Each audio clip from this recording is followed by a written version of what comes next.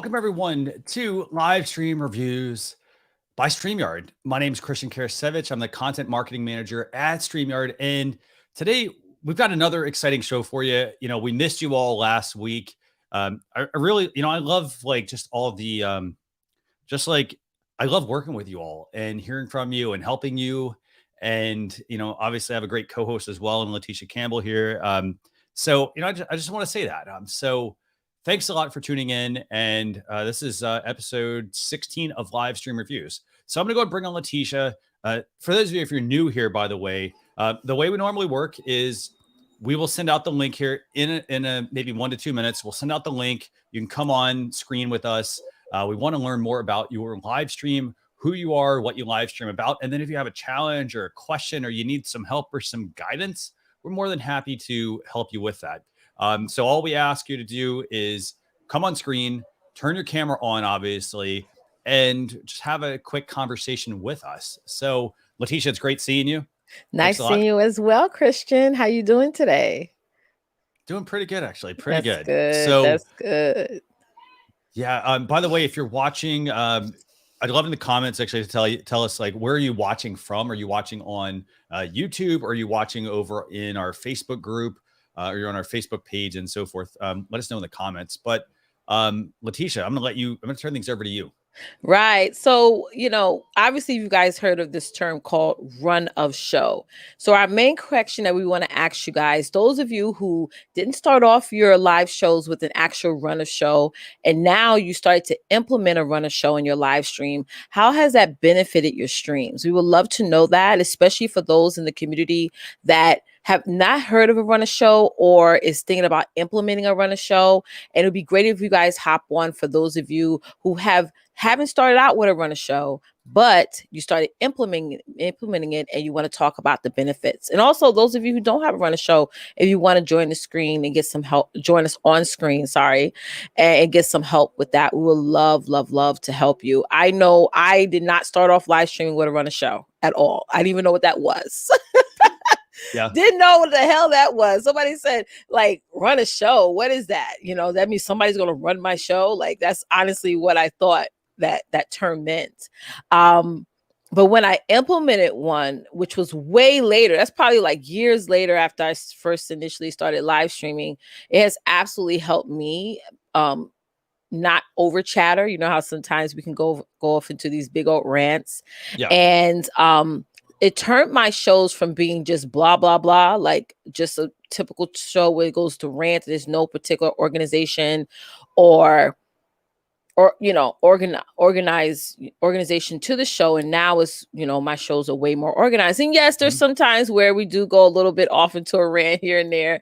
Yeah. But for the most part, we have a foundation on what to go back to by going back to the run of show. So yeah, for those of you who don't know what a run of show is basically a full-on outline of probably minute by minute of how your show is going to run from the intro all the way to the closing remarks. What do you think, Christian? Definitely. Yeah. Well, and it's to the point where, you're we have a template, for example, by the way, I dropped a link for you all. There's a link there, but it's basically a template. It's when you're going to start, when you're going to end on things. Right. It's going to be the duration. It's going to be what the session is, or what the time is when somebody's on screen. It's going to be the graphics that you need to bring up. It's going to be the video, the banners, exactly. All of that stuff is super important for your live streams. And it sounds like, oh, well, why do I need this? And the thing is, it helps things run a lot more smoothly. I want to bring up NLTMW's comment here. So you have the run of show for your live stream. So this is basically a document, a step-by-step of what your live stream is going to be about, what's going to happen minute by minute. But then you also have essentially a showrunner as well to help get the things that, obviously that he might forget. So basically they're going to help you as well with your live streams. Yeah, so sometimes a showrunner can help with the content as well. You can have a showrunner and their job is to maybe go on blogs and curate some, credible blog content so that you can add to the show, or the showrunner can pull up the videos for you so that way you don't have to do it, or pull up the comments for you on screen. StreamYard has really sort of allow us to be way more creative with all the features that is already built in. And Mhm. so more of us are getting into implementing a run of show. Like I have client testimonials, I have hundreds of client testimonials, and I know, okay, I'm going to cue these testimonials at this time of the show. Mhm. So that way I don't look all over the place and it has some sense of organization, like I said before. And it helps Mhm. things run smoothly. That's the key thing Right. that Leticia was mentioning. If you're running a live stream and you don't have a run of show and you're just kind of haphazardly doing things, like it will work. But when you have the run of show, so what you could do is, for example, if we had a producer right now, I'm the producer basically. If we had a run of show for this, we would know, okay, so we're starting at 12. At 12 to 12:05, we're gonna do our intro. Then we're gonna, from 12:05 to 12:25, we're gonna bring on Mhm. guests. This is an example, by the way. So Right, like we're right. gonna bring on guests, then we're gonna display a certain banner, for example, or an overlay or a graphic that we've already got. So Right. um And those of you who's getting started, you can continue to still produce your own shows, but maybe you want to, hire a co-producer, somebody yeah. that where you still want to run it. Because I get it in the beginning. Sometimes you don't want to relinquish all of the tasks to someone, but maybe you could have somebody that like a co-producer that just pulls up the comments or just pulls up the videos or something Mhm. like that. So I don't want you guys to think of the big extreme, like start like bit by bit, like Christian's reading this book called The Atomic Habit. And just Yeah. if you just get 1% better every single show, Mhm. just imagine where you're going to be this time next year. So if your run a show is simple, keep it simple. And then you could just build on it from there. And I like the point that Leticia just made, keeping it simple. Your run of show does not need to be complicated. Right. For example, Adam's exploits here saying, I need a run of show because I'm ADD and I'm trying to watch the chat, post comments, listen to my guests, responses, stay on track, etc. Yes. So you need a run of show, but then you also, in your case, depending on how busy you are, you may need a co-producer. So Yeah. somebody who is doing all of the button pushing essentially behind the scenes for you to help you stay on track. So they may get the run of show, of it, and then Hmm. you're doing your show, and then you don't have to worry about all the other, things you have to actually look at. Absolutely. And Um, it keeps you consistent too. For those of you who are really serious about what it is that you do and the shows that you're trying to create, when you do an implement or run a show, it's going to keep you consistent, right? When I started doing run of shows, before I started using live stream, I would just have it like a notebook in a notebook and I will sit in my car and go live from there. And yes, I was looking down a lot, but it did keep me organized and on point. So yeah. mhm. Definitely, yeah, and I like, and then as I mentioned, there's various like degrees of this. So NLTMW says his streams are usually about building, fixing, making things. So his run of Yeah, show this is really good. tasks are getting the parts and tools prepared beforehand. So I will say this: it makes a lot of sense to prepare as much as you can beforehand. Build Yeah. that run of show. Make sure you're going to get in. You will get into a flow the more you do a live stream. Yeah, and a runner show is just not just for the live show. A runner show is again, as you build on it, is what you do before, Yeah. during, and after your broadcast. So keep that in mind as well. So if you just have something, if you're like an individual that doesn't like really like to go off of notes and things like that, there's something that's to distract you. But maybe your runner show can be what you're going to do before the show and what you're going to be doing after the show. Yep. And as Alex mentioned here, prep is key. Yes. So Oh, yeah. yes, it is. Oh my gosh. And prepping even up to the minute. I know sometimes we do that, but even if you have to show up a couple of minutes behind, at least when you do show up, your audience sees some sense of professionalism. And on top of that, they don't remember that you were 2 minutes late. All they remember that you just gave some awesome organized content, and they And appreciate that. right before we bring our first guest on, by the way, we did drop the link to the backstage. So if you want to join us, got a Yes. question, we want you to come on stage with us and talk to you and learn more about your streams and some of your challenges and things like that. Right. But one other thing I also want to mention real quick. So you do a run of show, you may have a producer that helps you. And then the other thing also that I think is super important is after you're done with your live streams, you need to take a few minutes. Doesn't have to be a lot of time, it could be 20 minutes, 30 minutes. Take some time and review your live stream. And I don't mean watch the whole live stream. Like you may remember, okay, well, there are certain things that didn't work well. How do I fix those? And so basically you're doing a debrief, whether it's if it's just you or with you and whoever is your, assistant basically, or whoever's producing. Do a debrief, find out, what worked well, what did not work well, and then make an adjustment. For example, run of show may have a section where, like you said, you know what, this will take 5 minutes, and that 5 minutes took 20 minutes. So, and maybe you're like, well, when it's 20 minutes, it pushes everything else and it throws off your run of show. The key thing is to try to stick to it. So with that, I'm going to go and bring on our first guest, Leticia. We've got JP here. I think he's still in Japan, right? So I'm going to bring on JP, and let's see what question JP has for us. JP, how you doing? Hello, guys. That's correct. So what question do you have for us? Actually, I've got a question for the audience. Yeah. Okay, let's spotlight you. I've got a question for the audience because it was brought up early before you guys went live about your Facebook page. Okay. Your Facebook page. Guys, they do have a Facebook page. They do have a Facebook group. I want to see a +1 if you guys are members of the Facebook group. If not, plug it. Christian, go ahead, plug it. So what's the Facebook page question, I guess? So like I did notice backstage, I guess, that I'm not sure if it actually went out to the Facebook page. There may have been an issue. I'm not sure. I'm getting an error there. Yeah, I'm getting an error too. Even though we started before it normally cuts off. So I'm not sure what Facebook did, but we do have this awesome Facebook group. We've got over 21,000 members in this group. You can go there. You can ask questions, by the way. We do challenges as well. We just did Veda, I think it was, right? So video every day in April. We just did that in the group. I know we've got a lot of other really good things planned. It's a great place for you to meet other people. If you're somebody who needs a producer, for example, it's a great place to go as well to ask for that or find people to connect with. Yeah, and amazing that's community. What I wanted to touch upon, Christian, because all three of us are in the mentor program. So if you have specific questions outside of the video or the video itself hasn't answered your question, the mentors are there. That's right. Absolutely.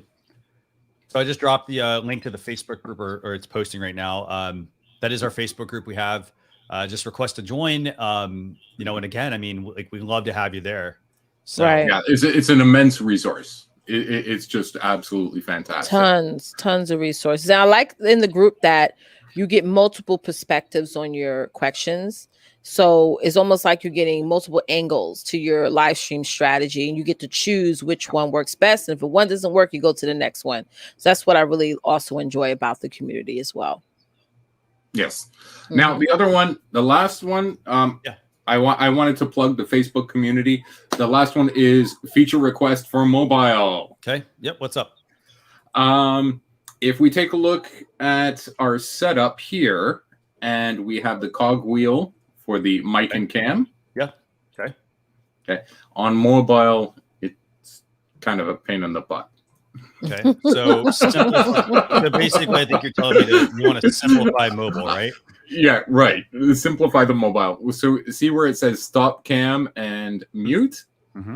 Instead of stop cam, I would just like to hit the camera button and select which cam I would like to use, front, back, and stop. Okay. Instead of going through settings, the save. Okay. Because we had an issue with that when we were doing our mobile stream. We had 3 of us on mobile, and we're sitting there going, okay, I need to switch the camera. I want to talk to you guys, but then I got to show you what I'm doing. So it was, that's a feature request. That's it. But the big plug, get on the Facebook group, guys. Yeah, definitely. Yeah. And by the way, if you are not sure if you're part of it, just go to facebook.com/groups/StreamYard community. I dropped a link. As Adam mentioned, he said he thought he was part of it, and then he checked and he wasn't. So just go ahead and request to join. We'd love to have you there. So awesome. Thanks for the feedback, the feature request, by the way, JP. And for those of you who are watching, if you do have, we have 2 things. If you have a question, use #ask in the comments. It helps us kind of find those and get to them faster. And then we also have, if you have a feature request, put in #feature. This helps me identify it. I'm literally taking notes as you all are giving them to me. So try to get as much information as possible. Awesome. Thank you so much for joining us, JP. Thank you. Okay. So who's next, Leticia?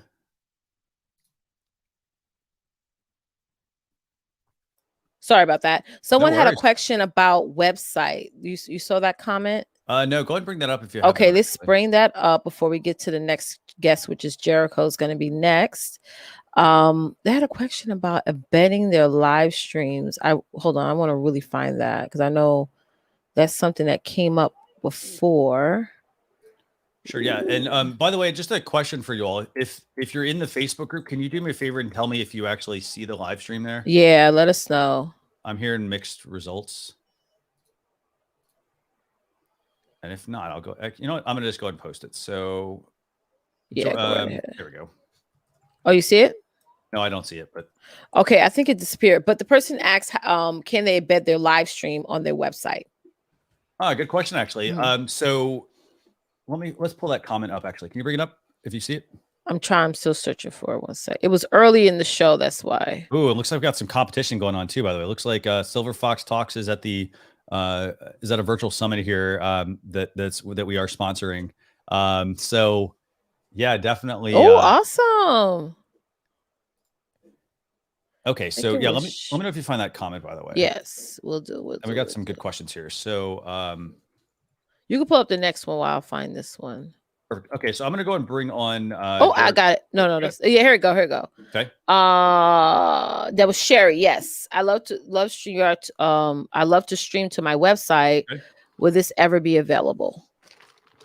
Okay, so do you mean like stream into your website, like into it privately, or what exactly? So you can go ahead right now and you can embed a YouTube, like if you do a YouTube live, you can take that video and embed it on your website. There's also actually a couple of WordPress plugins. Actually, let me see if I can find it. There's a few that will actually let you embed. Let me find them real quick. I think it's WP YouTube Live, maybe. Yeah, so that will actually grab your YouTube Live. You can put that in there. So I'd love to get a little more on that, actually. Yeah, more details. Yeah. Like what kind of live you're actually looking to do. Yeah, that's a great question too. I used to see that get done in the past, where people will like create a whole live page and it will stream on that. But yeah, give us more details so we can answer it appropriately. And then I'm gonna make a note, by the way. So Leticia, feel free to bring up. So I want to just say thanks to Neil Perek. Thanks a lot for joining us. Good to see you here as well. What other questions do we have, Leticia? Yes. Someone asked about a feature request. Just signing on here. Is StreamYard introducing a run of show component within the platform? It's a good. I'm gonna actually note that actually right now. So if I'm not talking, I'm literally just taking your notes. So wow, that's good. That's good. Someone asked about the co-host feature. Okay, yeah, you want to talk about that?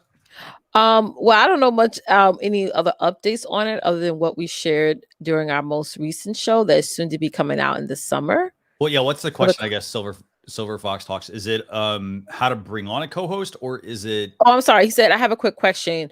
It just says co-host feature ? Yeah, so co-host. So Silver Fox Talks. If you could do me a favor and just give us a little more detail. Are you referring to the Teams feature that we're releasing in the summer, or are you referring to bring on a co-host, like, for example, like I brought Leticia on right now? Yes. And just going back to, I keep missing Sherry for some reason. She said, as if I was streaming on Facebook and YouTube. Oh, that's easy. Yeah, super easy, actually.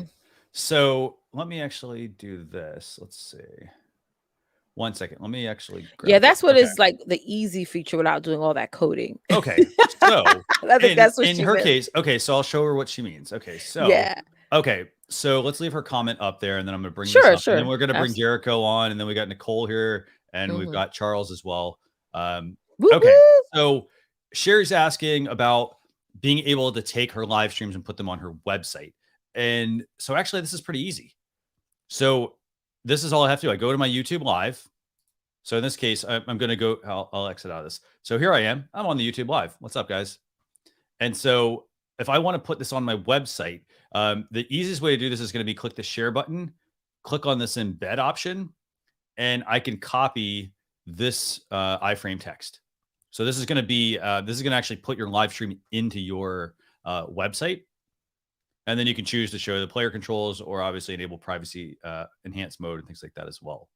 So that's I think that's what you're looking to do. If not, yeah, go ahead. And guess what? I did that for my Evergreen webinar. I set up a page into my ESP, which is email service provider. It was just a landing page. I put that up there and they got to see the webinar and click the button to my offer.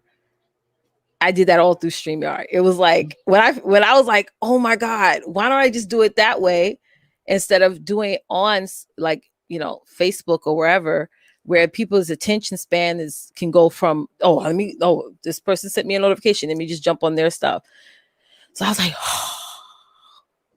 And the other part, by the way, if you're on Facebook, it's very similar. On Facebook, you actually go and click the 3 dots that are going to be next to a post, and then you should have an option there to get the embed code as well. So same process, and then you just copy and paste that text and put it in your website. So that's the standard way to do it. It's like butter. There, you know, obviously, I mean, there also like some people want like more advanced ways, but that's the standard way. I think that's what you're asking. If not, let me know. Let me skim through. In the meantime, we could bring up Jericho. Yeah, go ahead and bring on Jericho. Let's go. Hey, Jericho, how you doing? Hey. Hi, I'm fine, thank you. So, where are you tuning in? Where are you tuning in from, and what's your live stream about? From Philippines. I'm holding. Philippines. Yes, I'm Philippines and holding different events here in the Philippines, big events and small events. And I actually like StreamYard. I tried the different web-based live streaming studios, but StreamYard is the best because I even the background audio. I just tried other studios. It makes me difficult other than using the StreamYard. It's so much easy to use that. Awesome. Yeah, I'm so glad to hear that. Actually, do you have a question or a challenge or anything you need help solving? Yes, I have a question. Actually, also me. I'm for late bloomer on using this live streaming. So we have different issues about the internet connections, the copyright issues. Miss Leticia, can you give us like tips on how we handle that issue? Like, let's say about internet connection when our guests we have difficulties in internet, or let's say issue about the copyright issue when you are live, then the Facebook is, let's say, make it block, or let's say the Facebook down your live streaming. That. Yeah. So when it comes to like internet connection issues, like going back to what Christian always tells us, you know, to have, you know, that Ethernet plugged in. And a lot of times when I'm having a guest on, like I tell them, make sure your Ethernet is plugged in, make sure all your tabs are closed out, make sure that you're in a good area, that you're not driving. I remember one time I had a guest on and she was driving and her connection was going in and out, in and out, in and out. So, you know, you got to do that little bit of that extra step just to ensure your streams go better.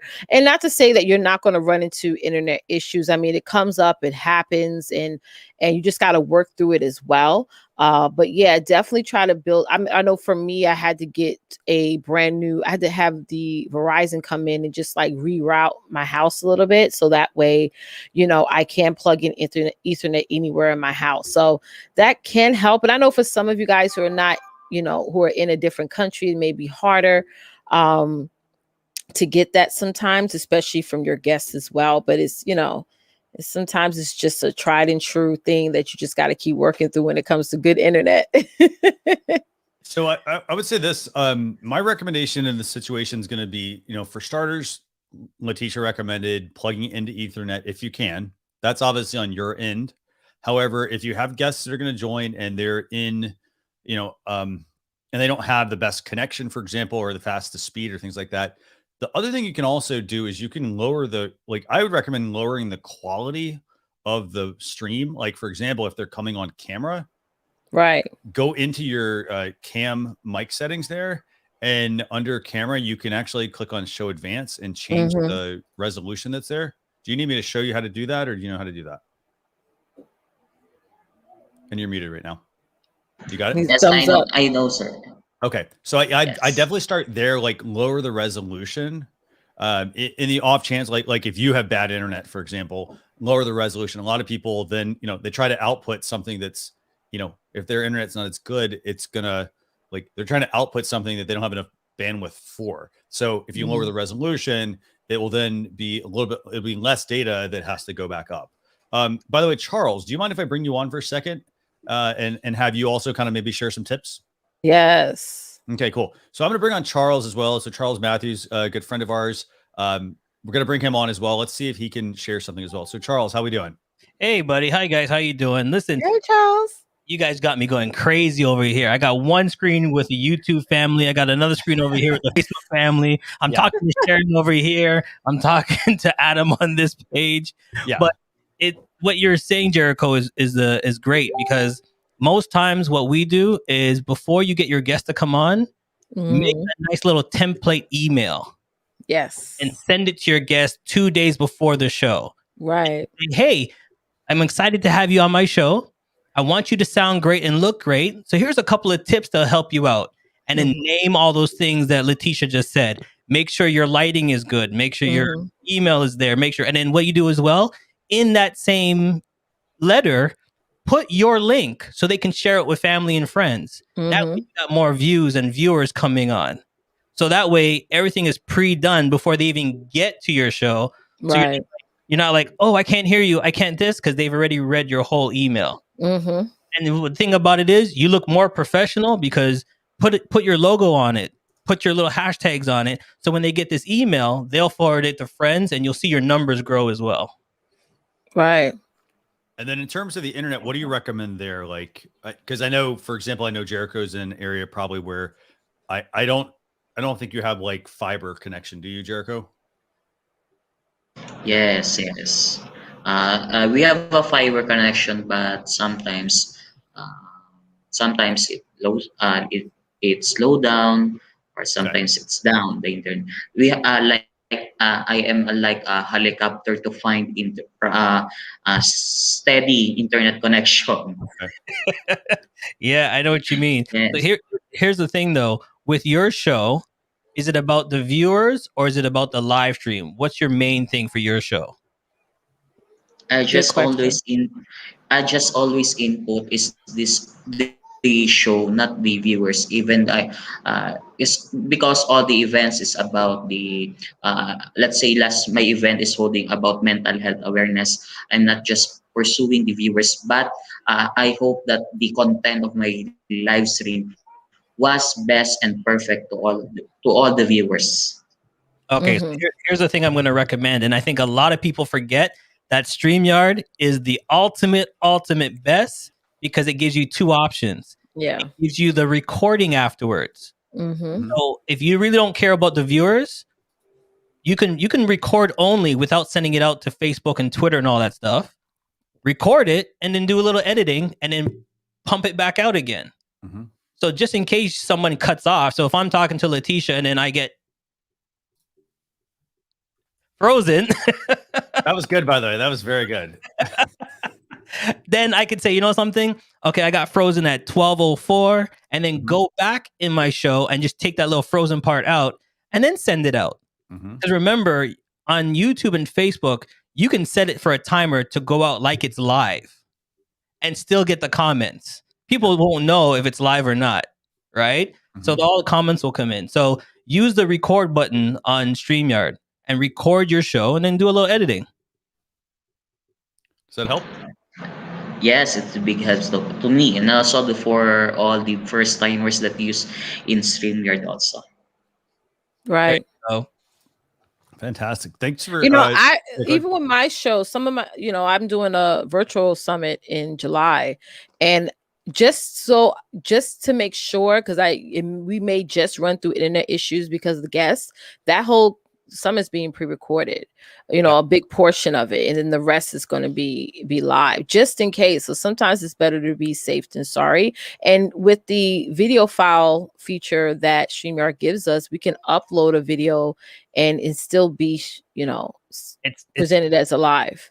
It is the ultimate best. Like, okay, for example, when I get like high dignitaries or high people coming on my show, I actually Why you not yet?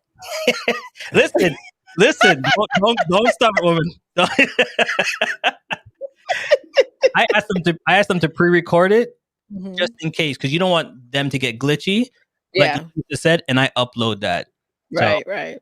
You know what I mean? So and like look, like like with the high dignitaries, Leticia's too busy for me anyway, so she's never around to come on my show. So you know how it is. It's not true. Jericho, you know how it is, right? You know what I mean? Like Christian talks to me all the time. We talk on Facebook, but Leticia, she ain't talking to me. Oh, don't say that. You're so funny. Yes. So I hope that helped, Jericho. Yes, a big helps to us. Thank you very much once again. So, awesome.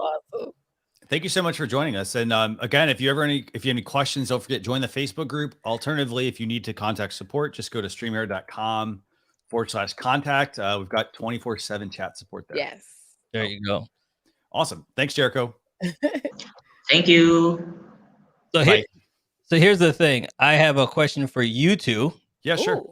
So I just finished doing, and people forget this as well, and I think we touched on it last time, Christian, before we left. Guys, don't forget podcasting. If you need podcasting, this is the ultimate platform for podcasting. I've gotten rid of all my other podcasting platforms, and I'm straight StreamYard. Yeah. I just finished doing a show, and now they've also edited where you can take the two voices and separate them. You can download separated voices. Right. If you're doing a podcast, you can separate your voice. It's on StreamYard. So here's my one request to ask the team if they can do. Yeah, sure. What's up? So I did I just finished doing a podcast. Okay. But when they separate the voices, all my sound effects are not uploaded. Okay. So if they can do it where the sound effects get uploaded as well. Okay. So how are they playing? How are those playing, first of all? Okay, so for example, if I'm talking to you and I welcome you to the show, okay. Right? But then when I go back and I take each sound, okay, the sound effects is gone. It's just your voice and my voice, but the sound effects are not in any of the streams. Oh wow, I didn't know that. Okay, so okay, let me make a note real quick of this actually. So Leticia, I'm gonna let you keep the conversation going. Let me actually make this note because this is a good note. Yeah, I didn't know that was an issue. I thought it would pick up on all the sound. That's quite interesting to know. It took my voice perfectly, took my co-host perfectly, and then when we were waiting for the sound effects, there wasn't any. Wow. And can you tell everybody what you're using for your sound effects? Sure, I'm using the Go XLR Pro. Uh-huh. So you can upload up to 30 different effects. You can change your voice at any time to make it sound better. And you can put any voice you want. So my God, that is cool. It's good for a co-host for like Leticia. When she's not listening, you have to, put the hammer down. Leticia, listen to what I'm saying right now. Pay attention, please. Thank you. That is so funny. So that's actually pretty good. There you go. I got to go add some sound effects to mine. I know, me too.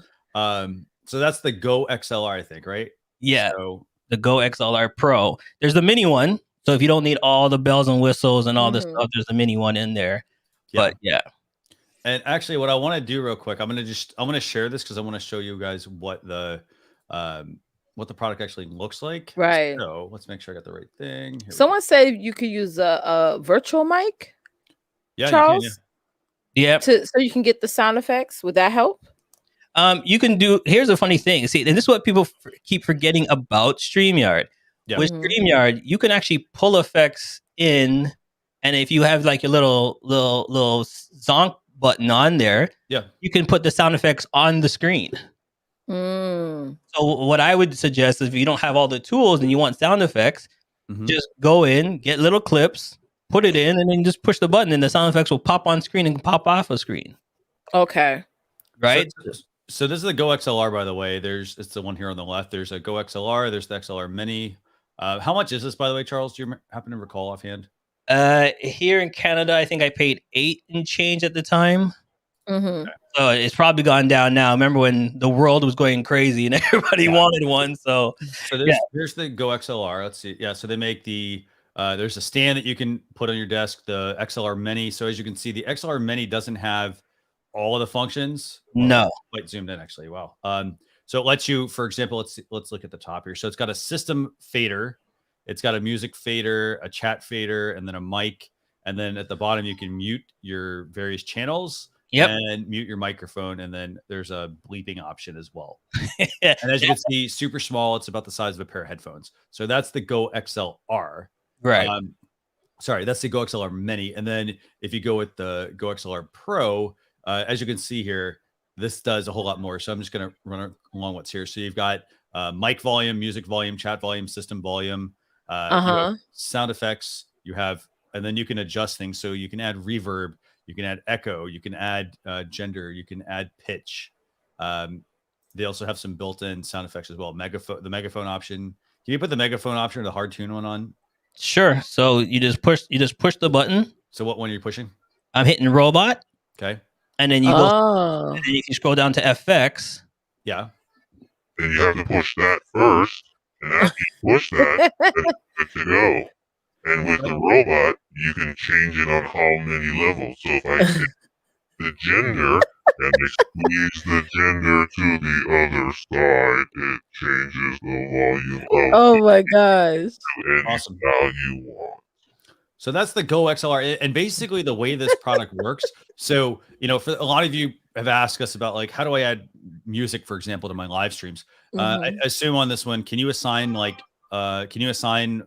sound, like an audio file to one of these, Charles? One of the buttons? Yeah. So actually I have one that I put in for sound effects on different sounds. Yep. So if you want music on each button, there is 4 colored buttons that you saw on the screen, and you make the color. The thing about this, you make the colors so you recognize each one, and then you just drop the sound effects in. So if I'm thinking, when Leticia comes on, I think of her. I like that. Yep. So this is a hardware option that you can basically, add on to your live stream. So you basically plug this in your computer, and then your mics go into the Go XLR. Right. And then you can control all of this directly on the actual product. So, and then here's the number one thing that it does. It pre-mixes all your blending in for you. Mm-hmm. So you don't have to worry about anything else. So and then the way it works inside of StreamYard is once you're in StreamYard, all you have to do then is select that as your option for your audio, and then everything runs through there. And so now you have music literally brought in. So let's say you have a file that's like on Epidemic Sound. You can basically go into the software, you put the file on that button, and then now when you push that button on the Go XLR, it's going to play that. So very good product. I appreciate you for no problem. And here's the number one thing that it does that everybody keeps asking about: plug in your phone. It takes phone calls. Mm-hmm. Yeah. So you can plug your phone at the back, and then now you can receive phone calls into the system as well. And so essentially what you can also do is, I'm going to go back to Jericho's question he had earlier for us. He was asking about having people call in, for example. This is a great way. So for example, if somebody, I'm throwing this out there as an example. If somebody does not have good internet, for example, right, then, when you use the phone option, it's going to sound like a phone call. Yep. But that's normal. And so the way it would work is if he wanted to like reduce, for example, if you wanted to reduce the bandwidth, like say the person doesn't have good internet, maybe you have them call in instead of actually being on the stream. Oh, that's a good idea. Right. And then you could have you could put up an avatar, or you could, you could just have that person be part of your stream, but not actually be like actually there, like on screen. Right. And then there's a funny thing hold on. So Jericho, hold on. I want to pull Jericho in because I love the facial expression, because Jericho, sorry to put you on the spot, but I'm like, he does that to me all the time, Jericho. Trust me. No. It was awesome because we want to help you, and so I want to make sure that we're helping you. So that's an option to consider doing. Actually, is to get like a Go XLR, for example. And here's the thing: it is a pricier investment, but Charles, as you know, it's an investment to help you not just with your live streams. You can add additional mics. So like when you think about it long term. Let's say you're going to make a podcast, and let's say Charles and I happen to actually be in the same room at some point. We plug in 2 mics into the the mixer, and we can actually talk and record that in StreamYard, for example. Right. I have a question, and I'm glad TGC brought it up. What's the difference then between a Go XLR Pro and a Rodecaster Pro? Okay, I can answer the Rodecaster Pro part. So Charles, you got the Go. That's XLR a good part. question, though. Okay. All right, you ready? Round one. Round one. Okay. Fight. Finish him. This is a great question. Great question. Okay, so I will say this: the main difference is it's going to partly be price. So I know the Rodecaster Pro is like $600. How many mic channels do you have on your Go XLR? The Go XLR is made for one main mic. Okay, I've got 4 mics. Right. And then I also have a USB option. And I'm on the Rodecaster Pro. I've got a USB option. I've got a phone option. And then I also have a Bluetooth option. Okay. And the Bluetooth option is not for Bluetooth headphones. It's for Bluetooth devices, i.e. I could Bluetooth a phone to this, for example, if I wanted to. You could even have 2 call-in numbers at that point. And then it also has the sound panels and things like that. Now, what it doesn't have is it doesn't have the reverb effects, the bleeping, that kind of stuff. However, you could add, like, it does have sound panels. So there's like 8 sound effects or eight panels that I can actually push to bring in sound or audio or effects or whatever I want. Right. Now, here's the only difference why I went with the Go XLR Pro is because the difference is that it will automatically mix any sound I bring in. Okay. So, sometimes people are trying to bring all 3-4 different mics. Yeah. It automatically finds them and bleeds them in together for you. Nice. So you don't have to go in and put each one in. So right now, if I go to YouTube on my computer, okay, I can automatically bring that sound right into the show without clicking it and putting it in the feed or anything. Okay. So if you ask me to bring anything in right now, I pull it up, it automatically finds it and bleeds it and mixes it in. Nice. That's the difference between the Pro and Go XLR. If you're a person that wants sound effects and bring things automatically right away, then it has that option. Also, if you wanted to record on the spot, you can automatically record instantly on the spot. So if Leticia's talking, she says something funny, and I held down the button, I just captured her voice instantly, and I can play that back instantly. And actually, so that's interesting. Yeah, it's like I think it's overdubbing, right? Is that what it is? Right. Yeah. So actually, the Rodecaster does have that as well. So you can actually use the buttons for that. And by the way, I got one other little feature. I forgot to mention this. This is actually in beta on the Rodecaster. If you want to actually do video switching, by the way, the Rodecaster is actually in the software, the current beta, they actually will let you use the sound panel buttons to switch your camera views. Wicked. Nice. So, but it is beta, so it could be removed on the next update. Who knows? So, but yeah, no, this is a really good. So hopefully that answers that person's question in regards to what the Rodecaster Pro versus the Go XLR is. Yeah, and don't forget, people, baby steps. We're not steps. We're not telling you to go run out and get this right away because don't. Right. But it's good to get clarity though, because those of us like myself who are not into this, techie stuff. Yeah, it's good to ask that question. What's the difference between this and this? And it could be that one thing that this has that machine doesn't. Right. That will be like, okay, let's buy it. And here's the number one answer for him to cut it all down. What is your show? If your show is a 2 or 3 part person, do not go for the Go XLR Pro. Right. If you're a one man's show and then you're going to bring other people on screen, then you need it. Because for me, it's only me. I don't need all those other plugins. Mm-hmm. If you think that you're going to be doing like a podcast with 4 or 5 people live, then you definitely need to go with that one. Right. That's true. So know what your show's about first before you did it, because it took me 4 months to decide between the two. Right? Yes. Do I need all those channels? No. Does it have the mixing? Yeah. I want to bring in extra music. Can it do that? Can I bring extra sounds? Yes. What can we do with it? And it's easier to blend. And then I figured out which one I would like to go with. Absolutely. So and I got one other last feature addition to this. So like the other thing also, I don't know how yours works specifically, Charles, but I know like the Rodecaster Pro, for example, it actually can be portable. You can power it off of a portable battery. Mhm. Provided it has the right amps. Yep, But- you can. The thing about with both of them, what I like is yes, you can walk with this Mhm. and Mhm. say I don't know if I'd walk with it, but like, yeah, you're absolutely right. It's Not- portable to be not able out to take here. it somewhere, like to like a conference or things like that. yeah. But here, there's one thing I'm going to give yours a big check mark on Yeah, what is Mhm. that? is that you can record into the system on a SD card. SD card. Yeah. Mm-hmm. Mhm. So if you and Leticia want to go out to the park and record the show, you can record it on the SD card, come back, put it back in. Oh, so we don't have to bring out our laptops or anything. Oh, okay. No, correct me if I'm wrong, Christian, you can record it right into the system itself. Yep, you can. Yeah, yeah, you can record directly into that. I'll even throw this out as an idea. So, like for example, if you wanted to record like snippets that you bring up during your live streams, for example, you can Mhm. record them directly in there onto the sound pads. You can record a podcast directly onto the Rodecaster. So it's got the memory card as well. And then typically the way I usually work is, I mean, it works. It's fantastic. So Yeah, both of them, and plus with yours, and if you like my microphone, yeah, the Rode, it automatically syncs with it Mhm. because they're made for the same generation, so it automatically syncs with it. So all I'm saying is, people, StreamYard is a multi-use system.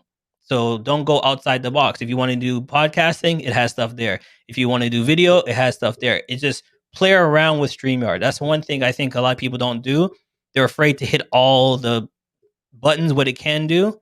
Test It it out. has- yeah, just play around. By the way, I do have one last question real quick before we go and answer some more questions and bring on a few more people here. So I do need to get some more details from you on that individual audio file with the sound effects. So do me a favor, just send me a private message. We'll take care of that. Not a problem. Before you go, though, I have one more request. Sure. Yeah. What's up? I don't know if people are using it, but I use it every day on my show. The giveaway tool. Yes. Love it, love it, love It's it. amazing. Oh, by the way, thank you for the reminder, by the way, as well. I got to remember, we're not doing the giveaway yet, but by the way, for those of you who don't know about this giveaway tool, you can access the StreamYard giveaway tool here. Go ahead and what's your feature request? Okay, so like how you're going to do the giveaway tool, you put in the hashtag, whatever you want. Yeah. The one feature I would love the guys to add on to the giveaway tool is what? Is the ability to show what the prize is. Okay. So, when you click it right now, like you see how you're going to go into it and pull up like a picture of it. Yeah. So you're going to choose what feed it is. So you go into broadcast. It has all your feeds, whatever shows you've preempted already. You just go to the broadcast and it shows what feed. You do the drop down box. And then you type in your own hashtag, what you want.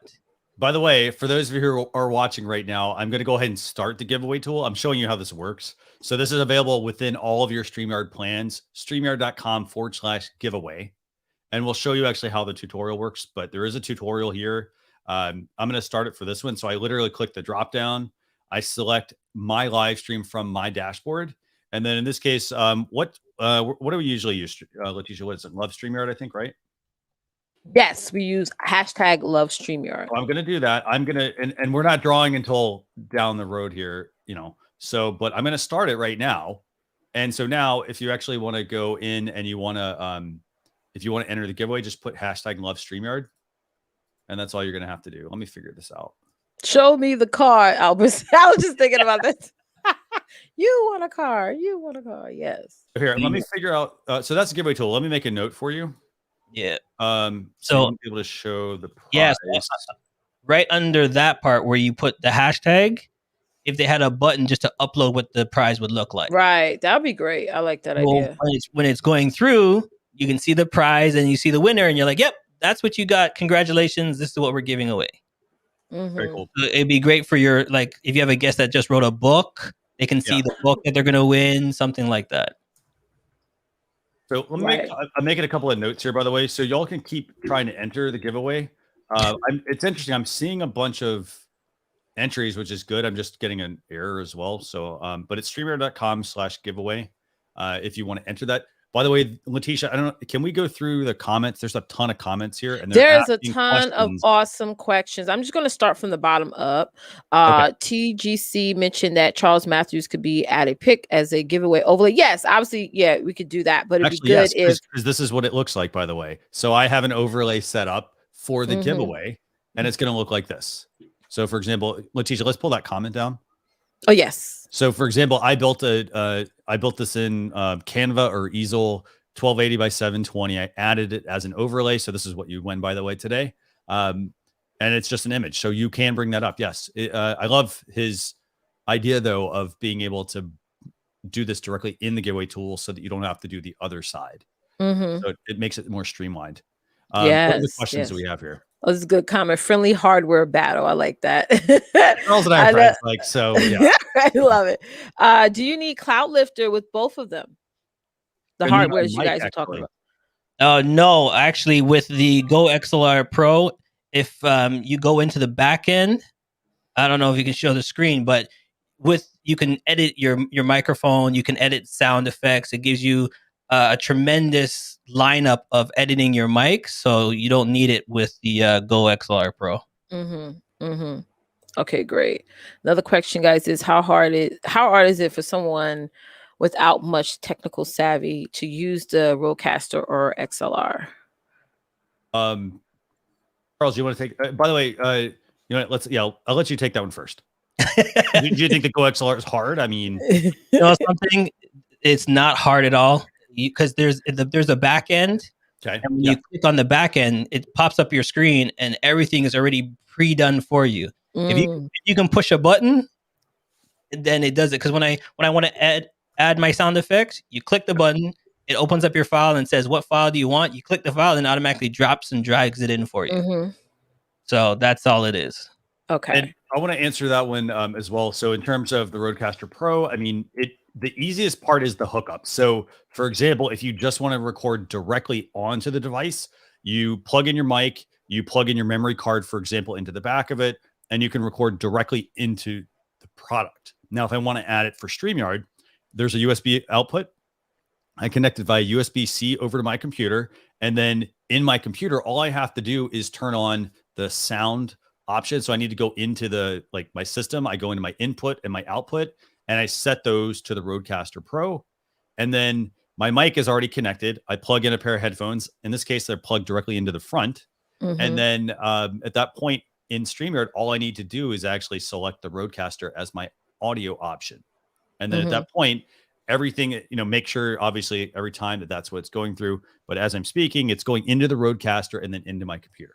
So got it. Now in terms of all the other features, there are a lot of features to it. For example, you can go and you can customize all of the mic settings. For example, you can turn on like noise gating. That is one huge benefit, by the way, to the Rodecaster Pro, is that they have an amazing amount of controls to help improve your mic. And that, what I mean by that is like it eliminates background noise, for example, things like that. Like I don't have a fan or anything running, but if you allow me to share my screen for a second. Yeah, sure. Yeah. Yep. I think it's on there. Yeah, this one. There you go. So that's what he's talking about. That's your noise gate. Yeah. You can actually show and make your mic sound exactly the way you want it to sound.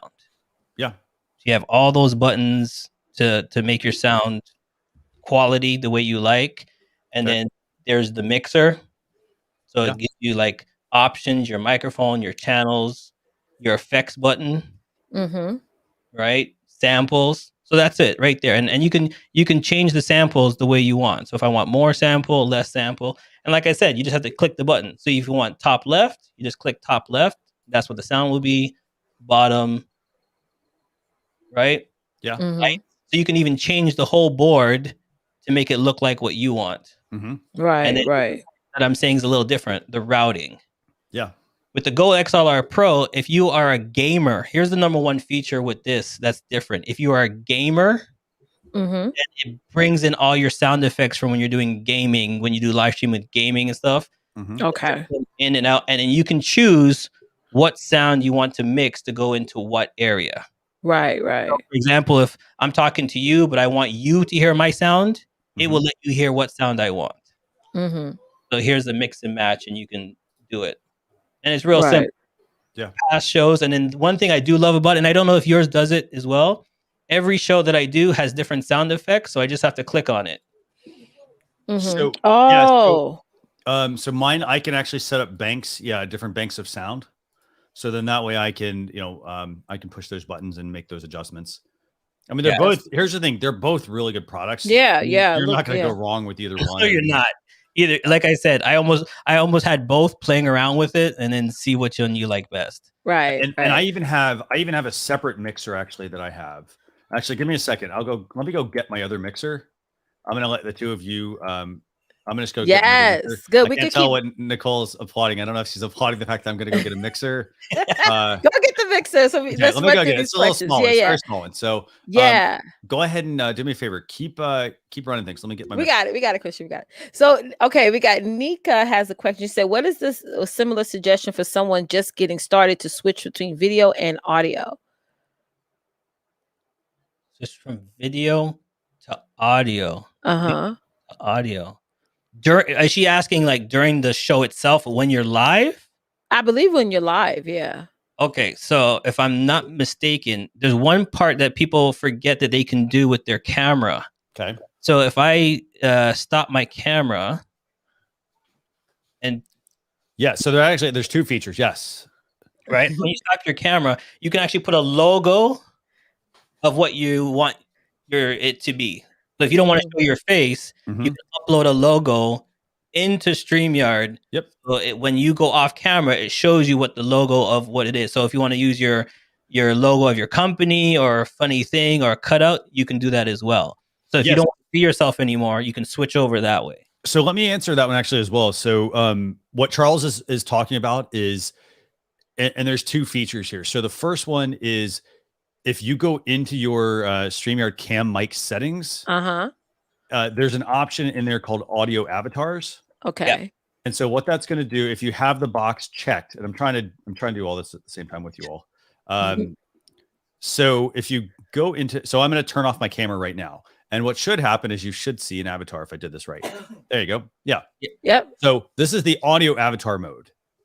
So this is going to allow me to be talking. However, I'm not actually on camera. Yeah. So where do you go for that, Christian, again? I'm sorry. Let me actually go and show you all that. So let me find it. Here we go. And correct me if I'm wrong, Christian. If you check it, it should be always on. Like if you take off your camera, right? Yes. So this is what it's going to look here. Let me see. Let me put my camera back on. I'm going to actually show you guys this screen real quick. So in your StreamYard dashboard, essentially what I did was I clicked on cam mic at the bottom. And then I go to general. And then there's an option here called audio avatars. And so audio avatars, what that's going to allow me to do is it's going to allow me to be on screen with a thumbnail in the box. I'm not going to be on camera and you're going to still be able to hear me. So that's going to be one option. The other thing though with that, so like, okay, so that's on. So now the other thing I can also do is this. If I uncheck that box, and I want to show you all this. So I'm going to start my camera back up. You're going to see, here I am down here in the stream. And let's see if this works. Okay. So I'm in this other screen, right? This is another StreamYard dashboard that I have. Now, watch what happens here. So I uncheck the audio avatar box. The other thing you can do is, you see how it says you're in the stream with audio only? I can be what's essentially called the Wizard of Oz, where I can talk over top of every single person. I'm still in the stream. It counts towards my streams, it counts towards the people in my stream. However, it's two different audio options as well. So I think that's answering your question. Yeah. And don't forget too, with the avatar, you can have 3 different versions of yourself. It gives you different versions if you want. So one avatar is my logo, another avatar is my picture, and you get to choose what avatar you want to use during that time. Definitely, yeah. And let me show that feature real quick, by the way. I'm just going to demo this. And by the way, I want to thank everybody who's patiently waiting backstage to come on with us. Hopefully you're getting a lot of value out of this. And if you are, do us a favor. If you're on, for example, YouTube, hit the like button and subscribe. And Dr. Nicole, I want to see that again. Can you show me that? So she's got a like Thumbs button. up. Awesome. We're gonna have you on here in a second. So basically, the way this, I'm gonna put this back in. This is how you change the avatar feature. So you go to Cam Mic, General, Audio Avatars. So we're gonna turn that on. Okay. So it's when your camera is off. So check the box once, and then, for example, if my camera's on and I stop it, it shows the avatar. Now you can change the avatar by clicking on these 3 dots here. Oh, okay. And you'll say, you obviously can edit your name. You can go in and also then choose to stop your mic or cam, and you can edit your avatar, and then you can just pick whichever one you want. Got it. And then there's the options, like I was saying, to add different avatars, different looks. So if he wants to upload another one, it's real simple. He hits the plus button, finds the picture he wants, and then there's your new avatar. Yep. Got it. Awesome. So this is really good if you guys are doing the podcast version, like I was saying. Yeah. Then you just, you can just put the avatars up, talk freely. Because remember, you don't have to look good. I could be in my jammies still, and no one's seeing me because we're using. And just have a graphic as an overlay. Yes. Yep. There you go. Lots of options there, and there's lots of useful ways to make use of this. So, for example, if you're running a live stream like a producer, so for example, we've got Todd here backstage. Todd's with what's the name exactly? Todd, it's Gotham. Let's see. He mentioned the name here. Let me just find it real quick. So he basically has a sounds like production company. And so, for example, what you'll sometimes have is if somebody's doing live production, they will have the voice of God mode, or we like to call it like voice of puddles, but Wizard of Oz, basically where you're able to talk over top of everyone. Sometimes, that works well for a live stream or a production. If there, is a big audience and you need to get something out to people, you can come on screen, but like it's easy just to have your mic muted and still be in the stream to where then you can talk to people. Okay, so the other thing I want to do real quick. So I'm going to introduce a third mixer, and this is a more expensive mixer, by the way. It's smaller, looks like it does as much, but you've got the Go XLR that Charles mentioned. You've got the Rodecaster Pro. This is actually another one that I have. This is a Mix Pre 3. And as you guys can see, look at how small this is. Like super portable, runs off of a battery. It's got 3 channels, for example, on it. It can also record to a memory card. So this, if you're somebody who's going to be, portable and moving around, this might even be a better solution because it's small and portable. It does cost more. It only has 3 channels, but you can run it through your computer as well. And then if you want to bring in sound effects, this is the way I would do it. For something like this, I would plug my phone into it. There's an option here. Let me actually find it. There's a stereo out option here. There's an aux and mic in port on the other side. And then the way this would work is I plug my phone in, I play my phone.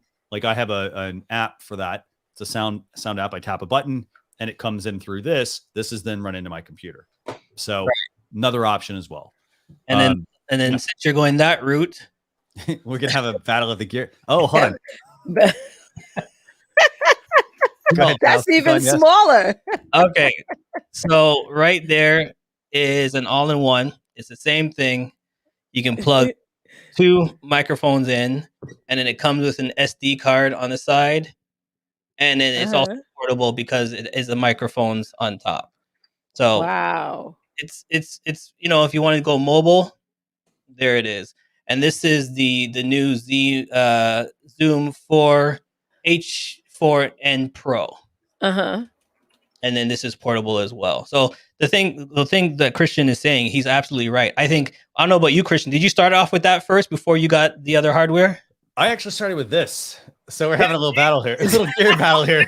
So this is another option, by the way, for those of you who want to be like this, for example. You ran out to get that way.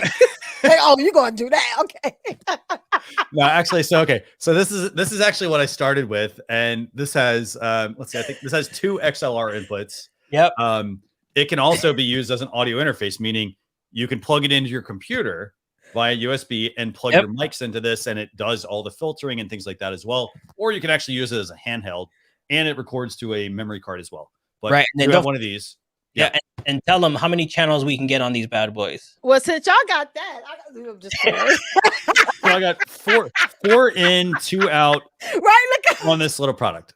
Yeah, so, and then show them. There's a record button right there on your buttons. Yep. Uh-huh. Here, So you can record all this stuff. So there you go.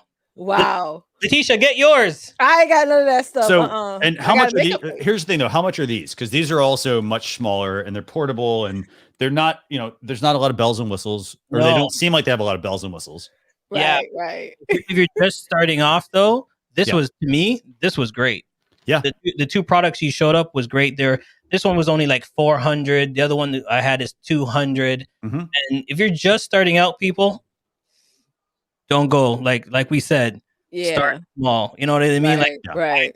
I watch somebody like Christian on this other channel, and he pulled up all this stuff, and then the bank said your credit card is declined. They can't order no more stuff. That's it.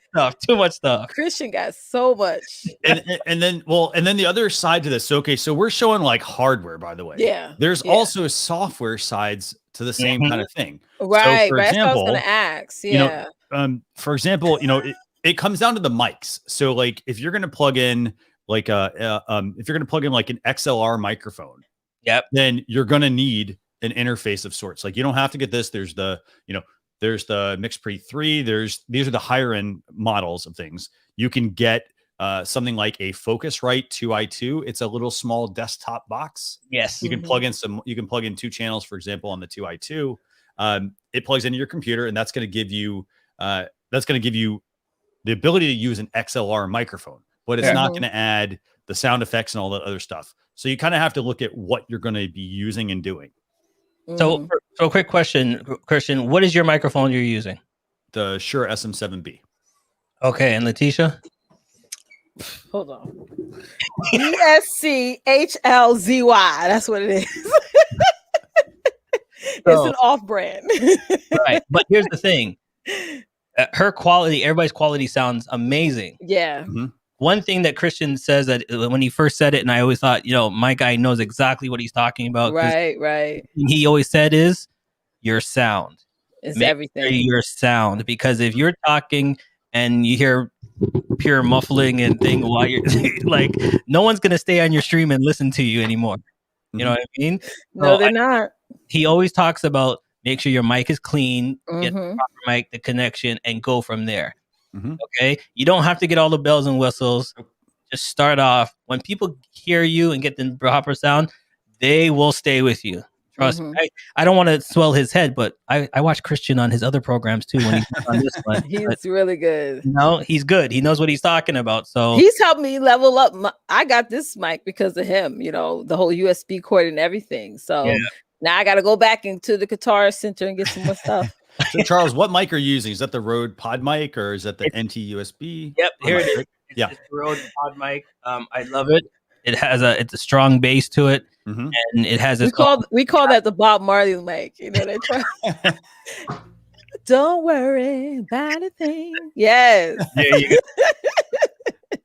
But if you're just starting out, I love different mics that have a 2-in-1. Yeah. Get the 2-in-1. I've been helping up all my friends with the what do you call Audica? The Audica mic, because it's plug in for a mixer, and it's also plug in for a computer, so it's versatile for both. Yeah, so I'm gonna actually so this is one of the mics we recommend. So I'll talk like price point real quick. So for example, like if you wanted to go with the mic I have and the mixer, it's gonna cost you like the mic alone is $400, right? Like even their small, like even the Shure models that are like the dual ones, like that do XLR and the USB, they're $200 and something. Yeah. Now, if you want to, if you're just starting out, and we talk about this all the time, I mean, it start with what you have. So, for example, Charles's mic is, I think that's $100, right, Charles? It's $100, but you have to have the interface. Oh my gosh, we're gonna get into mic battle here. Uh-oh. So Zoom. So what I want to do real quick, I want to bring up an image and show you guys a really good starter mic. I mean, this is a dual mic. This is the Samson Q2U. It's about $70, and it has XLR and USB inputs. I'm going to show you guys this. So this is the this is the USB input. This is if you're going to just plug it into your computer. So you want to improve your live streams. This is, a great way to start. You can start with a USB connection. Christian, what type of boom arm would you suggest with that? Because I don't like mics that are like on my desk. So I'd recommend, so two things actually. So for starters, this does come with a stand on your desk. It is nice to be able to have it right in front of you, because then it's right there at your mouth versus then you got to bring the arm in. And then in my case, like the arm comes into the shot. Depends on what you feel comfortable with. Right. For a boom arm, I mean, I always recommend getting a quality boom arm. Like I went with the Rode PSA 1 boom arm. And the only reason I did that was because one of the biggest challenges when you buy this is the boom arm, by the way, this thing right here. PSA. The reason I would recommend going with something like that is because if you buy yes, there are some super cheap ones. They're $10, $15.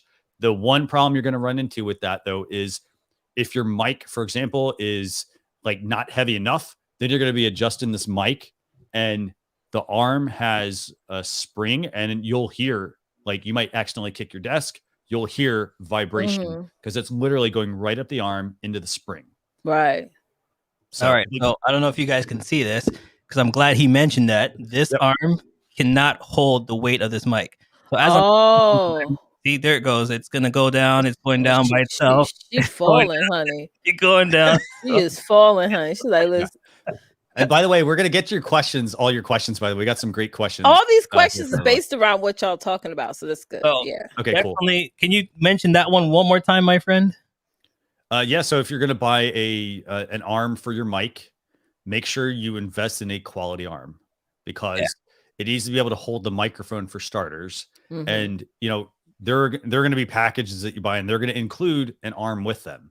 But it's not a universal, it's a universal product, but it's not, because it says it's universal, but then you put a mic that's really heavy on it, then it's just going to fall down. And so that's where, like, you know, I'd always recommend trying to get the best quality one, because I will say this. I mean, when I started, I used the Zoom H5. This is the H5N, I think. Yeah. So I got the H5. I started with this, and here's the thing. I started with it and I got as much value out of it. And then I said, you know what?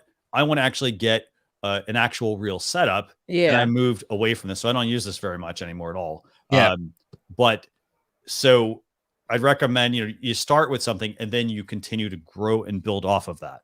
Right. Yeah, when I started with this one. It's the same like you're saying. Yeah. And then the problem is this mic was perfect for it because it's lightweight and everything. But as you get into heavier mics, this arm can't hold this microphone anymore. Yeah. So like I'm constantly with my shows. Yeah. This is what I'm dealing with. Well, so I love that you mentioned that one. Which one are you using? The arm is the Rode PSA 1, and then the Shure SM7B mic. Rode PSA 1.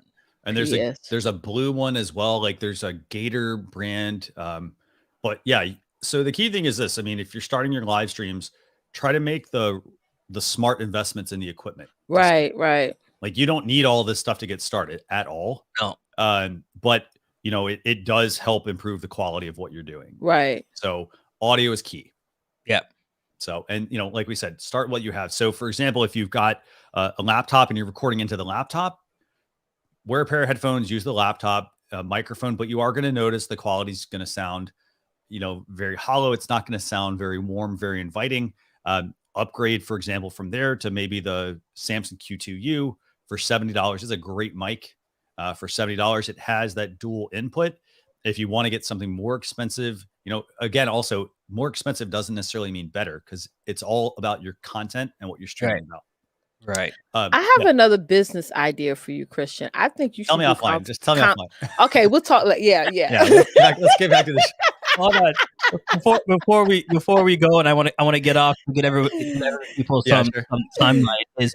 One thing I love that you said this again, and I make sure all my guests do it.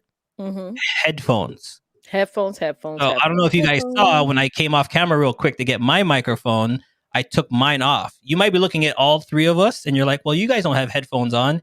Yeah, we do. So see, it's there. Yep.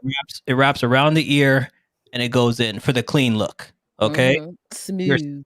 Your sound will be 10 times better with the headphones. You hear yourself, it changes your audio, and it comes out more clearly. So I can hear the bass in my voice. So if I'm talking And Leticia's like, what? I'm like, oh, I can hear myself. Okay, let me turn myself up. Can you hear me now? Yes, you can hear yourself check in there. Yes, So, yes. wearing the headphones, and always ask your guests before they come on your show, Put them on. please get some headphones. Okay, and there's all different types. So if you're doing a podcast show, you don't need these ones. Go old school. Okay, I got the old school ones. So if I'm doing my podcasts on the stream, you know, I put these bad boys over. Might look funny, but they're there. But always has some type of headphones to get clear sound. So there you go. I want to throw out a couple of recommendations, by the way, for headphones. So I have headphones as well on. These are in-ear monitors. So there you go. They basically hook up. They go over my ear. They then go in my ear. So they create that sleek, low profile. So, but here's the thing. I also have over-ear headphones as well that I wear for certain things. These are wired, by the way. You can go with something like this. This is a wireless model. This is, what are these? These are Shure, I think they're 215s maybe. But these are Shure, wireless headphones. The downside to going with a wireless headphone, by the way, is that, well, for starters, I would only connect these to one device. I wouldn't switch between devices. But if the battery, for example, it's got a good battery, but what can happen is if the battery gets low, then these are going to cut out, and then you're going to end up with like audio issues at that point. Like, oh, I can't hear somebody. And really, it's just the fact that your headphones cut out. So we always recommend using wired headphones in that case. And if you do get something, by the way, you probably have heard me like getting up during this, and that's because I have a 6-foot cable attached to my headphones. So I've got enough cable to be able to move around with you all. But this is the wired option if you decide, or wireless if you decide you want that. This is the wired option. And then Charles, to your point, I mean, get some of these. Like, these are just Apple headphones, for example. I have a whole bunch of these. Every time I've gotten a new phone, oh, I've got headphones, just throw them in a box. And the thing is, you're going to have a guest on. Here's another idea. Send your guest a pair of these. Get in the habit of, if you're going to, like, if you want to make sure that your guests sound the best that they can, get them a pair of headphones. So say that part again, Christian. Am I being recorded or something? What are we doing? No, you say send them a pair. I was like, but seriously, like, yeah, I know. Yes. Get if for example, it's your stream, make sure your guests are prepared, and they should have a pair of headphones. But if they don't, you could always send them. Yeah, and listen, it's worth it, because if you have a top, like, listen, if P Diddy, Jay-Z's coming on my show and Jay-Z's like, oh, I don't got headphones, I'm sending him some UPS headphones. That's right. And they're gonna mail them right back to me. Because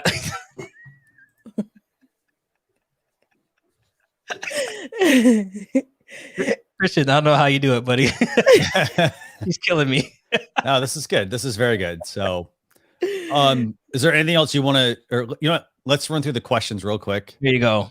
And then we're going to bring on Dr. Nicole.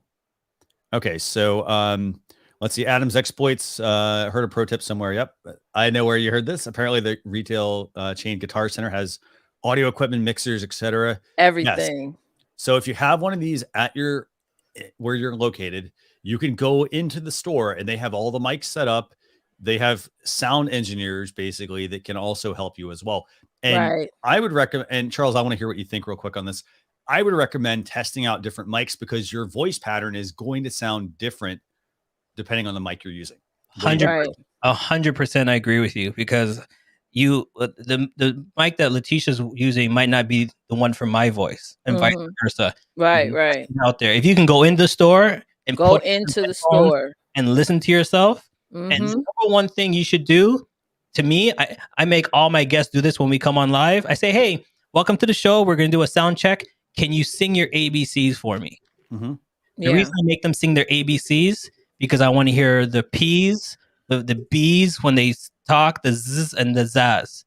So when you listen to yourself, when you say A, B, C, D, E, all the way to the alphabet, you're hearing the different tones in your voice. And then you can hear yourself. So when you get to certain letters, you'll be like, oh, that sounded off on me. Go on to another mic. Yeah. So one key thing is, when you come on my show and before you go, let's do a sound check, I tell all my guests, and it's fun. They laugh at it. I go, please sing your ABCs. They're like, seriously? I go, yeah, just sing the ABCs for me. Because you can hear when they say S, T's, P's. If it has that buzz, something's wrong. Something's up. Yeah. By the way, Yeah. lots of really good comments here. This is from Vandalin Bradley. I was going to ask if you could show it. You did. Yep. So we're more than happy to show like the StreamYard feature, hardware, for example, if we've got that, whatever to help you out with your live streams. Let's see. So I'm just reading through the comments, by the way, here. Actually, did the comments? Okay, they're still going. Good. Okay. And by the way, yeah, Coffee Talk and Tech like makes the point. Like, yes, my voice is not for the sure. Yes, absolutely. And I will say this. I mean, if you buy and I said it earlier, if you buy an expensive mic, it does not mean that it's going to be the right one for your voice. You may use it, and you're like, this doesn't sound as good as it sounds for somebody else. And that's partly because it works differently depending on your vocal patterns. And here's one thing. I think Adam said it before. Yeah. When you buy a mic, or even before you buy a mic, research that mic. Yeah. Because Adam asked a question, does it need a cloud lifter? So I don't know, Christian, if you want to talk about that, what a cloud lifter is for your microphone, or are you even using one? I do have one. That's this little red device. It's actually a they call it a dynamite stick. Basically what it does is it boosts the gain on my device. But you're going to have like this, for example, it increases the decibels, because what a lot of people will do is this. If they plug in this mic, for example, if you're using the mic I have, you have to have a cloud lifter. It's going to sound really, really, really low. And here's what people are going to do. You're going to increase the gain. And what's then going to happen is you're going to hear all sorts of noise. You're going to hear like crackling, anything like that will probably happen when you don't have enough power for your microphone. And most mics don't need that. That's the thing. So if you're going with a USB mic, you're not going to have a cloud lifter for a USB mic. It's when you get into the XLR mics. So you don't. So for example, you spent $400 on mic. You're also going to have to buy a cloud lifter. There you go. $100, $150. So your prices are going to add up. And that's why I said you don't necessarily need it. Right. And also, if you want to hold up your box again, Christian. Yeah. This one. Yeah. Certain components that you put the mic in might have a cloud lifter built in it. So the thing is, if you run out and go buy a cloud lifter and the system like my Go XLR already has a cloud lifter built in it, you're spending money you don't have to. Got it. So when you get your mic and your tools, research them to see if they're compatible and what it does. Because a lot of people have these mics and they're like, I'm not sounding great. Why am I not sounding great? Because they're missing one little component that will take their voice over the top. What's the next level? Yeah. Okay. And by the way, Excellent Dude has a comment here. So Charles, feel free to take this one. I find that the Blue Yeti will gain turned way down, picks up way too much ambient noise. So can you kind of talk to that point? Okay, so a lot of those mics that I love them, right? But you have to make sure if they're using it for podcasting and live streaming. Here's the other thing I'm going to throw out at you guys. Certain mics are fantastic for podcasting, but they're not that great for live streaming. They were built for a certain way of not hearing the sound come back and not seeing it. So whatever mic you get, make sure that, okay, what are you going to do? Are you going to do podcasting or are you going to do live streaming? Because I have like probably like Christian, I have 3 mics. If I'm doing one show, this is the better mic for it. If I'm doing another show, this is the better mic for it. So that's the one thing. And plus with he has a Blue Yeti? Yes. It brings in it hears it's so clear that it hears everything. So for you, my friend, you might want to damper your room a little bit. Maybe the sound is coming from the ambience in your room. Right. And I'd also add in placement as well of that mic. So we talked about this earlier. Leticia asked about putting a mic on a stand. You can put one on a stand right in front of you, but here's the thing. If it's right in front of you and your computer, for example, is right there. And you're going to be typing on your keyboard, for example, that mic may be picking up all that noise, picking up all the desk bumps, anything like that. So what a lot of people will do is they will put it on an arm, for example. That's another option. They'll put it on the arm so that, any kind of like noise on the desk, for example, is not getting picked up by the mic because it's off the desk. And then, to your point, obviously, Charles, also is making sure that you have an optimal setup in the room as well. Hopefully Leticia's going to join me back here in a second. Here's one thing that everybody. Well, here's one thing that little simple. I call it little tricks and tips for your house. Sure. If your mic is on the desk, Okay. run upstairs into your towel closet and grab a towel. Mm-hmm. Put the towel underneath your mic stand. Okay. It dampens the sound from your desk. Mm-hmm. So like when you're typing on your desk and bouncing around, the towel underneath your mic stand kind of dampens the sound. Yeah. So if you don't have an arm yet and you have something small, put some towels there. Okay. Awesome. Yeah. No, definitely. Yeah. And this is a good point. And also Adam's Exploits brings up a comment about making sure, for example, on the Blue Yeti, there is an option on the front where it's a knob and you can adjust the mic, the type of pattern. Right. That can reduce a good chunk of the noise. Not going to reduce everything, probably. That's a great point, Adam. Maybe you're better than this to explain it. Cardioid and forgot the word now. What's the other? One's cardioid and what's the Adam? Can you help me out? What's the other version? Cardioid versus omnidirectional, or yeah. So here's the thing that I learned when I first got into microphones. There's ones that are just it takes all the different sound around, and one is directional mic. So depending on your mic, when you turn the dial to cardioid, depending on the microphone, it brings in different sounds. So this microphone, for me, I have to talk on top.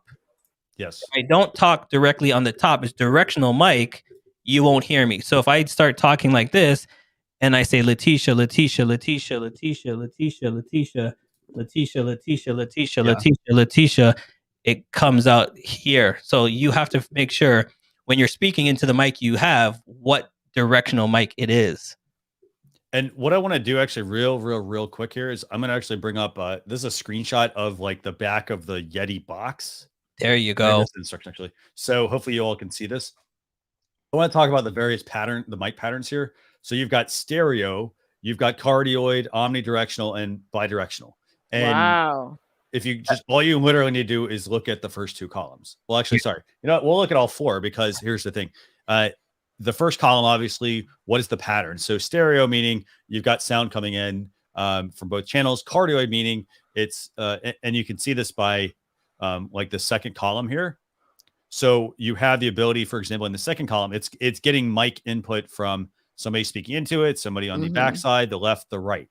When you move to the cardioid pattern, it's only accepting what is in front of it. Right. And then if you do omnidirectional, it's doing everything that's around it. So for example, if somebody's walking in the room, you're on the desk typing something, for example, like it doesn't matter where you're at, it's picking up everything that's around it. Even if there's the air conditioning, it's going to pick up all that stuff. And then you've got the bidirectional option where it's only open on two sides of the mic versus four. And then what's also really important here is looking at what you're going to be using it for. So for example, if you're using a cardioid mic, it's great for podcasting because it's only getting your voice into the microphone, not all the other noise that's around you. Okay. So, and then, Sorry. And the thing is, you'll learn that real quick. Cause I spent all the money on a microphone and I realized the microphone I got was made for voiceovers, not for podcasting. Cause it was taking my whole sound of my voice because I was doing a voiceover commercial compared to directional. So when I put it on the stream and I was talking, it heard my fan kick on. It saw my light kick on. Anything I touched, it heard it. And I realized it was the wrong microphone. Got it. And I just got a couple other quick points here, by the way. So JP says, cardioid still picks up everything. The mic is super sensitive. Yeah, absolutely. And so the thing you have to be careful of is like you change the pattern, and then what a lot of people do is they'll crank that gain way up. And the thing is then it's going to pick up everything. So you got to make sure you get the right mic, you power it correctly, you make adjustments, things like that. But to get started, obviously, definitely, I really like the Samson Q2U is a great starter mic. It's $70. It's a mic that you can grow with. It's an all-in-one, and that's the main thing. It's an all-in-one microphone. Awesome. So let me see if we have any other comments here. Y'all giving me some ideas. So Tommy's saying PodMic is a great value for the money. Yes, it's $100 microphone. Yep. The alternative, I think, to that would be the Rode NT USB Mini. And that one I think is also $100. And there's a cool little feature, by the way, for those of you who want to bring in sound effects. If you happen to buy the Rode NT USB Mini, they actually have a companion piece of software that essentially duplicates a lot of the Rodecaster functionality. Yes, it does. Yeah. It's all computer based. It's on there. It's here's the thing that you said, and I'm going to repeat it. You need to know your show. I'm more hands on. Like I need to push a button real quick compared to grabbing my mouse and going and clicking. Yeah. Each person will be different, right? Do you have? And here's your setup too. Me, I have 3 computers in front of me. So I'm looking at 4 screens at the same time. I'm looking at my monitor right here. If you're not there, you might want to use what Christian just said. It's easy. You open 2 windows and then click. There's your sound effects. Go back. And the one thing about that mic is you do have to have. So you've got the pod mic, which is what Charles has. That is XLR. So it has to have this connection basically. So it has to have this kind of connection right here. This is XLR. So you can't go from USB to XLR, by the way, as well. So you do have to have the right kind of connection. If you want to go with just USB to get started, the Rode NT USB 1, $100 mic as well. It's just USB. It's super small, by the way. It's like about this big. Great little mic. And it also has companion software that only works with that model of that microphone. Yes. But if you want to go, even lower than that, get the $70, the $7 Samsung Q2U. That's going to help get you like good audio to start that you can grow with right off the bat. Yeah. Cool. Let's see. Any other questions here? And then I want to make sure, we give everybody. Everyone's loving the towel idea. Oh, here's another good one. Actually, this is a good one. So for those of you who have a tile room or you have vaulted ceilings or you have no carpets on the floor, it doesn't matter if it's linoleum tile, whatever, put carpet down on the floor, or you can use NLTMW suggestion throw laundry or on hardwood floors to help soak up the sound. Yeah, hardwood floors as well do create a lot of reverb. So here's a funny thing. I'm sitting on a carpet right now. Yeah. And I went onto Amazon and got the sponges for the wall. So you can buy a pack of them, and there they are right there. Oh wow! So they're a little easy. Something I just tack against the wall because I realized where I am, this wall is too close to me. So a lot of the sound was bouncing off this wall. So I dampened the wall. And then the thing is too, another way of doing it is my pictures behind me. If you notice, this one's on a box. Yeah. It's actually a pillow underneath it. Okay. Nice. So there's pillows and stuff all around me to dampen my sound for the studio. So little tricks you can do to make your sound quality better. Even the chair that you're sitting on, there's a cushion behind me. So it doesn't bounce back from my monitor back to me. There's little dampers here and there. Okay. Wow. Awesome. Yeah, this is great. This is, if you like this, by the way, if you like the information we're giving you, do us a favor, hit that like button. Right. And we're going to bring on Nicole here in a second, answer a few more of your questions. But like, if you have any questions, like seriously, just drop them in the comments. Use hashtag ask. Sorry for this slight aside. We do hope that it actually has been helpful for you. This was really good. And then here's the main thing, guys. Follow them on their separate channels. If you don't know, Leticia and Christian, they do other shows and help out there as well. So follow them, and you'll follow all his other channels and little snippets on the shows to get you to the next level. Go ahead and follow them. Thank you. Thank you. Oh, by the way, one last question for you, Charles, before we drop you off here. Tommy is wondering what camera you're using tuned in late. Actually, we didn't mention it, I don't think. So what are you using? Yeah, no. We didn't talk about it. I'm actually using, it's not a camera. I'm using a webcam. So I'm using a Technica C922. Nice. So I'm using the webcam. I found that one for me, plugging into the StreamYard, and I just changed the quality a little bit, and it worked perfectly. Yeah. So you've got the Logitech C922, right? Yeah. And then did you use the companion Logitech app that they have? I went into the system, it pops it up automatically. But one thing I noticed with StreamYard, it took the quality and then it brought it in. But here's the funny thing. I don't care what camera you use or what webcam you use.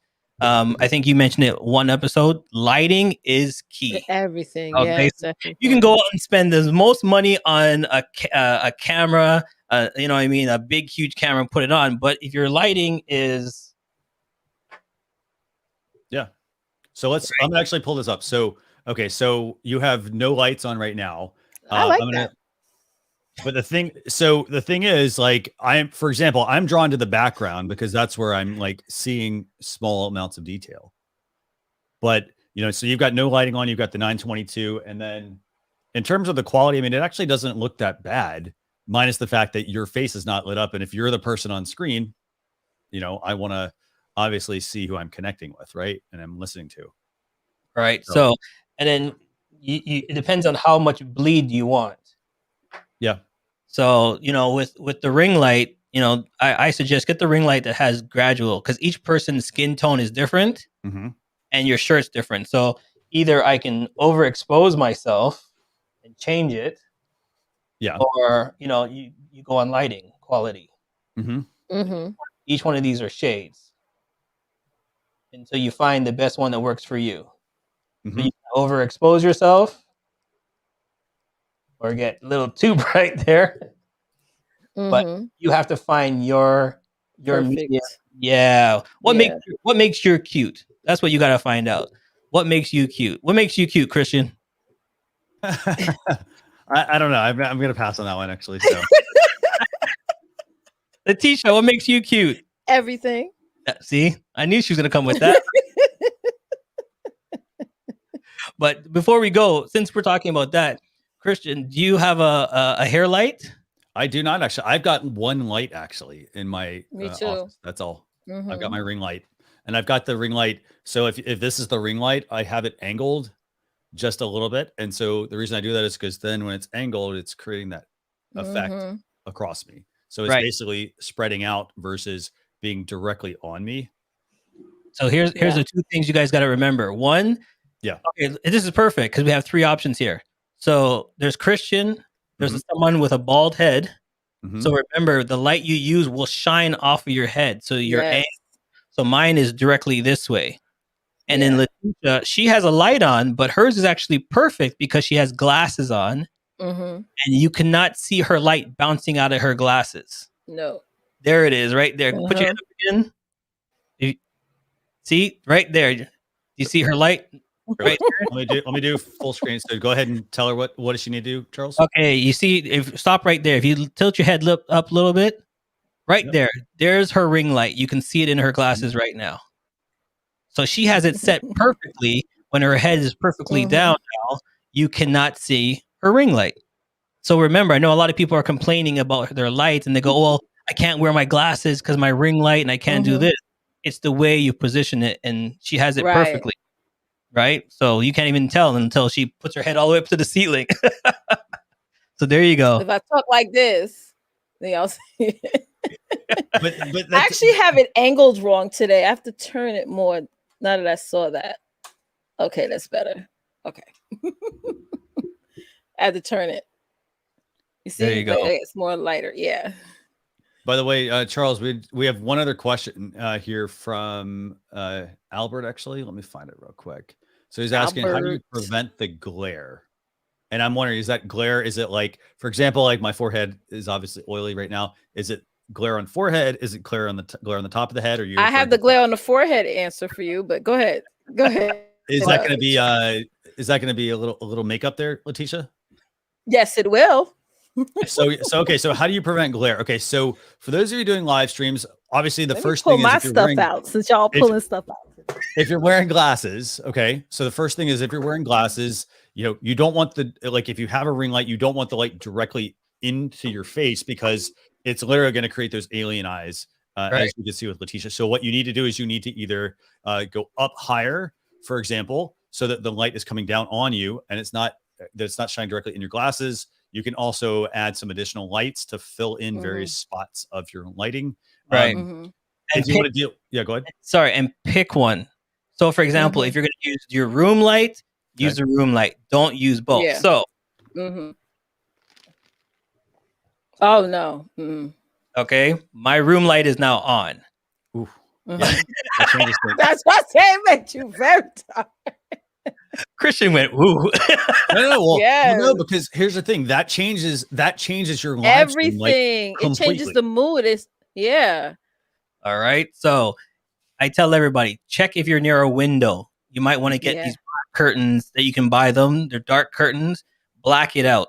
You set the lighting you want. Okay. So I change the whole room. I put the lights in, and then there we go. That's the lighting I want. And if I want to bring it up more, change it more, like Leticia said, I just change my ring light to get higher or lower. Yeah. Okay. And if people don't remember, we have lighting and it's on Amazon. It's key. So if we do this, let me just shut this off so I don't change anybody's stuff.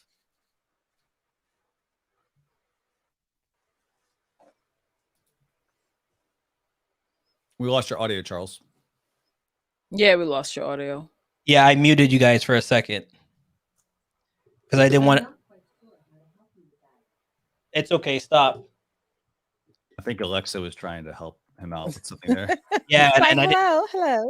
I didn't want to change everybody else's because when you say that word live, it changes everybody else's on the screen too, right? Yeah. So I did that on purpose. So if you look now, I'm red. I use red and purple. Yeah. Okay. You need to change your mood to whatever you want to showcase for the people. Yeah. So it's simple. If you go online, you can pick up LED lights, set them up, and then every show, set your mood. This is excellent. All right. And, so one other last question, by the way, that we had. They said the forehead one. Yeah. So we were talking. So if you got glasses, don't shine the light directly on you. Set the mood, as Charles was showing there as well. So make sure, for example, if you have a window, and if you're gonna be streaming during the day, like that's a source of light you could use, but don't put the light behind you. No. If you put it behind you, here's what's gonna happen. It's gonna blow out your camera. You're gonna look really like there's not gonna be good detail. For example, it's just too much light coming in. So you control it a little bit. So you may have a window and you put it facing towards you. So that's going to actually shine light on you. Then maybe you fill in a dark spot, for example, that's happening. The other thing also Leticia was mentioning. So for example, if you happen to get if you get shininess on your forehead or the top of your head, obviously you can add more light behind you, essentially the hair light. But Leticia, what was your tip there as well? How do you take care of air spun? This is what grandma used to use to go to church. This is so good. Okay, you can get the full coverage or the translucent powder, put it on your forehead, and it gets rid of the shine. Or anywhere on your skin that gets really oily and shiny.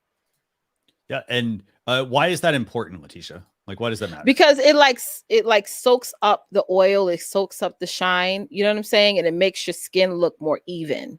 So that's why that's what people use in the newsroom as well. Like before they, hit lights, camera, action, they're putting on translucent powder on the men and the women face. So that's another tip to use. Just get a little air spun. Excellent tip. Men, if y'all afraid to buy it, just tell your wife to go buy it or get on Amazon. There you go. Amazon doesn't show the package. It comes, knocks at your door, and just go out and get and just put it on your face. Little pat here and there. Yes. And like, they get this type of brush to put it on because it's the flat surface brush. Okay? Yeah, and if I think the person that asked the question, I think he's like me. Don't put cream on your head. No, don't do that. Don't. Okay. That's mistake number one. You want to look like a bowling ball. Good. And then I came on the screen and I was like, why am I shining? You know what I mean? People were like calling, remember, it would look like a crystal ball. Yeah, you have to get a towel and wipe it off. Yeah. Don't do that. Don't do that. So this has been really good, Charles, by the way. I want to thank you for joining us. Adam's Exploits and Tommy Bernard were asking how do they learn about your channel. So feel free to drop a link to that in the comments. I appreciate that, guys. Approved, let me know and I can get that added. Let me see. And then just one other quick question, I guess. Lights, but I use the monitor as my background, but my lights shine onto the monitor. My laptop's coming to the monitor. Oh, okay. Any So tips there? yeah, so take a snapshot. Okay, here's a funny tool. Every computer, if you go into your search bar and type the word cut, CUT, it brings up a tool where you can take a picture of your screen. So sit in front of your screen, take a snapshot, and then look back at yourself. Bring it back on screen. That's what I do to see where the light's shining from. So at one point, when my ring light is too high and too bright, you will see it in the Bob Marley picture right here. So those are little tricks that you have to angle it. So all I did was angle it some more. So if you see the reflection in there, you're just keep moving your lights off to the side a little bit so you don't see the reflection. It might be a hair to the left, a hair to the right, and the strength of your light is what's doing it. And here's a funny thing, you guys, if you look over my, what shoulder is this? This is my left shoulder right here. You can actually see the screen right into the wall. If you look very closely, my monitor is reflecting in that wall. I don't know if you guys can see it, but it's right there. And I know it does it, so I put a statue in front of it a little bit to cover it up. No, but this is these are great tips. I love the screenshot idea. I mean, that's the other way I use a screenshot as well is if I'm building overlays. I also for example, I'm like, oh, hey, it's the three of us. That's a shot I would have in my run of show, for example. I take a screenshot of that and then I build my overlay around that to see what it's going to look like. Whether it's, for example, if I'm just putting the background up or if I'm putting an overlay over top of us and I want to see what that looks like, I bring 3 people in. Now, if I don't have 3 people, by the way, here's the other thing I do. I find an iPad, an iPhone, another tablet. I log myself into I log into my StreamYard account or I send myself the guest link. Yes. And then I come into the back of the dashboard and then now you have 3 of me on screen. It doesn't even have to be me. It just creates that placement to where I know what those positions are going to look like. So, right. And number one thing, before your show, get into your platform early and set yourself up. That's the number one key. I think a lot of people always ask me, oh, I couldn't do this, I couldn't do that. And I'm like, well, did you get in early and set it up? Oh, no, I came in right on time. No, get in there. That's the worst that you could do. It's just coming at the minute of. Yeah. On time, by the way, is 15 minutes early. Yes. Late is the or exact more. Yeah, at least minimum 15 minutes. That's minimum 15 minutes early. Say that again, Christian, so everybody can hear you. Yes. Say it again, I said Chris. that, if you're going to be on time, it's 15 minutes early. If you're being exactly on time, you're actually late. So there you go. Yeah. There Absolutely. You go. And by the way, Albert, you're mentioning where's cut at. So if you're on a Mac, actually you can look up the word screenshot on your Mac, and there's a separate app that Apple has for that. There are also handy keyboard shortcuts, so you don't have to launch that every time. For example, I think it's Control Command Shift, I think, and then the number 4. Yeah. And that lets you take screenshots, save to the desktop, save to memory, all that stuff. But that's if you're on a Mac. If you're on, I think on a PC, right, Charles? Yeah, if you're on PC, go into the search and type the word cut, and then you'll see this little picture of a scissors. And it gives you all these options of screenshotting, cutting, everything. It's built into all the PCs. Awesome. So here's what I'm going to do real quick. I'm going to keep you on for 2 seconds. Okay. Leticia, I'm going to let you bring on. I got to go plug my laptop, and I forgot to plug it in. Sure thing. I'm going to go ahead and bring on. By the way, Albert, if you have a question on the Mac side, feel free to reach out. I'm happy to answer that. Yeah. Go ahead and bring on. I think it's Dr. Nicole, right? Or let's actually. Can we bring on JP real quick? Sorry, let me bring on JP because I think JP has a question, or he wanted a demo. I think the Yeti. Yes, guys. Thank you. Okay. Thank you. Leticia, I'm going to let you control things. I'll be right back. Sure. Sorry for jumping. I'm sorry for jumping the queue here. The Yeti microphone. I am currently in cardioid mode, which is facing me. Yes. Now I am literally sitting Let's break this open. I am literally sitting 80 centimeters away from the microphone. Right. That's how sensitive you can hear this thing. Right. Wow. That's 80 centimeters. Watch this. Yep. Okay. Have you heard because it's in this direction. Now I'm going to step away from the desk. Uh-huh. I'm going to go into the room behind me. Uh-huh. Well, not behind me that way, but behind me that way. The mic is facing this way. Yep. Cardioid mode. Mm-hmm. Take a listen. This is how sensitive this stupid mic is. Okay. You guys, listen to it. Oh my God. You could hear a whole conversation in the next room. Yeah. It's wow, also, that's yeah. And what setting is that? What's the sound option? So for that is cardioid. That is unidirectional. Wow. My gain is set at about 55%. Okay, so here's what I'm going to do for you, my friend. Yeah.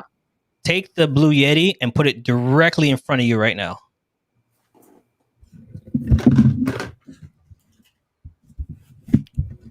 Okay, here we go. Did you hear the sound difference Ooh, in the sounds better. Right. So with a microphone, any microphone you have to chew on it. When I say chew on it, it's got to be up in your mouth.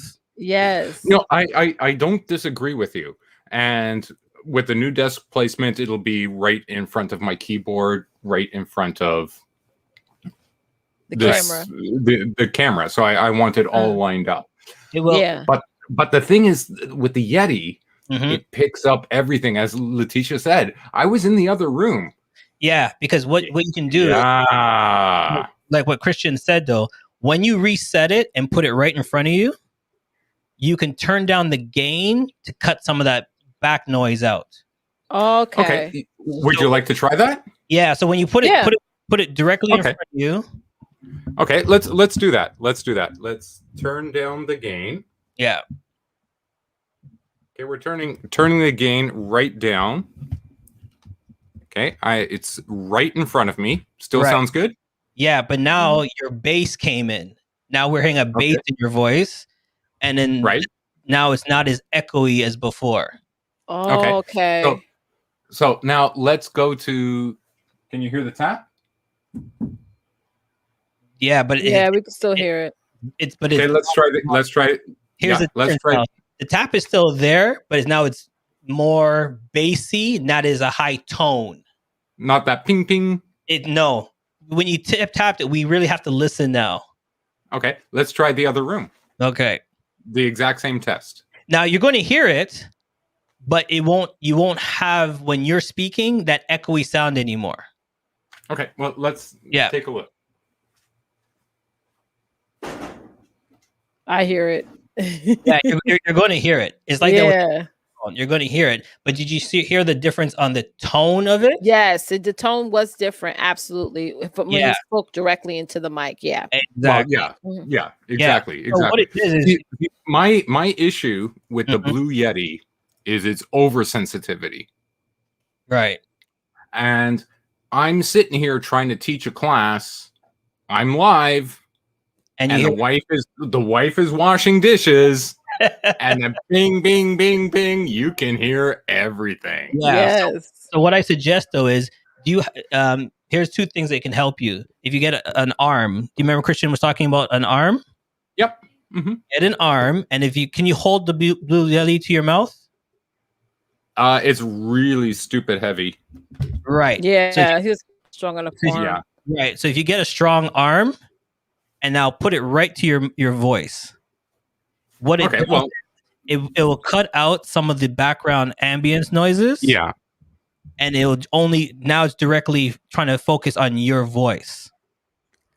I can kind of see that working, but again, because of the demonstration, it's still picking up noise from. No, it's going to, but did you hear how his voice just changed now deeper? What it does is I'll show you with my microphone. If I'm talking with my microphone, can you guys still hear me? Yeah. Yeah, but very faint. Right. So with this microphone, even if I go back here, can you hear the knocking? Oh yes, of Yep. course. Right. So they're all going to do that. But when I brought it in here closer and I'm going to knock again, can you hear the knocking? No. Oh. I'm seeing, because what it's doing is it's picking up my voice. Oh, so it adjusts itself. It's concentrating on my voice compared to just being open. This is gold. So that's what I'm saying. If you put it on closer to your mouth, Right. you talk, it can't hear so much of the background noises, and see if that helps you out. Okay. I will definitely do that. Thank you. Not a That problem. is awesome. Yeah. That was amazing. Thank you. If you have another guest, Leticia, I'm out Will of here. do. Thanks, Thank you, guys. JP, Take for care. coming on. Thank So you. happy to have you here. Yes. Okay, so let's bring on Dr. Nicole. First thing, Well, Dr. Nicole, thank you so much for your patience.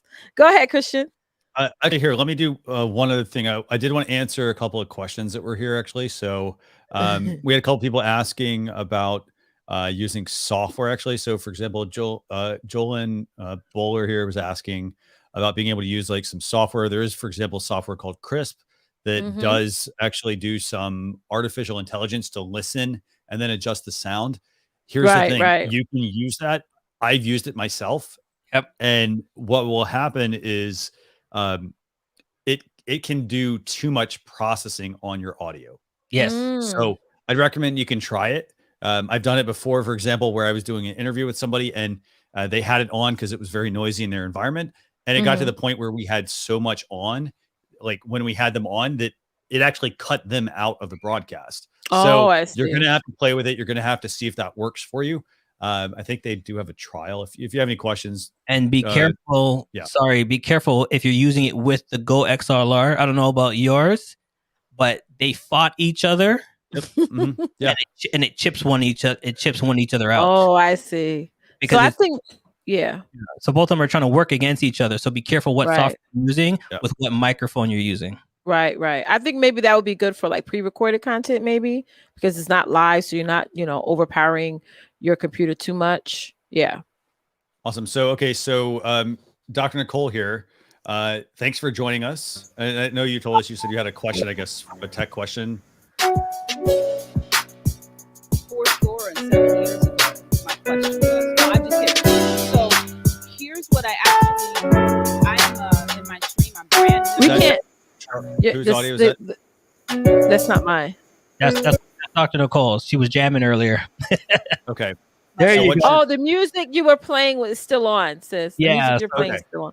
And it wasn't in the background. You guys could only No, we can hear it was going over you. Yeah. That's the question. So how do I, in my streams, I use a lot of music. So I either have one problem or another, like with this, or it sounds terrible. It sounds tinny. There's no bass. It just sounds terrible. I sound like I'm standing in an aluminum can, and I'm not sure. I've got an XLR mic that's into a mixer. What mixer? Don't laugh. No, here's the thing. There's she says, "Don't laugh." You make someone laugh. Don't laugh. Audio 2000s. AMX 7322, no name mixer, basically. So I don't know, the mixer was under $100. Okay. And the music source that I'm using is I'm bringing the music in through my phone into the mixer. Okay. And so I don't know how to work with my settings in StreamYard or I don't know how to work with my settings, period, to get the right balance. And is the phone connected via Bluetooth? Because it looks like that mixer has Bluetooth on it, or is it connected directly to the mixer? Yeah, I've got a line in because I didn't want to risk Bluetooth. Okay. I see what she's using. Do you see it, Christian? I pulled it up as well. Yeah. Go ahead, Charles. Sorry. Your phone. You're taking the music off your phone? Yes. Are you plugging in? How are you plugging it into your mixer? Which connection are you using? It's the 1/4 inch into the mixer, I'm on line 4. Yeah, I'm on line in on channel 4, excuse me. Okay, and if you're lying in, are you using Okay, I see what you're doing.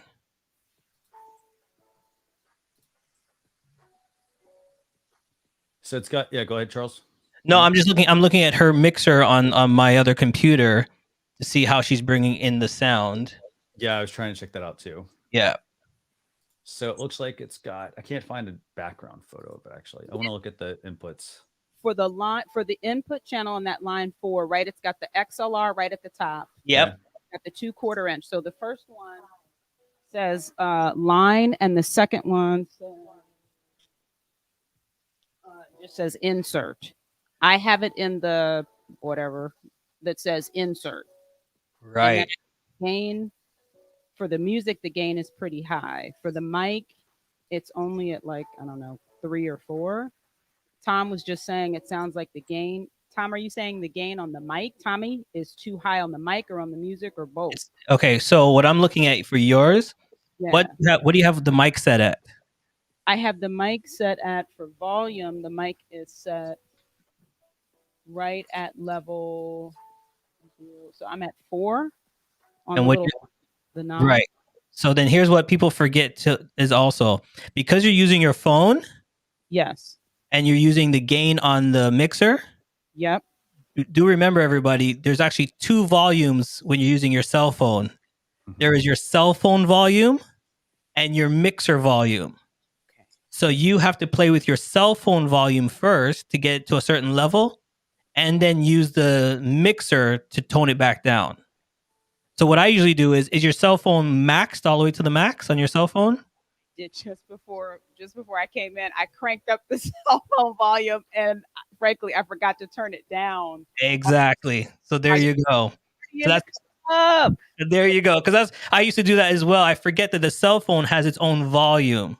Yes. So preset your cell phone volume, and then when it goes into the mixer, then there's the 2 different cell phone volumes. Mm-hmm. So the other thing I also noticed, though, I also noticed her volume is very low from your mic. Okay.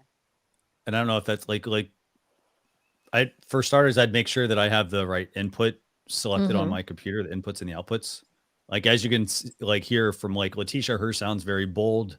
Charles, your sounds very bold as well. And then go and say something, Dr. Nicole. Hello. Welcome. Yeah. What level is your microphone on? So the volume, I just turned it up a bit. The volume is a little bit over half, but the gain is just at like 3. Okay, can you jack up your volume a little bit? Yep. How's that? So I'm hearing a lot of feedback at that point when that gets. Yeah, because okay, so here's the other question. You see that feedback sound you're hearing? Mm-hmm. It might be the connection that you're using for your cell phone. Okay. So if you don't use the right plugin for your cell phone, that buzz sound is coming from your cell phone. Okay. So 2 tricks that I used to tell everybody is take your cell phone off of Wi-Fi and put it on airplane mode. Mm-hmm. So it's not bringing in the Wi-Fi buzz, the buzzing. That's number 1. Okay. Number 2, plug in. Is your phone plugged in or not plugged in? It's not plugged in at this Okay, because when you plug it in, sometimes, depending if you have power through your house, you hear the buzz as well. Oh, wow. Okay. And then now when you do the gain, you will hear that buzz signal to see if your wires, if you have the proper wires, then you won't hear that feedback that Christian was just listening to a while ago. Okay. And the other thing also, by the way, when you are if you're hardwiring your phone into that mixer, for example, make sure you have the right kind of connector. So this is this is a TRRS connection. And so in this case, there's three poles here. So if you have the wrong one, go ahead, Charles. No, you're right. It's 3 ports. Yeah. So when you're doing computer, it has to have 3. If you're just doing audio, it has 2. Okay. And so that's one thing to consider, because, like, for example, I can go and grab this cable out of my drawer and I have a 3-ring one, I have a 2-ring one. And if you plug in the wrong one, it's not going to sound correct because it's not able to make the right connection. Ooh, it's 2. Yeah. It's 2. Okay. Very. That right there. That right there. Awesome. Okay. Yo. So My back cable. to your one last question on your mic, by the way. So like when you're, I don't know, I'm actually wondering if it's where you're positioning yourself over the mic, because a second ago it sounded really good and then it sounded very different. And I don't think it's the cable necessarily. I think it might be like where you're speaking into the mic. Okay. So I'd find that sweet spot, like move around. Like for example, if I turn off to the side, I don't sound as good probably as if I do when speaking right into the mic. Okay. And when Christian was off a while ago, we were talking about mic positioning, That's right. right? And which one? So what mic are you using? I'm using an Audio Technica 2100 USB. Oh, okay. So that microphone has to be directly in your face, in your mouth. The Audio Technical is this one right here. That's exactly right. Okay. So this is the mic I started off with as well. It only takes it from the top. So if you want to take your microphone and put it directly in front of your, Okay. there you go. That's better. Sounds better, yes. And Leticia's giving it a big thumbs up, yeah. Okay. Yeah. So Okay. that microphone, if you dip like you did before, like you're excited and you dip left to right, your sound dips off like what mine's doing right now. You have to be directly onto the microphone. Okay. So I can go back and listen earlier, but is there, because I'm very mobile when I'm doing my stream. So that will continue to be a problem for me if I stay with this mic. Is there a mic that I like with the Yeti, for example, be better for me because I move so much, so it can pick up whether I'm this side or this side? Is that what do you mean by move so much? Is it like I physically, like I move around when I'm doing my live stream, or are you talking about I'm moving around, meaning I'm changing locations? moving around the mic, not like Why do you move around? location? What's the stream about? What's the stream about? I guess like I have a. I mean, if I'm doing if I'm doing like I don't dance very much, but if I'm dancing, for example, I'm moving around, for example. But if I'm doing an interview, I'm going to be focused here on the mic. So while I am, for example, opening the show, I have music. Closing the show, I have music. So I may be particularly, whether I'm opening, hey, welcome, come on in, let me know, holla at me in the chat, boom, boom, boom. So I'm dancing while I'm talking. Okay. The way out, I'm dancing while I'm talking. If there are times, depending on the content of the interview, where I'll be using a different kind of music, but again, I'm not standing stationary. Okay. Just be honest, Christian. I am the daughter of an evangelist. Okay. So and this is a good I totally get, like, there's some really good points here, by the way, and I want to highlight everyone's comments here that's talking about different types of mics in the situation. And Leticia, feel free to bring up Adam's comment or JVlog or Tommy. I'll show you guys some more gear as well with this. So depending on you moving around, you may need a lapel mic, meaning it's something that's going to clip on right here. Yep. Now, obviously, you don't want a lapel mic that's got a short cable because you're moving around. That mic's going to travel with you, but you need to make sure you have some ability to move around. So therefore, I would even go to JVlog's comment, or Adams, about a wireless lapel. Definitely an option. And that's where, like, I will show you guys this. This is the Rode Wireless Go. And basically, this is a wireless lapel mic. It's a wireless mic. So basically, the way these work, one of these plugs into my computer, and then another one, for example, could clip on me like this. Right. And so therefore, I'm able to move around.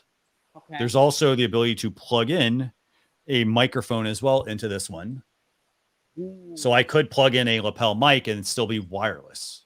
Does that make sense? Yeah. Here's the last one. I think that for your style, because when I'm like, we're watching you love the headphones feel and the microphone. I call it the Janet Jackson. The microphones, the headphones with the mic attached to it that comes down to your mouth, in front of your mouth. Mm-hmm. Then bring it. Yeah. Yes. So you can always use that one, because every time you move, the microphone is attached to your face, so Mhm. it's always going to be there. So you can pick some of those. It has the headphones. It's attached to your headphones, and it's always in front of your mouth. That way, Right. you dance and move wherever your head goes. The mic is attached to your face. It Yes. stays with it as well. Okay. And let me ask, the ones that I am familiar with that fit that style tend to sound bad. So Mm. are there any ones that have that that you all would recommend, or that There is one I can't remember off the top of my head. They went through a tester phase with it, and it sounded great. If I was like doing a live show, I would get it. I will try to find it. Are you coming in through Facebook or YouTube? I'm in through YouTube, but I'm also a member of the Facebook group. So if you Okay. get out to the community there, I'll be able to catch it. All right, if I find it again, I'll drop it in there because they actually tested that one, and it sounded great. It was clear, and I think it's it's for actually. people. I think it's this actually, Charles. I think it's the Sennheiser ME32 headset. It is a wired one. Here I'll show you guys what this looks like. So I think it's this, which like I know, for example, I know there's a lot of people that do a lot of like they do, for example, arts and crafts, things like that. They want to be moving around. Yeah. I think they're using this. So that one is, behind the head. You don't see it. You just see the microphone to your mouth. So if you want to do the Janet Jackson pop and move around and dance, the mic is constantly at your mouth. Oh, Perfect. So that's that would something be to perfect consider. for you. And I actually have two other questions real quick for you, and then I want to make sure keep giving enough time to bring everyone else on. Tommy says he's confused about the USB mic into a mixer with power. Thought most USB mics had self-application. Yeah. So I guess the other question is like, why would so you've got the mixer. I mean, if it were me, I'd consider something like this. I'd consider like the Rode Wireless Go with a lapel mic attachment. So this could be, so one of these would go in, and then you're going to need a little adapter they sell for this. It's for XLR. It would allow you to do XLR into the 3.5 millimeter here directly into the mixer. And so then that way you could be wireless, but you still have the mic right there on your mouth, and you're able to actually have it go with you versus if I'm moving around, of course the mic's going to sound like it's going off because it's the wrong type of mic for the application. Right. Okay. Right. And there was one other question, by the way, about background music, actually, why you were bringing it in via your phone versus software, actually. Leticia, I don't know if you see that one. Here it is. Actually, Rosalind was actually asking, why don't you bring the music in from your laptop instead of the mixer? Okay. Like connecting your phone into the mixer. And she had another question too behind that as well. Okay. Let's see. For me, initially, the way I was using a MacBook Air, and it was running extremely hot. I'm a trainer, speaker. So with the pandemic, like everybody else, I had to start doing all of that online, and the computer started running extremely hot. The fan was going crazy, and just it was messing up my speed. I mean, everything started getting glitchy. So I was trying to figure out, how do I take the load instead of streaming music through the computer to play? How do I kind of take that load and outsource it into something else? Okay. If I remember correctly, 5 episodes back, Christian talked about the right laptop for the right laptop for what you're doing. Yes. You need storage, or do you need? I think you were talking about that, Christian. Yeah, we were talking about for a laptop, I will say the MacBook Airs, the new ones mean the Apple M1 models. The fan thing is a non-existent issue. There's actually no fan in that model. But any of the previous ones, the Intel ones, the fans were definitely an issue. And you have to also look at what you're using. So I always tell people the brain of your operation it's your content, but it's also your computer. And so you want to make sure you have a machine that's capable of helping all that stuff work. But when she need the hub, remember we were talking about hubs before? Yeah. Well, so for what she would need, I mean, the air, if you're getting if the fan's kicking on, that's telling me it's out of resources. Right. So it's the fan's just going to get louder. It's either going to get louder or that computer's just going to slow down to a crawl. And so that's do what? It just died. I was getting ready to go on live and it blacked out. Yeah. Yeah, you got too much. Back on. Yeah, you got too much stuff on it. Remember, one episode Christian talked about having too many things on your desktop. Is your computer used for work or is it used for streaming? Because the more stuff you have on your desktop and you open it, it slows it down as well because it's going through all the stuff that you have on your desktop. So when you're streaming, remember to close off some of your other stuff, like how many windows you have open, how many stuff you're using at the same time. Right. I mean, trying to follow y'all, I was looking at the makeup, I was looking at the boom arms, I was looking at the so I was checking out Adam's exploits. I mean, I got some tabs open. I'll give you that, Charles. So the thing is, so part of it's going to be this. It's going to be, if you're going to be doing a lot of live streams, obviously you can start with, any computer, but you are going to want to try to build that out. So if you've been doing this for a while, maybe you haven't upgraded your computer. For example, I had a almost 10-year-old computer I was using at one point, but it could only take so much. And so what I actually do is I actually have two machines. I got a desktop machine. I have a Mac Mini, for example, that I use, and I use that just for as a production machine. So nothing else goes on it, for example, and then I have a separate machine that I use for other things. So then that way I can I could have a laptop and the Mac Mini, so I can have two different options. If you're like, well, hey, I just want to get one machine, a gaming laptop, for example, is a great machine. It's not just for gaming, right? It's got the internals, it's got the video, it's got all that stuff that can really help you.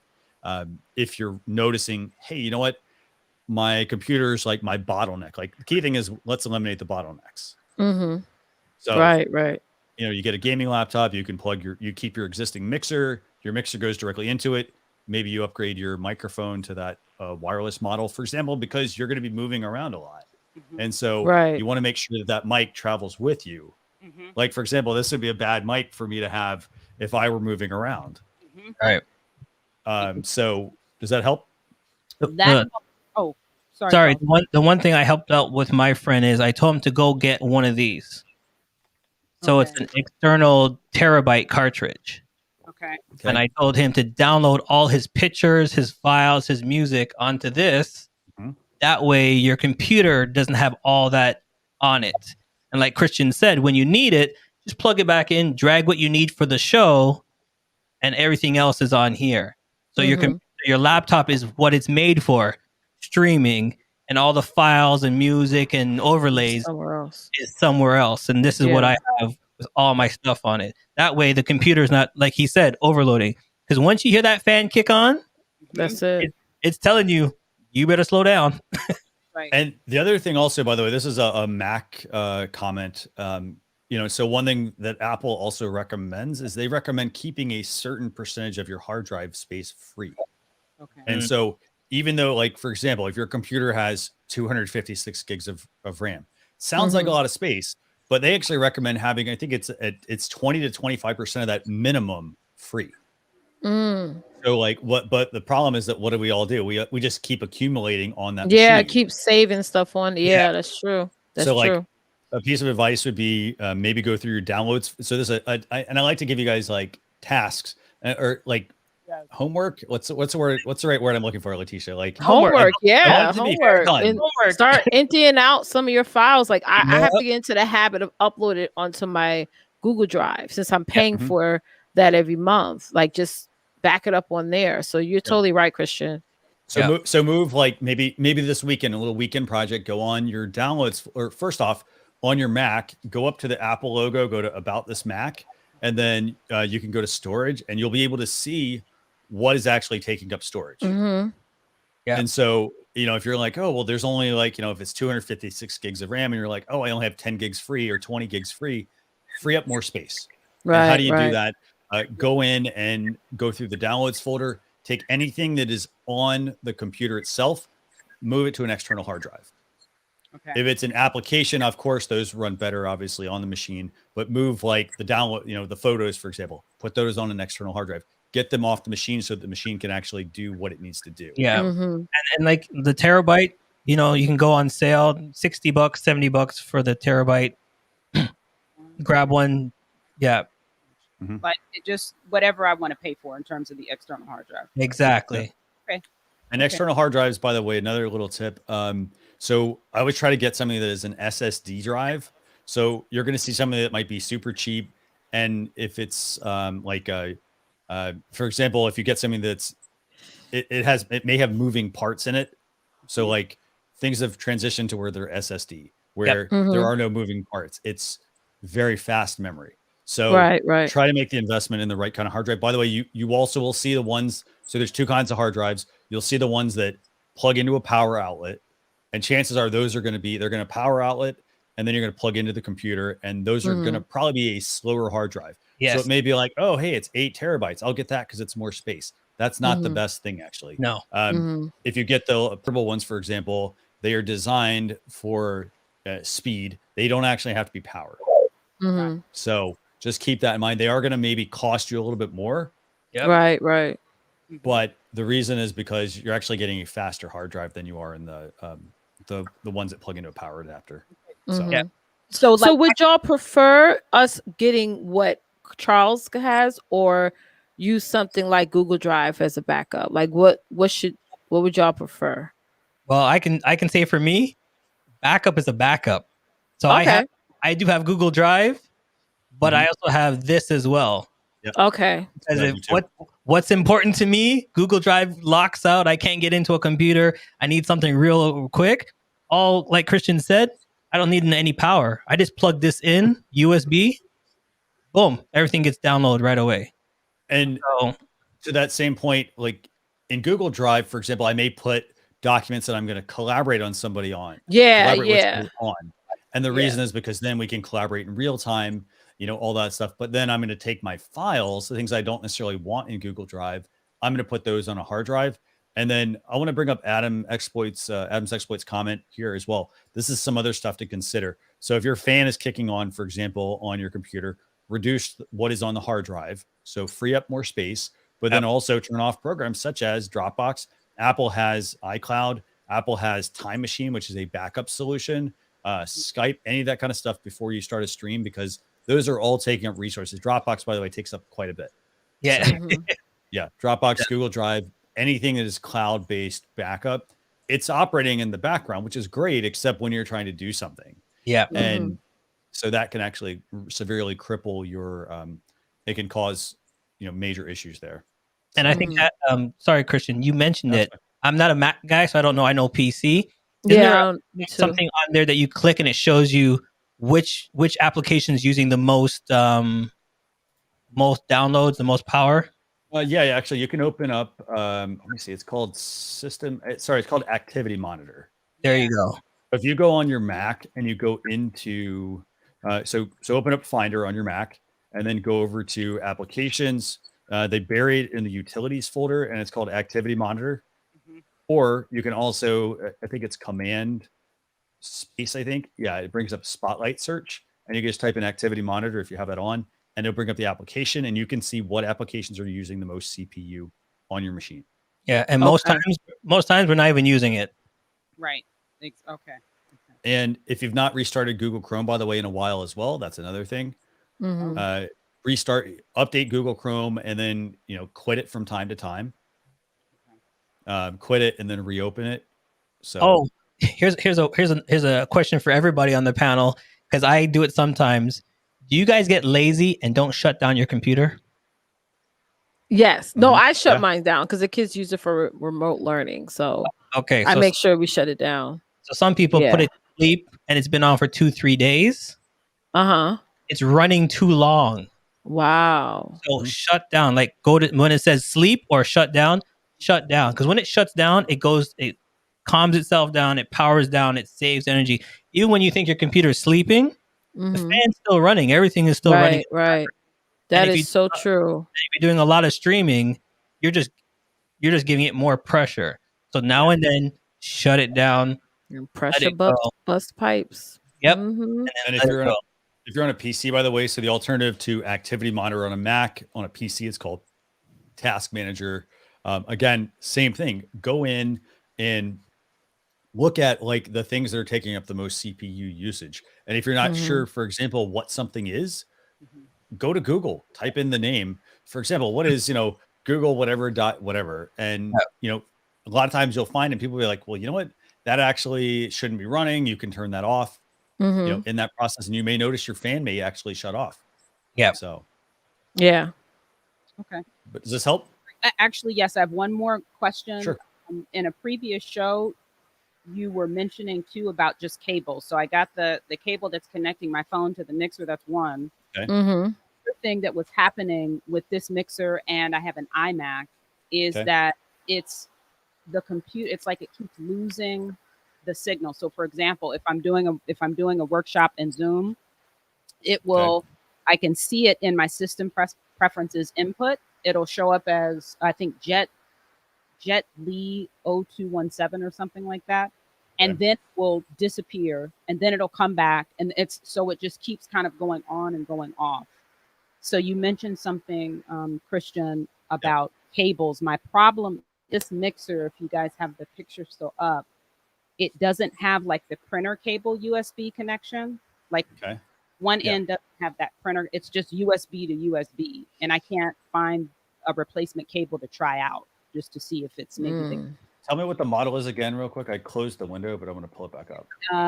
Audio 2000s AMX 7322. Okay, let me see if I can find this. Charles, if you find it, let me know. Hold on. Say the audio 2000. Audio 2000 AMX 7322. I actually have the owner's manual here. So I'm going to quickly flip through the owner's manual. Actually. You flip through it, Christian. Oh, is this? Did you get this off of Amazon?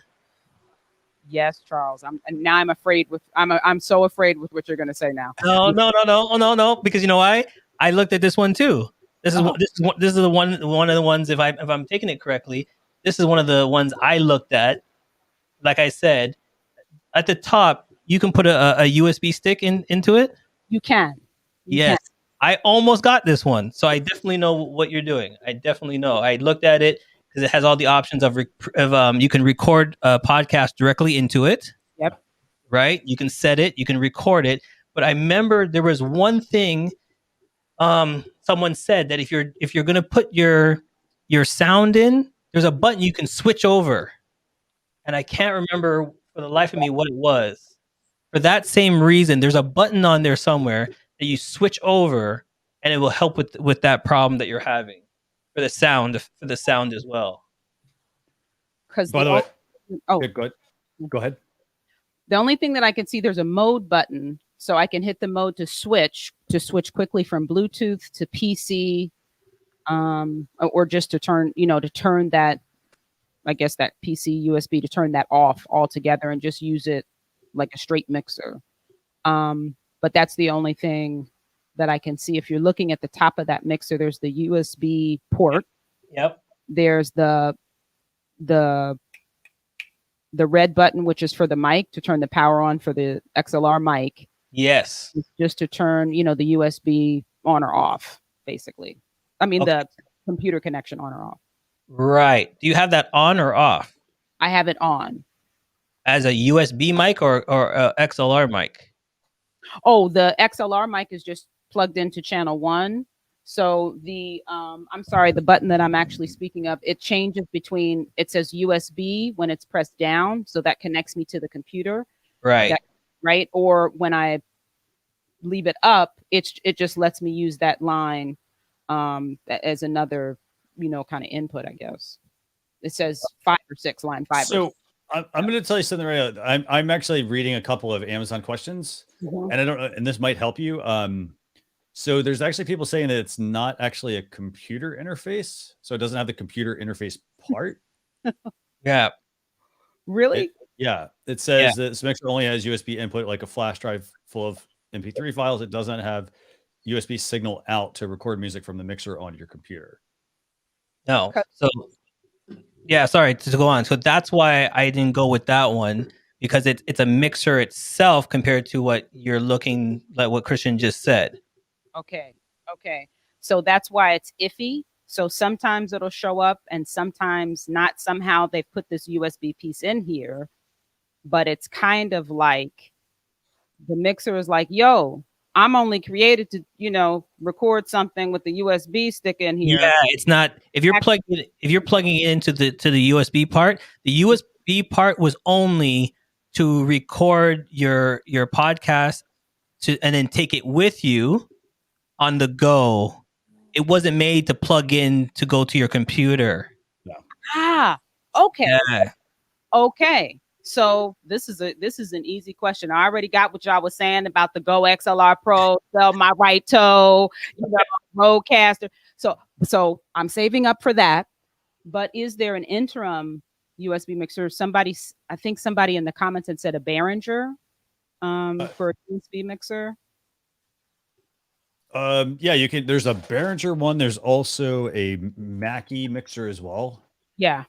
The key thing you're going to want to look for on these is just to make sure they have an audio interface. Okay, like a real audio interface. Yeah. Yeah. I mean, right. And actually, I was wondering, even Charles, how much is the Go XLR Mini? Okay, you're thinking the same thing I'm thinking, Christian. Instead of you spending on another one, save up a bit more. Yes. Be patient and take all that money and just get the one you really want. Okay. Because Charles and I both don't like we don't like to rebuy stuff. Exactly. So like for example, that's why I held up gear earlier, and I'm like, oh, I held this up earlier. I have the Zoom H5N. I didn't want to necessarily. I didn't do my research enough, honestly, on this when I bought it. It's a good product. Yeah. But the thing was, I didn't have the right kind of equipment that would work with it, and so at the time, I didn't do that, and so therefore, I ended up buying this, and then I actually bought, then I bought the Mix Pre 3, and then I actually got the Rodecaster. The reason I, by the way, have this and the Rodecaster is because I travel a bunch, so this is actually super helpful. It's portable versus the other one, which is not as portable. This can actually fit in a backpack. Yeah. So I would just say save up, be patient, and then just go get the one that really works for you. Because if I could go back, I love this thing. Don't get me wrong, but it's made for someone on the go. I'm not on the go. Right. Exactly. So I would take the $300 for this, and then the $295 I bought for the other one, and put it together. Now I just bought the Go XLR. Okay, that's super helpful. So I will find another way to get my music in for my streams in the meantime. But thank you. This was wonderful, and it was nice being backstage while you all were having all the other helping. And then just one more thing before you go, because I realize what you have now. Mm-hmm. Instead of using your phone to bring in your streams, you can actually put your streams on the USB stick and drive it directly in through the USB top. Mm-hmm. Okay. So you could load that a couple ways. For example, you could take the USB drive, for example, something like this. Yeah. And you could plug it directly in your computer and open, for example, Finder on your Mac. Drop your files into this folder or into this device, and then plug this directly into that mixer, and then you can play directly from it. That actually should give you. I think that's actually going to give you a much higher quality sound than using it directly with your phone plugged in. Yeah, because if you look at the 4 buttons, you have play and pause and fast forward on there. Yes. And you can go to track 1, track 2, track 3, put it directly into that mixer, and then push play when you want it, and you can touch the volume, and it'll be cleaner than using your phone. Okay, so going back to the run of show, then I would just playlist my show as I'm just kind of. And it's easy. And then your hands free because you don't have to worry about your phone. Right. You just push the button and boom, there goes your song, and then you can fade it out, fade it in. It's all right there without your phone. That's excellent. Well, thank you for letting me know what I actually bought versus what I've been plotting to throw out the window because of what I thought I bought. So it's super, super helpful. Thank you. And part of it also, by the way, is not looking at everything as the same thing. So, for example, it's a mixer versus I have a Rodecaster versus the Go XLR, for example. They all seem like mixers. However, they operate a little bit differently. Yeah. And it's not because of the cost, for example. It's just however that company decided they wanted to build it. Yeah. So, so you would want something, for example, if you wanted to be able to plug this into a computer and then have it actually work as almost like a pass-through, that's where you'd want to have it be able to be an audio interface. By the way, that's a big reason why I got the H5N because it could be used as an audio interface over USB. So just some stuff to consider. But hopefully you're getting a lot of value out of this. And Yeah, you know, I'll come back and listen to this again, Christian, because honestly, I heard every word you said, but I did not understand a single thing that you said. I just saw the box come back up. So I'm going to listen in again, and go, hydrate myself, and then I think it'll land. You're very welcome. And do me a favor, just private message me if you have questions. One other thing I do want to touch on real quick before we bring on our next guest. Charles, you know about this as well, but another option that you can use in the interim period is to use like software like Loopback. Yep. That basically is virtual cable routing. So that way you don't have to have the hardware, it's the software side of things. Yeah. Now, granted, I think that's going to cost, I think that's $100. Yeah. But here's a funny thing. And while I to let you know, your mixer is good because I almost got it myself. People don't know on that mixer, you will actually have sound effects as well. Well, and that was, to be honest, Charles, I was like, sound effects, schmound effects. These people, because I don't know I didn't even know what I had. So it's, guys. You actually have a button there. If you turn it, you have reverb, you have sound effects, you push two buttons. You have what the Go XLR Pro has, but just like a little, like 10% of it. Because there's a sound effects button right on the machine itself. Yes. So play around with it. So you can put your music in, push play, and then like when you're doing your intros, flip the sound effects, and then there's your show. You're rocking, doing something a little different. You see what just happened? You see the smile? It came automatic when you just said that. Okay. Somebody else is waiting to have a moment with you three and to get what I just got. So I will step out. Thank you so very much. And I got one last thing for you. And I'm going to bring up Tommy's comment here, by the way. So Tommy said, and we talked about this earlier, Rode and Elgato. So another interim solution, if you want to save up for the others, say you're like, hey, I want to upgrade my mic at the same time. There is the Rode NT USB 1 that has a companion software that does some of that virtual cable routing as well for you. Yep. There's also the Elgato Wavelink 3 as well. They also have a companion piece, and they both have cable routing basically built into their software, but it's only specific to that software. Those mics are going to cost you $100 and $150. So if your mic is good now, then, then just save up for the mixer or go with the software option, I think. And they do have a trial, by the way, of Loopback. I want to thank, who was it that actually mentioned that? Albert, actually. I think it was Adam. Thanks for mentioning there is a trial of Loopback as well. So you can easily just do that this weekend, download the trial, just, run through the setup with it, make sure, okay, hey, this does what I want it to do. And then you now have a good interim solution. They can actually be used for a whole lot of other things. So. Well, and I want to thank you for dropping that P8 in there, because I heard you and Mel talk about those two mics and the software. I did watch that. I've watched it twice, actually, since the conversation. So as I'm kind of budgeting ahead, I will keep that in mind. And anytime you guys can talk about the Zoom PodTrack P8, I would be thrilled to listen in. I'd love to hear another tech battle about that. So Charles, get ready. Thank you for joining us. Yeah, and for those of you, by the way, the PodTrack P8, I'd recommend it to Rosalind, I think, at one point as well. It's just like the Rodecaster. It's just like the Go XLR. It's about budget, though. It's I think $600, $500 as well. It's just like the Rodecaster. It's just like he did a loop back, a playback. Awesome. Okay, so I'm going to let Leticia, where do we go next? I mean, I want to thank, by the way, I will say, I want to thank everybody who's sticking with us. I hope you guys are really, you're taking a lot away from this. Like, I love helping you guys. I mean, we love getting questions. So, Leticia, I'm going to turn it over to you. What's next? John is actually next. Yes, let's bring him on. Hey, John. I had to wake up. Hey, guys. I don't have a question. I'm so happy to be. You guys have this show. I look forward to it every Saturday. Your show and Chad's show are two of the best shows on StreamYard, and I just wanted to come on and say thank you for educating me and everybody else. It's just been awesome. You guys have killed my wallet. Christopher has killed my wallet. Between the both of them, yes. Yeah, By the way, I've heard I have that effect on people sometimes. Yes. But here's the thing. I'm just I glad want we people don't to live get the next right to each stuff. other. Yeah, I'm just glad you don't live close to me because that could be even worse. Because John, can I ask you a question, my friend?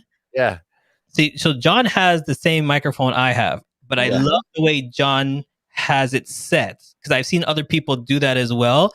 But like I said, my arm is not good. What arm are you using to hold yours? it's a little bit of an upgrade to the one you have. It's just a more heavier dutier one. If you look on Amazon, you'll find it. It's a little more. It's got a little more strength to it. Oh, I see. It's similar to the the Rode mic one. It's the same design, and it's just a little bit better. You can see it uses it's a different type of wheel thing than that. Because here I have an old Than this, right? Yeah, I've got the PSA 1. So you're talking, you got a different wheel. Basically, we're looking at this part. Yeah. Oh, that's the difference. Okay. So it's got a little more strength because that you're right. That mic is heavy, and this is the old one. You could see the difference. See, that's the one he has in his hand is exactly the one I have right now. Yeah. So do me a favor. Yeah. And by the way, here's a little trick. I like we're all using this He's trick doing now. it. So if you have something you want to hold up on camera and camera's not focusing, put your hand behind it. Yes. Your camera's looking for your face. Yes. Yeah. So I love that because, like he said, this. If you notice this, I'm constantly tightening this sucker because the weight keeps loosening it up. Loosen So down, Yeah. I had to. That's why I gave up to it because everyone's like, John, I would start it up here, and then as the show is going, everybody's like, all of a sudden it would be just Is gone. somebody moving your mic? Tell your boom man. If you look at my last 5 shows, I'm constantly doing this. Look, see? Yeah. And it didn't help when I was doing one of my podcasts on paranormal activity stuff, and I had guests on, and my mic was just disappearing, and everyone's just like, "Okay, what's going on? Are you doing that on purpose, John? Because of the show tonight?" I was like, "No, I swear to God, I'm not doing it." So if you don't mind me asking you, John, what you got? Like 1, 2, 3, 4 headphones, a big boom arm behind you. Yeah. You have another microphone with a cover over it. What's all that stuff, buddy? Yeah, I have a lot. I have different headphones for different things that I'm doing. I have studio headphones when I'm doing studio work. So it just depends. If I'm listening to music, I'm using some of those back there because they're just more designed, more bassy. But most of the time, I use the studio ones because I don't want to hear any bass. I want to hear your voice, and I don't want to hear. I want to hear your true voice, and not hear, just all. I get the kids today. They want all that bass, but it's just like, where's your mid range? Where's the tweeters? I don't hear someone's voice because I'm hearing bass, and I don't. So yeah, I just kind of switch it around. The mics is when I have other guests on, and I can just grab up that boom arm and put it in front of them, and so I'm not having to. I'm actually getting another one of these. I'm debating it, so everyone likes the way it sounds, and I like the way it sounds, but like Christopher, I didn't buy. To me, if I'm going to spend $100 on this microphone and then spend another $100 for a cloud lifter, I might as well move up mics. Then great point, because it doesn't make any sense to spend $100 on this and then put a cloud lifter on it for another $100. Now you're at the $200 range. You might as well save up a little bit and get yourself something a little better. So you have a cloud lifter on that? Nope. I am using the Behringer. Let's see, which one am I? I'm using one of these today. The UMC 22. Oh, okay. That's what I was going to ask you because this one, if I'm not mistaken, and you guys can correct me, said that it's already built in. This thing needs a cloud lifter, period, because it's silent. It's too quiet of a mic, and unless you like right now, it is pegged. I am pegged. I'm not clipping. I get green light, and it's not pegging. But I have to crank it all the way up to get anything out of this without that lifter. But I like I said, if I'm going to buy this and then spend another 100 for a cloud lifter, I might as well move up mics and get something, a little bit better. and that's Right. what That makes total sense. Yeah. And that's what Christian and I were talking about. Depending on your mixer, find out what you have first before you spend all that money. Because my mixer already comes with it built in, so I didn't have to go spend the extra. Right. Well, yeah, because I have I have 3 co-hosts on my thing and on one of my shows, and they're kind of trying to build their studios around the shows. And it's like I told everybody, well, it's funny because everybody seems like it's the look. Everybody wants that style mic. They don't care, they want that mic to look a certain way. And I'm just like, forget about that. Number one, treat your room, and pick a mic that's going to work for your conditions, your environment, because that's the problem. Like, the Yeti's a huge mic. Everybody has a Yeti mic, but that doesn't work in everyone's situation, Yeah. So, your problem. I had this, you guys were talking. Let me see. By the way, Studio 1209, we'll get to your question here as well. You have a question about how to. This is an amazing microphone. Yes, it is. But this thing will pick up ants having sex. Yeah. Oh my God. What mic is that, by the way? What mic is that happening? Does that happen to be the same one that Studio 1209 has? Samsung, the G-Track Pro. So is that the same one basically that this person is asking about? Oh, I don't know. I don't see the comments. I'm just I'm in the room. How do we feel about the Samsung G mic actually? Yeah. That thing is so, and I mean, I've turned the gains. I love it. I love the way I sound with this microphone, but unless I am in a completely treated room with no windows and no sound at all but my own, it's a beautiful mic. But as soon as like I say, I would hear my neighbor 4 blocks away weed whacking. Oh my gosh. So here's the funny thing, and John, you can say it. You have to determine what you're doing, because when I started doing voiceovers, I had the wrong microphone. That microphone, most people you see, it's like a voiceover microphone, because the pattern inside, if you look at the ball inside, shows you where to catch it and it catches it all over. So unless you're in like a sound booth box, it depends on what microphone you use. I started doing voiceovers first before I did this, and it was all over the place. So I love that you brought up that microphone. Yeah, no, and then I have the it's the Shure. Yep, I have that one too. And I love that microphone. I come on, camera. That was actually good. You could snap and get the camera to come right back. That was good. I almost said the kill word. I almost said Google or I'm not gonna say it. I'm not gonna say it. You'll kill my whole system if you say it. Yeah, I know. You actually gave me a really good idea. Yeah, it would actually be. What do you guys think about this? And I'll put it as a feature request. I think Leticia is going to say it'd be actually pretty cool if you could put in like the names of all those devices and have it where like they could be blocked maybe in the studio. Yeah, just a thought. I'm going to throw that in the feature request. But yes, I like that idea, Christian. Awesome. Yeah, there you go. Yeah, so, no, everything's working great. I love this program. Here's a quick question for everybody, because everybody's asking: does it make a difference, Christian and John? You guys probably know this better. When someone's bringing all different mics into your feed, is there a way of testing each person's feed to get the sound quality better? There is actually, no, there is software actually. So let me see if I can get the name of this. I use it. I know which one you're talking about, because I think you're the one, you talked about it before and I uploaded it. Yeah, I can't remember the name offhand, but there is software. Yes, basically the software will. It is pay software. Ulean. I think so. Yeah, sorry. I remember every show you guys do. I just can't remember the names of the products. Right. Yeah. Oh, here you go. It's I don't know. Can you share? Yeah, Ulean loudness meter. Yes.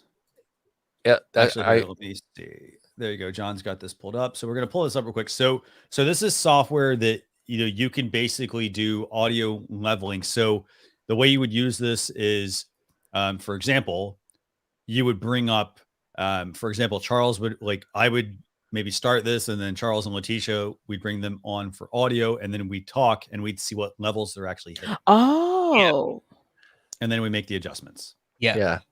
Now listen. Wow. Hold on, before you guys get confused, this thing for me, and correct me if I'm wrong, is made for like if you have someone on a regular. So you see how Leticia and Chris, they're both on a regular. Okay. And this is something very cool. But if you're bringing a guest on here and there, yeah, you don't need it. Yeah. No, but if you're having like a podcast or a thing that you have like 4 guys that are on all the time, yeah, this is fantastic. So we know each one. Like when we start the show, oh, John, you're on. Okay, John, you're at level 6. Oh, Leticia, you're at level 2. And Christian, okay, you got to go up to level 10. Okay, I got your mic sets. Let's go. Yeah. That's why I make them come in 30 minutes before my show. Right. Well, and I like the fact that you mentioned, that if it's like for example, Leticia and I might use this once. Yeah. Once we get the level set. So, but if we're going to have like certain people on, like you want to maintain the integrity of your audio, you want to make sure that you're making these adjustments. And I did make a note, by the way, too. I know a lot of people are probably going to say, well, hey, I want to have that as a feature request in the StreamYard dashboard. I'll put a note in there as well, because people have asked for, audio leveling features. Right. Yeah. I think Eldwin has the same mic. I'm interested to see. He's got a, actually, no, he does not actually. Oh, I'm sorry. I think he's got it's either the Procaster or it's, what's it called? It's electronic, I think. Electronic makes one. Yeah, that looks kind of like the Rode. Gotta get them all mixed up. Procaster. Yeah. Rode. God, what are all of them? Rode mic. Rode mic. Rode Podcaster. Rode. Yeah. And Procaster. Right. Can you, and Christian, if you don't mind, can you show everybody when you go into the settings for your microphone, how you can turn off? It asks you questions. If you have a professional mic, leave this on. If you don't have a professional mic, leave it on, because StreamYard has a little bit of tweeting you can do for the microphones. Yeah, let me go ahead and actually pull that up. Yeah, that was my request years ago, or not years ago, but was being enabling us to make some of those adjustments ourselves instead of just clicking that button, actually having a separate advanced feature where we can actually dial in our gains for each individual. That would be awesome, instead of just echo cancellation and then stereo audio, because that would be awesome. So can you explain to everybody what the two differences? Yeah, so let me let me make sure this comes up. Okay, so there we go. So you've got echo cancellation, and you've got automatically adjust your microphone volume. So basically, I'm just gonna just read this. So so basically, if people aren't wearing headphones, things like that, you want to make sure you have these settings turned on. So like, for example, echo cancellation, it's going to do some processing when you check the box. So it's kind of do some, I don't say listening. It's going to be doing some adjusting for like gain and things like that. But it also comes down to like the type of thing you're going to be doing. So for example, if you're recording for a podcast, you want to wear headphones and turn echo cancellation off. Okay. But if you put it on, because it does alter the sound. Charles, is there anything else you want to add to this? Yeah, and then going back to a couple of questions other people were asking. Remember, we were talking about the software. Yeah. You have to remember, if you're using StreamYard and this button's pressed, the software you're using and this button are going to fight with each other. Yeah. So remember, whatever software you're going in, remember to go into the back end and turn it off, so the software you want to add is working on its own, and StreamYard is not fighting with it back and forth. Okay. By the way, John, we got another question here from Rosalind. She was actually wondering what camera you're using. A really nice camera. Actually, I'm using my cheaper camera. I'm using the Canon M50 right now. Nice. Yeah, instead of my R. But yeah, it's just been a great camera.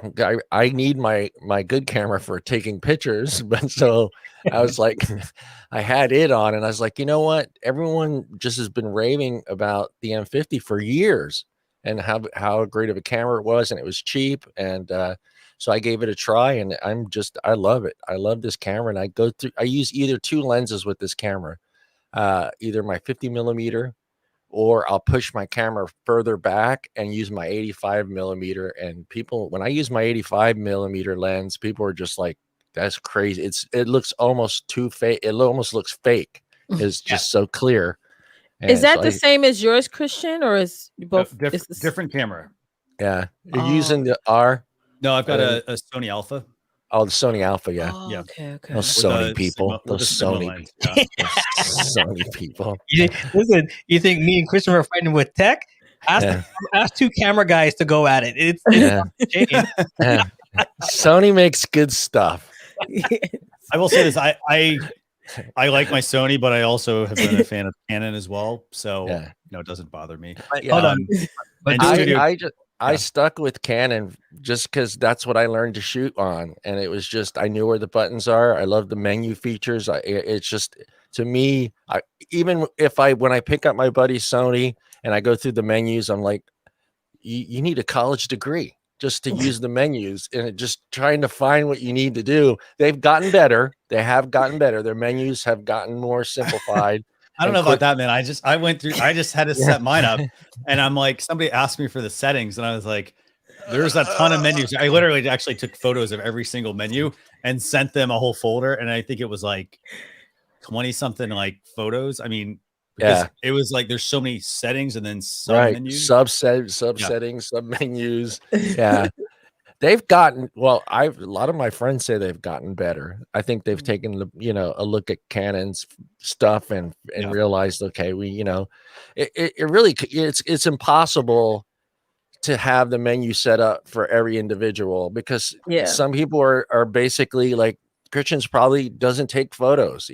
That camera's always used for video. So it maybe make that settings a little bit easier for the video user than it is for the actual photographer that needs to. That makes sense. So it's just, I think with Canon, Canon's, the thing Canon does is if they kind of separate the two groups.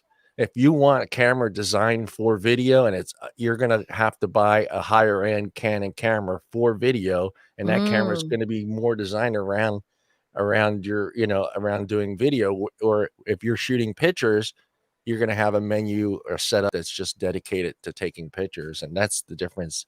But Canon likes to cripple things. Sony likes to cripple things. I'm done with that stuff. It's like, well, you can get this, but you can't have that. So you want to shoot 4K? Yeah, Charles. No, I was just saying, tell everybody, because I can see it, because I'm into lighting. The lighting is from you're facing your left shoulder back and forth. Yeah, tell everybody about your lighting. I just using studio lights. I stole from my photo booth. I was just like, okay, I paid all this money for this light, so I might as well use them here, because I'm not taking pictures of anybody right now, and I don't want to take pictures of people with masks on, so it's just. You have them on a 90-degree angle on either side of you? Yeah. This one's right here, and it's above me, probably 8 feet up, and then pointing down towards me. And this one is a little lower, so it's kind of catching this part of my face. And it's hard with glasses. People with glasses, we're just kind of screwed. So you just got to do your best and move them around and try to place them somewhere that where they're not going to pick them up as much as So I try to look this way, but I have two big friggin' monitors, one on the right and one on the left. So I've given up on trying to always look directly. That's sometimes you have to choose. Absolutely. It's just, it's just ridiculous. And, so I stole those lights from my studio and put them in here. So like I said, I mean, it's ridiculous. I'm not taking pictures of people with masks on. My grandson up in Washington, they just did their Little League photos. And because they don't want the kids all together, they're going to single shoot each kid and then Photoshop them in the team photo. I was like, are you freaking kidding me? It's something. Are you freaking kidding me? So you're going to Photoshop every kid in just come on. It takes maybe, it is kids. So say 10, 15 minutes, but They can get together for a few seconds to take a friggin' group photo instead of photoshopping every kid in there. I like the Photoshop idea. Yeah, but it's just, I guess it would work because you can actually kind of go through all the goofy pictures that are no good. Right. And then Photoshop. But then what are you going to do? You're going to tell 6 kids to kneel down so that way they can be kneeling in the photo. It's just not going to work. My kids' school is doing that. They ask pictures from the parents. That's what they said. We're going to Photoshop it. We're going to do like a class photo. I'm like, cool. Oh, so they're doing it there too. Yeah, so we can have, because obviously they can't walk the stage. Right. So we can have that graduation photos. Yeah. That's why you use StreamYard to bring it out live to show everybody right, the graduation. Right. Yeah, if you guys don't remember, StreamYard is mobile. So you can go online, set up your show, go to the graduation, because remember, they only allow like 1 parent or 2. Yeah. Tell the rest of the family, I'm going live. Here's the show. Here's the kid. You can all watch it. And look, there goes. Just duct tape the camera, the phone to your kids to his lip. You could just duct tape it to his shirt there and just have him walk around with it. Oh, that'd be a great idea. By the way, I have another idea for you as well. So if you are gonna, if you can only have 1 person at the graduation, but let's say you know other parents. The other thing you can also do is you could have kind of like what we're doing right now. You could have, let's say it's 4 parents. You could give each one the invite link to the studio, so they become your on the ground camera source, and then you could have 1 person producing this. Yep. So Leticia and myself. You just blew her away. I didn't even think of that. Just blew her away. So you give the camera. So each person has a camera. You give them the invite link to your StreamYard dashboard, and then you have 1 person. For example, if it's me, I'm here producing that. And then I'm able to switch between the different cameras. Right. You also can be using the banners feature, by the way. Right. So Class of 2021. Yeah. See, the thing is, sorry, sell that package, Christian. Everybody keeps forgetting what StreamYard has. We can do multiple things. You have to go into the system. I keep telling everybody, any idea you have, don't throw it out the window and go, oh, this can't work. There's an option. There's always a way. StreamYard has an option. There's always an option. Yeah, definitely. No, this has been really good information, actually, John. I appreciate you popping in to join us. Yeah, thanks for having me on. I just wanted to come on and just thank you guys. I love this show. I look forward to it every Saturday. Your show and Chad's show. I love Chad's show because it gets goofy and crazy in there, and I just love coming here to hear everybody what they're doing, what they're buying.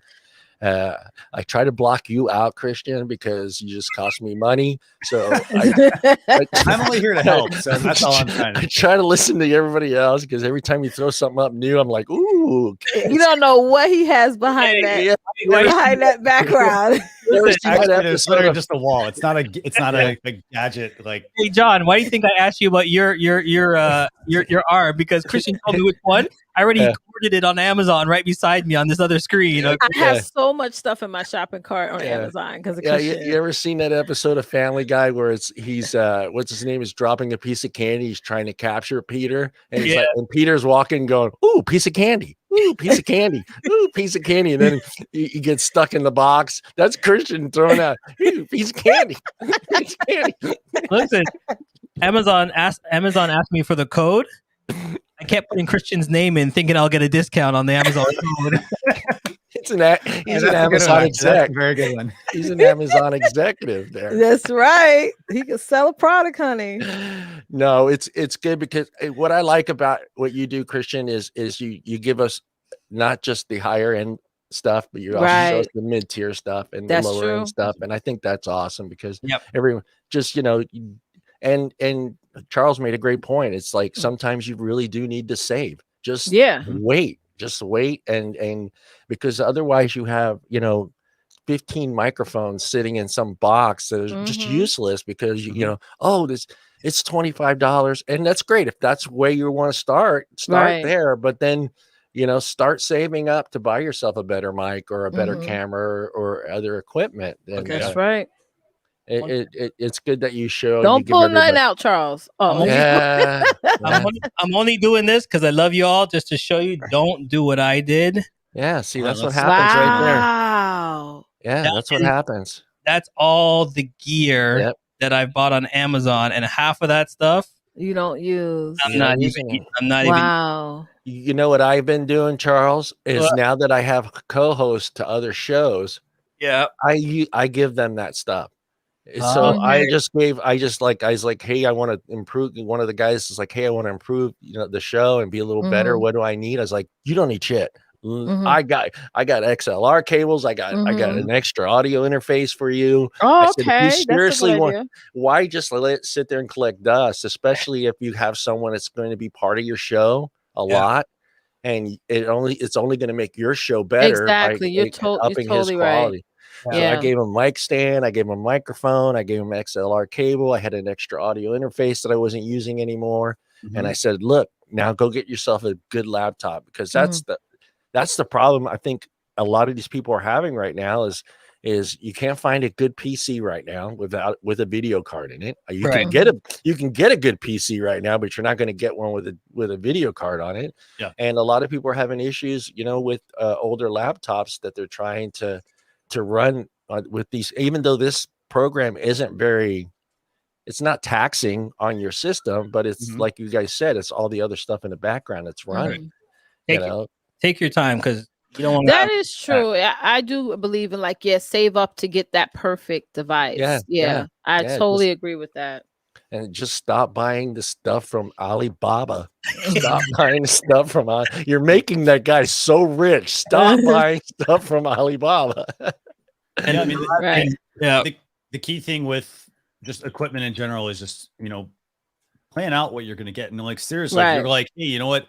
I'm thinking about these mics. You're welcome to reach out to me. I'm glad. I'm happy to give you advice and recommendations. I mean, if you're like, you know what? Hey, this is it. But the one thing I'm going to ask you is what's your budget? Yeah, that's true too. For example, to Charles's point, you end up with all that extra gear just sitting around. Right. The other thing you can also do, by the way, if you happen to be building let's say you happen to have a Facebook group or a community you already work with, consider maybe even repurposing and giving some of that back to your members. Because, for example, even if it's used gear, as long as it's still working, people are going to love that.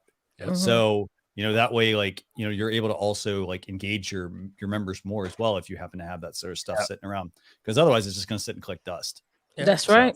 That's it. That's what got me listening to you, Christian, first was your mic and your sound. I was like, oh my God, it sounds so amazing. That got that, and it is important you make that, investment, which you all can do. Yep. Mm-hmm. Well, hey, you guys have a great Saturday. Like I said, just wanted to come on and say thank you to all you guys and for everything you guys do. It's a great show. I look forward to it. It's the best show. It's the best show. It's the best stream show. It's the best show. And By the way, Charles, nice meeting you, Charles. You too, my friend. Yeah. By the way, John, feel free to email contactstreamyard.com and let them know, if you like this show, let them know about it. So I will. Yeah. I will. All thank right, you guys. very much for joining us. Thank you. We All got Eldwin in the green room. Okay, so Christian, quick question for you. yeah, sure. I looked over my junk over there. Yeah. And then I realized I got 4, because I was all excited about going live. I got 4 blankets of green screen, the pop-up green screen. Yeah. And I remember StreamYard, green screen. Yes. Can you tell everybody about that? So yes, so there is a green screen feature within your StreamYard dashboard. Yeah. And basically what the green screen is going to allow you to do is, it's going to work best when you have an actual green screen behind you. You are going to need to light that green screen properly as well. That's a whole topic for another episode. Lighting is key.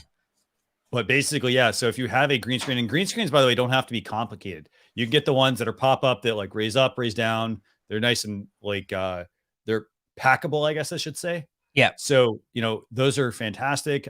You can also, if you want to go the super cheap, inexpensive route, all you have to do actually is go to a dollar store, buy some green poster board, and you can put those together and you can build a green screen. If you decide you want one, personally, I don't use a green screen. This is a t-shirt he's going to put on, or is this? I'm interested to see what he's going to do. So, I think what it's have we a got here, Charles? tablecloth. I bet it's a tablecloth. Yeah, that's exactly what it was. I went out to Fabricland and just bought. There it is. Green screen. Yeah. And And then put it up. basically take that. You can take it and you can put it on your wall. So, and the key thing with this is you're going to want to get the wrinkles out.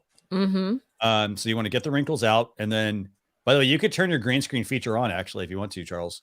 Ooh, okay. I thought he was gonna put it. He's gonna put it like a head wrap. Green screen, by the way, whole nother topic, but you basically take a green screen. In this case, a green. In this case, this green background, and what you're basically going to be able to do is you're going to make it really tight against the wall, but you're going to make sure also you have enough lighting so there's not enough there's not shadow around you, because it's going to create some banding around you if you don't have enough. Right. So, Rosalind, he's going to actually just hold it up behind him. He's going to, so we're going to have him enable it first, and then enable, and then turn it on. And by the way, I can't enable the green screen for him, so Charles needs to do that himself. Right. But what I want to do, by the way, while Charles is setting that up, I want to show you how to access this green screen feature. So here it is. So within your StreamYard dashboard, you simply go to Cam Mic. So Cam Mic setting. And then we're going to go to the green screen feature. And then, as you can see, I have it off. I'm going to then be able to turn it on, or I can actually upload my own background. So I'm going to put the brick wall up. As you can see, here's what's going to happen. So I'm going to actually change the fader, and I should actually start to disappear. There we go. This is me having no green screen up. So as you can see, it doesn't work too well in that sense. You do need good lighting. That's actually decent. Not great, but not bad. And you can change the lighting here as well. So if it's blue or green, for example, my shirt is blue, and as you can see, it's replacing it with the brick. Obviously, the closer I get to the camera, and I create some separation there. So that's the green screen feature. Personally, I don't use it very much.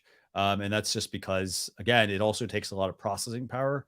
So if you don't have a lot of processing power in your computer, it may cause, like you may notice certain things happening. So let's see. Let's bring Charles up and let's see what that looks like. Actually, I just remembered too, and this is the thing you have to play around with is I set my camera to nullify green screen to get better lighting from my background. So I have to go into my system, change my camera view and all this stuff. So it's a lot of work. But that's the other thing too. You have to figure out the camera you're going to use. Will it attach itself? Because mine right now is set to not taken, because my C922 automatically has green screen built, the capability of green screen built in. So it's fighting StreamYard right now. So that's the other part you guys have to remember as well when you put it in there. So I can't actually flip it on. I have to go into my system and change it. Yeah. Excellent point. Yeah. So in terms of the green screen, I mean, again, Leticia, what do you think? Would you use a green screen, or do you use a green screen? No, I mean, I don't feel it's a necessity for me. And for me, it became more of a distraction. I have one. It's boxed up. And it just became like another thing I had to do set up on top of. And plus I have 5 kids, so they kept knocking it down. It was a lot. So I like your point about the distraction. And that's the key thing. Like we talk about like gear and things like that, and gear is great, but you don't need a lot of it. And yeah, because you got to make sure you're not wearing a certain color, and even it would even catch my eyeshadow. I was like, okay, it's time to go. So it can complicate your shoot. So it's not as simple as put the green screen up, turn on the feature. No, because you do have to have the right lighting. For example, like you see how I get closer to my background, it creates shadow, for example. And so if you have that happen with your green screen, it's not going to chroma key basically remove the background for you the way you think that you want it. It's not going to be smooth around the head, things like that. And that's where like you kind of have to weigh the pros and the cons of like backgrounds for your live streams. For example, Leticia's got a physical wall behind her. Charles has a physical background behind him where he set up. I just have a vinyl background behind me. So none of us are using green screens. You can use them, but you do complicate the setup. Like these are 3 different options. So, let me see. If And you got got to ask yourself when it comes to green screen, is it going to be a permanent setup, or is something that you're going to use for a certain show and then take it down? So that will also help you to determine what you should get. You know what I mean? So sometimes you could have a setup like the one I purchased, which was more of a permanent setup that didn't work for me because I didn't want to always have it up for all my shows. You know what I mean? I had different shows for different reasons. So that's why I just X'd it out completely and just went with, found just a solid wall in my home. So yeah. That's an excellent point. By the way, we got a comment here from PokeGals asking, what camera are you using, Leticia? Logitech 1080p. Been using it for over 10 years. I love it. And by the way, and I'm going to actually transition. I'm going to bring on Elwin here actually, because Elwin makes a good comment. We're talking about 3 different types of backgrounds for your live streams. Elwin is actually, well, let's have him, bring him on and let's see what's he. So Elwin. Oh dear. I'm going to have to get rid of my green screen, I guess. No. Well, no, hold on. So let's do this. Let's ask the audience. So everybody who's still watching with us, okay, so I'm going to switch between these real quick. So this is Leticia's. She's got a regular wall behind her. So I have a vinyl background behind me. Charles has a physical set. And then Elwin's got a green screen. There you go. And it's well lit. It's very well lit. You obviously can see like the edging around the banding around your chair. But again, I mean, it does usually, take quite a bit of stuff, right? Usually I'm sitting like this though. So yeah, I can adjust that as well. So. And those are actual books behind you, or is that part of the design? No, they are all actually investing books and stock market stuff and all that kind of stuff. Nice. So what's your live stream about, by the way? The live stream is about totally ATVs and UTVs up in the backcountry, and it's on our. Well, I live in Newfoundland, and our island. There was a railroad track that went from one end to the other end, and they took the railroad out, and now it's all for side-by-sides and UTVs and ATVs, and so our Facebook group, there's 6,700 members on that group, and so we brought the live stream in to that Facebook group so that folks can talk about their adventures that they had. They went up for overnight, or they traveled for, say, 400 kilometers, and because I'm in Canada, so it's kilometers. So, and they talk about their adventures that they had. And this coming week, the RCMP here in Canada is they're having a safety kickoff, because May 24th is our first real weekend that we get out and do a lot of people go camping and that kind of stuff. So they put off a campaign, and I'm taking the live show on the road to one of the detachments, and it's going to be a kickoff. So my system, I move it back and forth, and so I got it set up here at home, but at the same time, my camera system, and I got a AT Mini Pro, and I take it with me, and we do our thing on the road. So nice. That is so cool. Yeah. So, go ahead. No, I was going to say, one thing I like about Elwin, he's actually wearing the headset with the microphone that I suggested to. But I'm not using it now. I just stuck it on. But when I'm doing my live show, I have an earbud in, and but I stuck it on for this just to pop on here. But I do use it when I'm not here. So but that was the type. So the mic is always close to his mouth. You can move around with it. So that's what I was trying to explain to her, that there's that option as well. Absolutely. Yeah, for sure. Yeah. So, but it was a great conversation around the mics and the cameras and lighting and all that. And I was going to just put a little bit of a skew into it. And there was a topic on the StreamYard community page saying it's about countdown timers. So I want to ask you guys, what do you think is a good time for a countdown timer? Now, I do a minute. And the reason why I do a minute is because I bring my guests on 15 minutes prior to the show. So if there's anything I got to adjust, that's all taken care of. And I'll take them on at night prior to the show for 10 or 15 minutes just to get them set up that way, to make sure when I do bring them in for the 15 minutes prior to the show that they're actually going to be ready to go. And so my countdown timer doesn't need to be 5 minutes or 10 minutes or whatever, right? So it's a little off topic of what the conversation was about earlier here about the mics and that, but I just want to know your opinion on that. Well, for me, I have countdown timers and I have intro videos.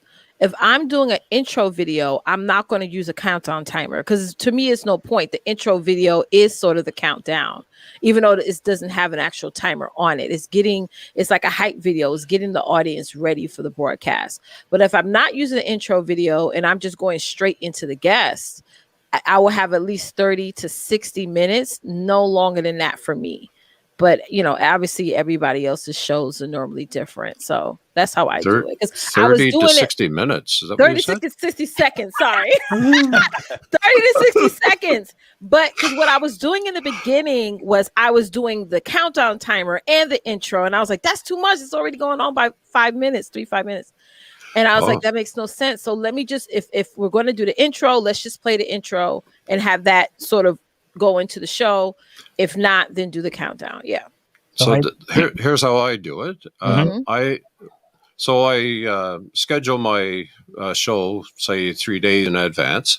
And then what I'll do is that same image that I got up on the show, I'll do a 1 minute countdown timer to that, showing that same, what we're going to be talking about and our guests and all that. And I still have a 30-second intro. And it flies by what we're doing and that kind of stuff. So that's how I put it off anyway. Well, I guess I'm the same as you. My countdown is 5 minutes, but the countdown is not just a timer. I made a video to go with the timer. Yes, that's what I mean. I got a microphone sliding through. I got my image coming up. I got this coming up. Because here's the one thing that I learned. Depending on how many platforms you're streaming out to, each one takes a time to notify people. So Facebook, YouTube, Twitter all takes a certain amount of time to send the signal out to let them know, hey, Charles has just started his show. So that 5 minute window gives the system enough time to let everybody know that I've started the show. And by the time they get on, the show's already started. Exactly. So, and then what I do too is I use that time to also send out my feed.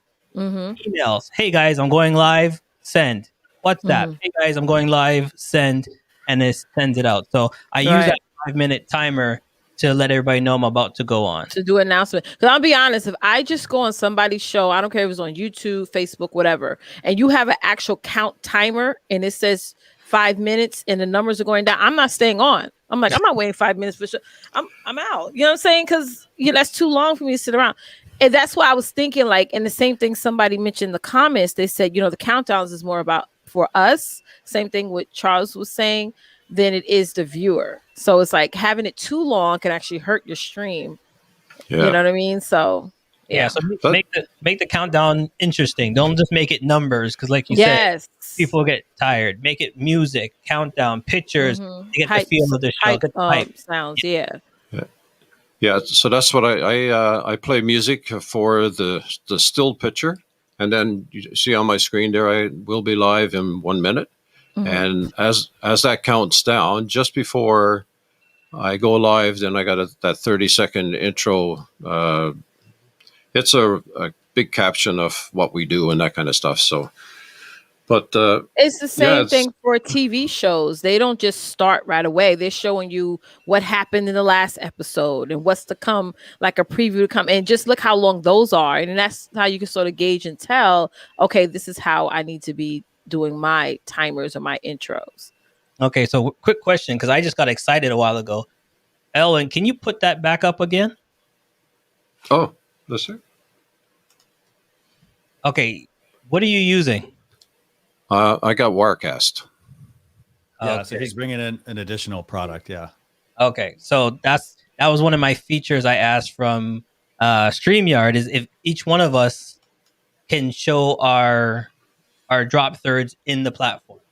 So I went ahead and made a note of that. Yeah. So in regards to that, so I did put on the community page. You were talking about green screens a second ago, and you see where I got Adventure Talks, and I drive that through Wire. I can move that in behind me in that area right there. But if I was to use the green screen inside of StreamYard, it's a full, like the whole picture, right? And if I could, if I can take the 6 points of that image that I can move around and put it anywhere, whereas in StreamYard you can't do that. It's you can crop it, but you can't move it and put it placement, right? So I mentioned that on one of the on the community page actually. Okay, so I made a note of that, by the way, the ability to change the placement of the green screen. That's a good point. So yeah, and that's why if we're going to allow guests to do their drop thirds, can it be like an option for us, the host, to control that? Because I don't feel comfortable with co-hosts putting stuff on the screen without you don't know what they could put up there. It's for somebody like you and Christian, how you guys both are co-host and host. Oh, okay. So like when he says, "Oh, Leticia, I'll be right back," and then if someone asks a question and you went, "Oh, the link is right here," you don't have control to make the link go across. Because you're waiting for him to come back. Right. And you're like, oh, by the way, Christian, when you're off, can you hit the drop third for us? It's kind of late. Right. Only for the co-host and the host. Like you determine who can have control. Yeah. Got it. Okay, so that's what I wanted to drop on for. I'm changing the subject a little bit, but I just wanted to know your thoughts around countdown timers and bringing guests on earlier to make sure everything is set up and not to do that on your 5-minute countdown. They're sitting in the background just waiting or in backstage. And as soon as I start putting them on the screen, because there's 4 of us that's involved in the Facebook group that's on, and then I'll bring on 3, probably 4 guests. And we're either talking about safety in the backcountry or we're talking about, the next adventure. And so we got a lot on the go. And but the talk show is starting to kind of get some footing here now. Yeah. And, so anyway, that's like the countdown timer came up on a conversation in the community page. And I said, oh, maybe I'll ask what you guys' opinion are on that. So. And I have a couple of quick questions actually. So, and these aren't mine; these are comments from people. So, Adam's Exploit saying, do you start the timer 5 minutes prior to your show or at the time you are scheduled to go live? What's everyone's take on that? Well, for me, before you go live, if you're starting your show at 7, you start your timer at 6:55. And obviously start your stream, right? Yeah. So when 7 o'clock hits, your show's on. Don't start the timer after 7 because you said you're going live at 7. You didn't say 7:05. Like for example, if we're going to do a 1-minute countdown timer, and we're going to start at 12, we start the countdown timer and the live stream at 11:59. Let that 1 minute play. Boom, we're live. I like that idea. What do you think, Elwin? Anything you want to weigh in? No, I do it the other way because it's basically live. It's basically live at 7:30, and that's when I hit the button and the countdown timer starts, and then the 30-second, because it's only 1 minute, and then there's the 30-second intro, and then I'm there. So, and here's the thing: like, there's no right or wrong. Yeah, there's no. Yeah. No. So I agree with that because I send out an email. So again, you got the email piece too. So by the time they get the email, then now it's time for the show. So I like starting it, like what you guys were saying, starting a little bit early with the countdown. That makes sense. Yeah. No, excellent. Awesome. And let me see if there's any other, if we have any other comments, we'll, feel free to weigh in on those, Elwin. So yeah, sure. Awesome. This has been a lot of fun. Thanks for popping in and joining us and sharing the information with us. Yes. Like John said, this awesome show. I really enjoy it. I'm usually busy on Saturdays, but I'll try to get here sometime during the show, and I'll put a comment up here now and then. So fantastic. Awesome. We appreciate Cool. you, and I'm following you now. I'm subscribed to your YouTube channel. Okay. Thanks, All righty. Okay. Bye-bye. Bye. Bye. Very cool. I love that Christian found the 4 different types of backgrounds. That was I like how you did that, Christian. Mhm. It was totally a coincidence, but it totally worked out. By the way, Alpha T, I got your note about sports scoring for sports fans watching along. Got your note there. Thanks a lot for that. TGC Consulting, loving the conversation on countdown timers. I'll put my learning on getting the intro video instead. That's one thing I want to recommend. I want to say a weekend project, because you could get your intro video, your countdown timer created. And by the way, you can go in, if you want an easy countdown timer option, you can go into Canva, for example. Canva has some built-in countdown timers. We also have some in StreamYard here. So by the way, we do have the one at the beginning of the show. If you want that, you can email me marketing@streamyard.com, and I will send you a link to actually access those. There's that and some other things in there as well. And someone asked about intro videos. Like, I got mine done professionally, but I paid a lot for that. But I'm going to be using that forever. Yeah. I built my own on the weekend, like Christian said. I just sat there, put in different things that I wanted, and added it in there. And the other thing, so if you want to create a countdown timer, by the way, there's you can check out Canva. There's also Wave Video. We've got a great article on that as well, on how to use the Wave Video as an option as well. So that's another countdown timer. Some of them are more like, okay, I drag on a clock that ticks down for 5 minutes, but it's not related to, like, it's not customized per se, because it's a clock that just ticks down. Versus if you go with Wave Video, they actually will let you extend the amount of the time and so forth. So there's a lot of, there's different options, but the key thing is don't complicate things. So, make a couple of timers. As I mentioned, we've got the ones we can provide you as well. So I love it. And test them out and look at what other streams are doing as well for timers.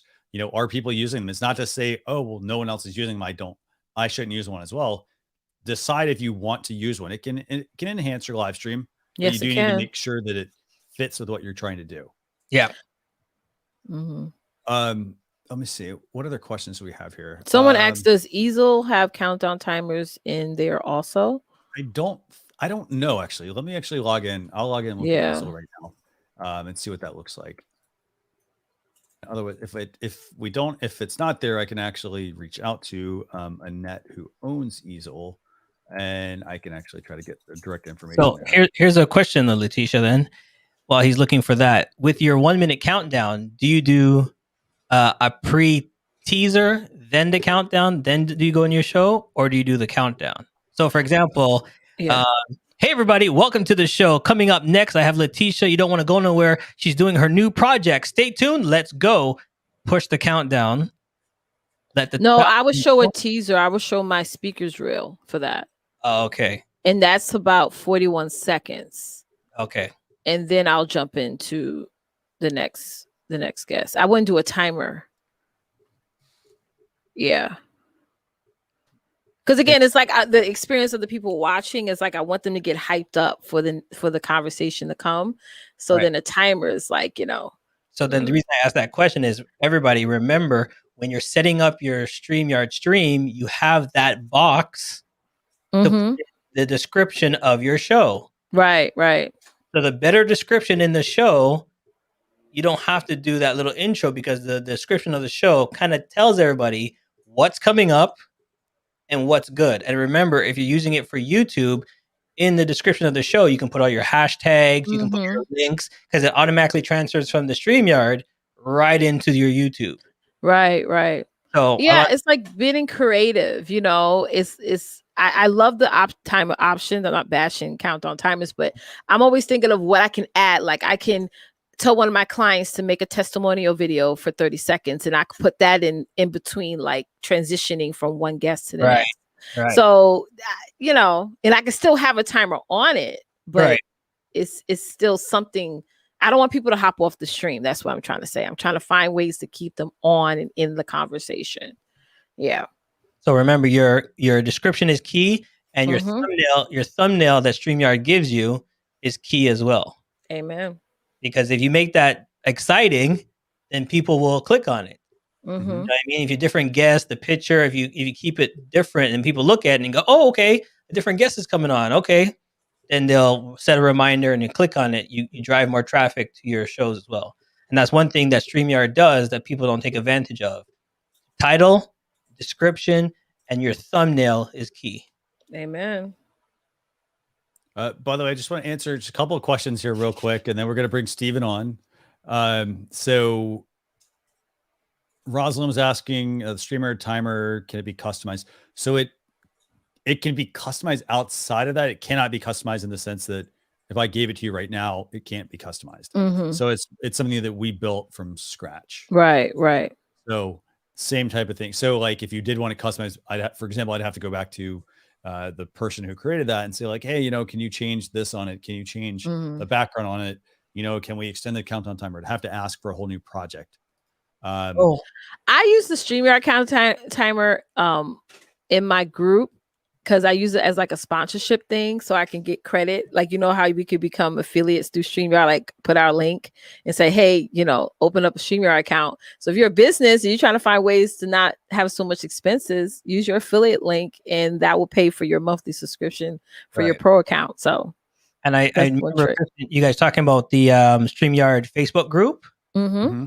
There is people in the group itself that make countdowns. Right. So if you search and ask people in the group who's designing countdowns, there's a lot of great designers in the Facebook group that are making countdowns. Mm-hmm. But don't be afraid to like reach out to people there. There's also, you know, again, if you want to get the easy way to get a countdown timer made is to buy something that's already pre-made. Right. In our case, like, I have free ones I can give you. You can't customize them, but they do work, for example, and you know, for what you're doing. That might be like your first step. Second one would be to go to, you know, maybe a Canva, for example, see if they have a countdown timer that you like, fits with your brand.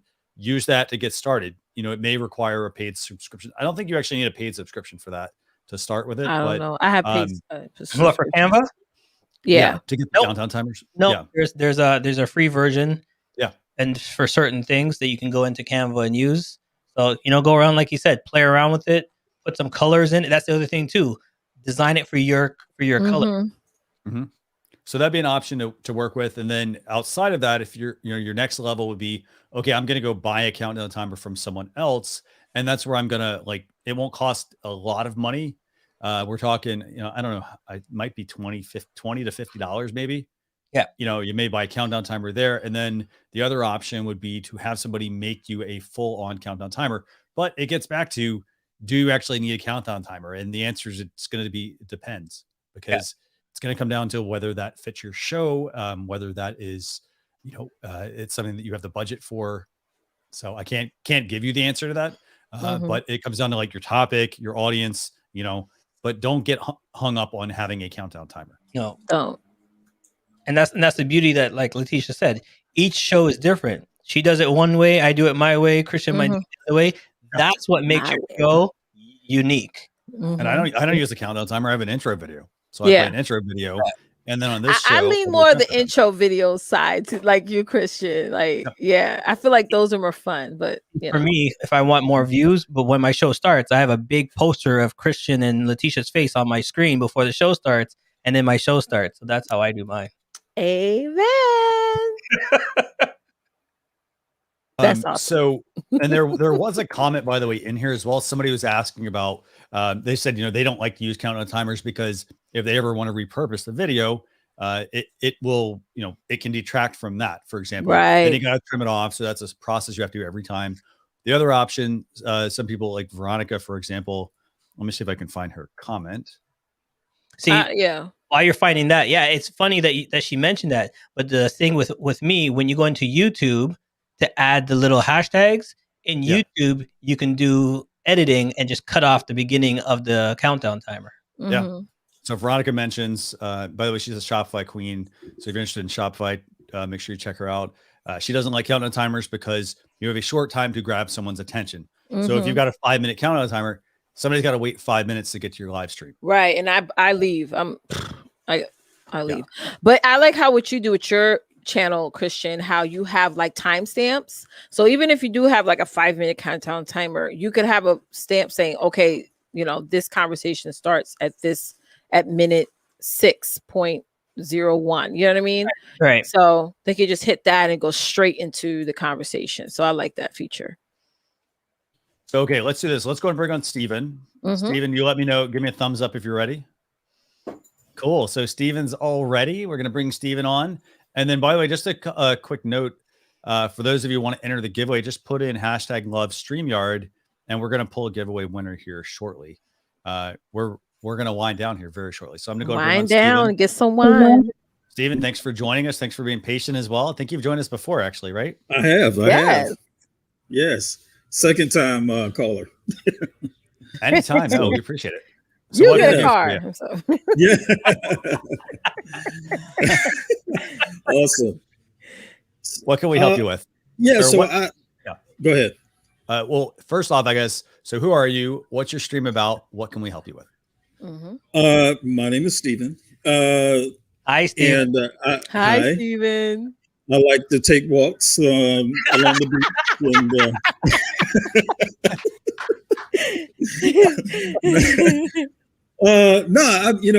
I think I checked. I've been using StreamYard since December of 2019.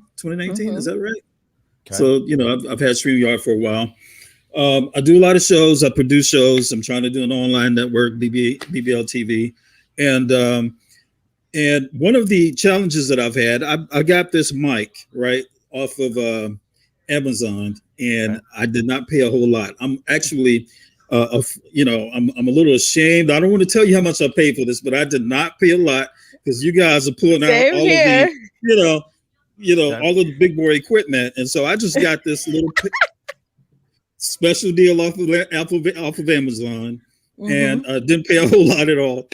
And so I'm using like Audio Hijack to try to improve the sound of the mic. And so I was just trying to get some feedback. I did some little tweaking on this particular mic to see if it would improve the sound. And I'm never a guest. I'm very rarely a guest. So I just wanted to know from your guys' perspective what it sounds like to you. How's the sound? To me personally, if you didn't say anything, I wouldn't have known because you're the way you position the mic right in front of your voice. You look like you had training. Your voice is right into the mic. Right. You sound good to me. So any mic that goes up, you're going to just get better. But that's my personal feeling. You sound great. Awesome. Well, the training I got was from earlier today when you said put the mic in front of you. So, so I'm a quick learner. That's first of all, I appreciate the tips you guys gave. But that's good to hear. So I was just really concerned. I wanted to know what it sounds like after those adjustments I made in the software, Audio Hijack, to try to improve the sound as opposed to the hardware. So appreciate that feedback. Yeah. I think the only thing, and Christian, you can think it's missing the bass. I think. Yeah. It's missing the bass. The the clarity I can hear, but it's missing some bass to it. But what I like about it is, like I said, I can hear each word you're saying. I can hear that little accent, so I know I can hear if you're from somewhere, and that's what you want to hear. It's just it's the bass. I know you got that Barry White bass, but a little bit. Yeah, a little really? Like his cousin. Yeah. Awesome. We need to add some bass to it. Okay. Yeah. Yeah, that's the only thing I hear. I mean, from a cost standpoint, I mean, again, it's not about cost as well. So like if you're just getting started, start with that. And there's quite a few people here. I mean, mics are Calm Down Rich saying like, fine mic. I think fine mics are just fine. I'm not sure what they're saying there, but beefy fine. I'm not really sure. But the key thing is, I mean, if you had not told me that, I wouldn't have known it either. Yeah, me either. Okay. I just tried to add a little bass in there. Oh, I hear it now. Do you hear it? Yep. Does it sound better or? It It sounds better. It does sound a little hollow, like it's not as warm. But here's the thing. I mean, and by the way, he's using Audio Hijack, which is also another software application from Rogue Amoeba, who makes Loopback. So they make a great package or a great suite of products. If you haven't checked those out. Adam's Exploits, by the way, thanks a lot, by the way, as well, for the Fifine. That's a brand. Thanks for. Oh, good. I never heard of it before. But are you in like an open room? Yeah, I am. Yeah. Is that a radio? Is that you hear like a radio or a TV or something on? Oh yeah, I'm sorry. Absolutely. Yeah. Oh, I thought that was me. Yeah. No. Well then, here's what that tells me. Your microphone is clear, because if I could hear that, that means your microphone was picking that up, so I can hear it. So you have a clean mic, because I could hear it, right? Yeah. So the other the tricks that I did was, have you ever Googled your microphone? No. So a lot of people don't know. If you take your microphone and Google it, it gives you all the steps and what people suggest you should do with that mic, what it's good for, how much gain you should put on it, how much stuff you should put on it. So when I first got my mics, I always Googled every mic I had, and it would bring up all the specs from like top people like Christian. He would make a comment. I'd be like, oh, okay, Christian said do this. And the factory said I should do this and this. And then I just took with everybody's comments and found my base. That's where I left it at. Wow. Awesome. Wow. That's a good piece of advice right there. Yeah. Okay. Google, here I come. That's right. I never thought of that. Right, because the specs is there, and then you have experts like Christian that leave their comments, right? So if you take everybody's with a grain of salt, I'm just gonna buy everything Christian has. That's it. I save my money. I appreciate you all for giving me all the credit here for this. I mean, I'm not going to ask for my husband for an upgrade. I'm going to I want his camera. It's $1,100. Give me that instead. There you go. No biggie. Yeah, between Christian and two other guys I watch on stream. Yeah. There's two other guys, and they say, "Oh, this just came out." And I'm like a dog, squirrel. Yeah, this is why I have the Mac M1 Mini. For that same reason. Great choice. Yeah. Yep, great choice. So awesome. Yeah, Thanks for my joining us. laptop was struggling before, so I had to do something. So there you go. But you keep tweaking it, because we can hear it. We can hear the little your bass is coming in now. Your sound is coming in now. So keep tweaking it. And like you said, you have it positioned perfect in front of your mouth. There it is. All right, I appreciate it.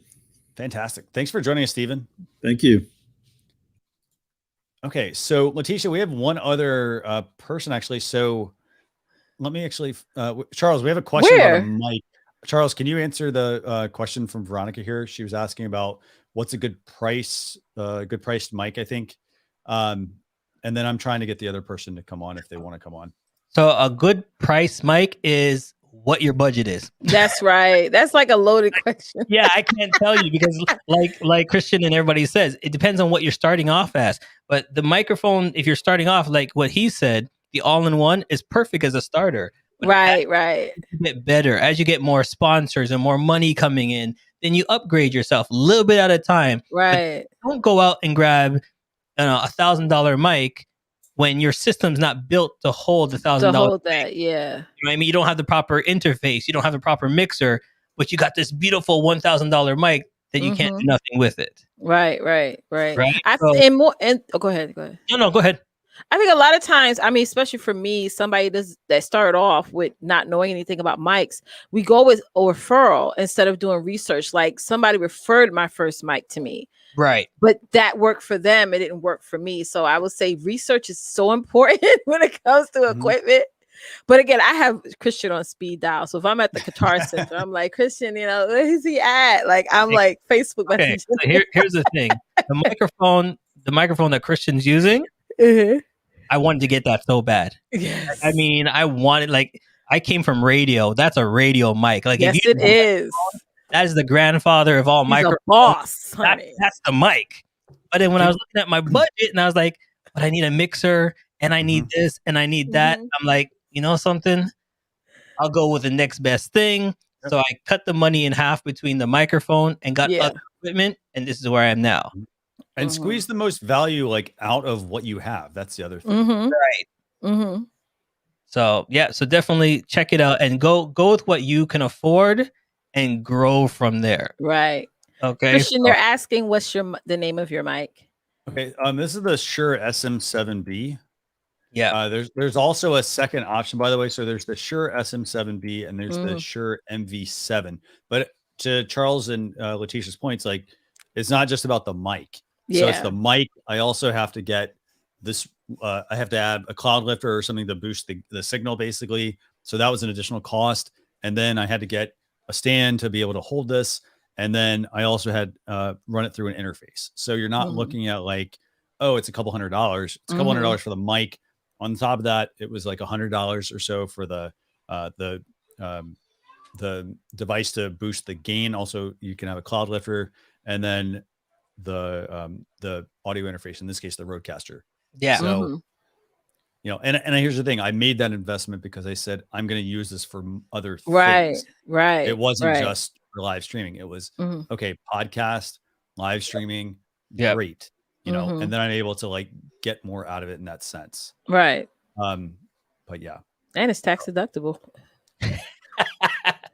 So yeah, so just some stuff to keep in mind. Yeah, get what's comfortable for you, and then move on from there. Okay, so do we have time for one more question, real quick? Oh yes. Okay, one more question here. And by the way, Rosalind, I want to mention this real quick, and then we're going to move to the next question. So Rosalind's asking, she used the Shure 58 with screen and Zoom. And the Zoom 8. Yeah. So you can also go that route as well. You don't need the Rodecaster. You don't need the Go XLR. There's a Zoom PodTrack P8. It's basically a similar mixer. It offers a few more channels. If you ever need those, you don't need them probably. And it's a little bit less money. It's a little more complicated to use. That's the ease of use factor. But and the Shure SM58, I think that's a $100 mic, and it's a handheld mic. So it's also another one that's been around for a while. It's a great mic though. So, okay. So let's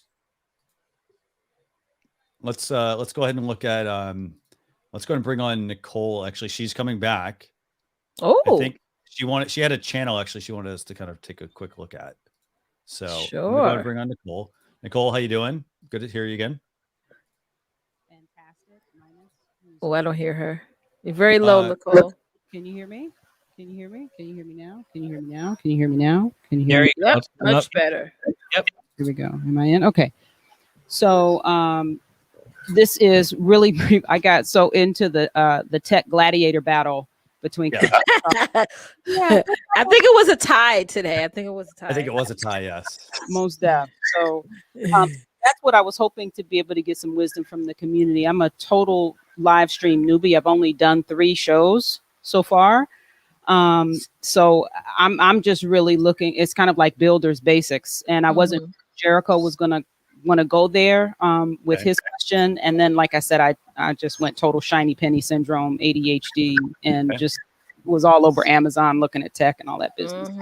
So that's what the deal is. The show is, it's under my name, TGC Consulting, Practicing Positivity. Okay.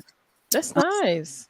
Okay, so I'm going to bring this up while we're talking about that. Yeah, but this is the live stream side of it. So, so remember, like there is a YouTube channel review that we also do here at StreamYard. Okay. But what we're going to do is we'll talk about the videos that you're doing. So, okay, so do I have the right ones pulled up or right one? Yep. Okay. So obviously, yep, there you go. The one that's me. Yep. Okay. What questions do you have about this? So, as you can see, I'm literally just coming in. So I've got, I think, 13 subscribers as of right now. Okay. Y'all have helped me some with the sound.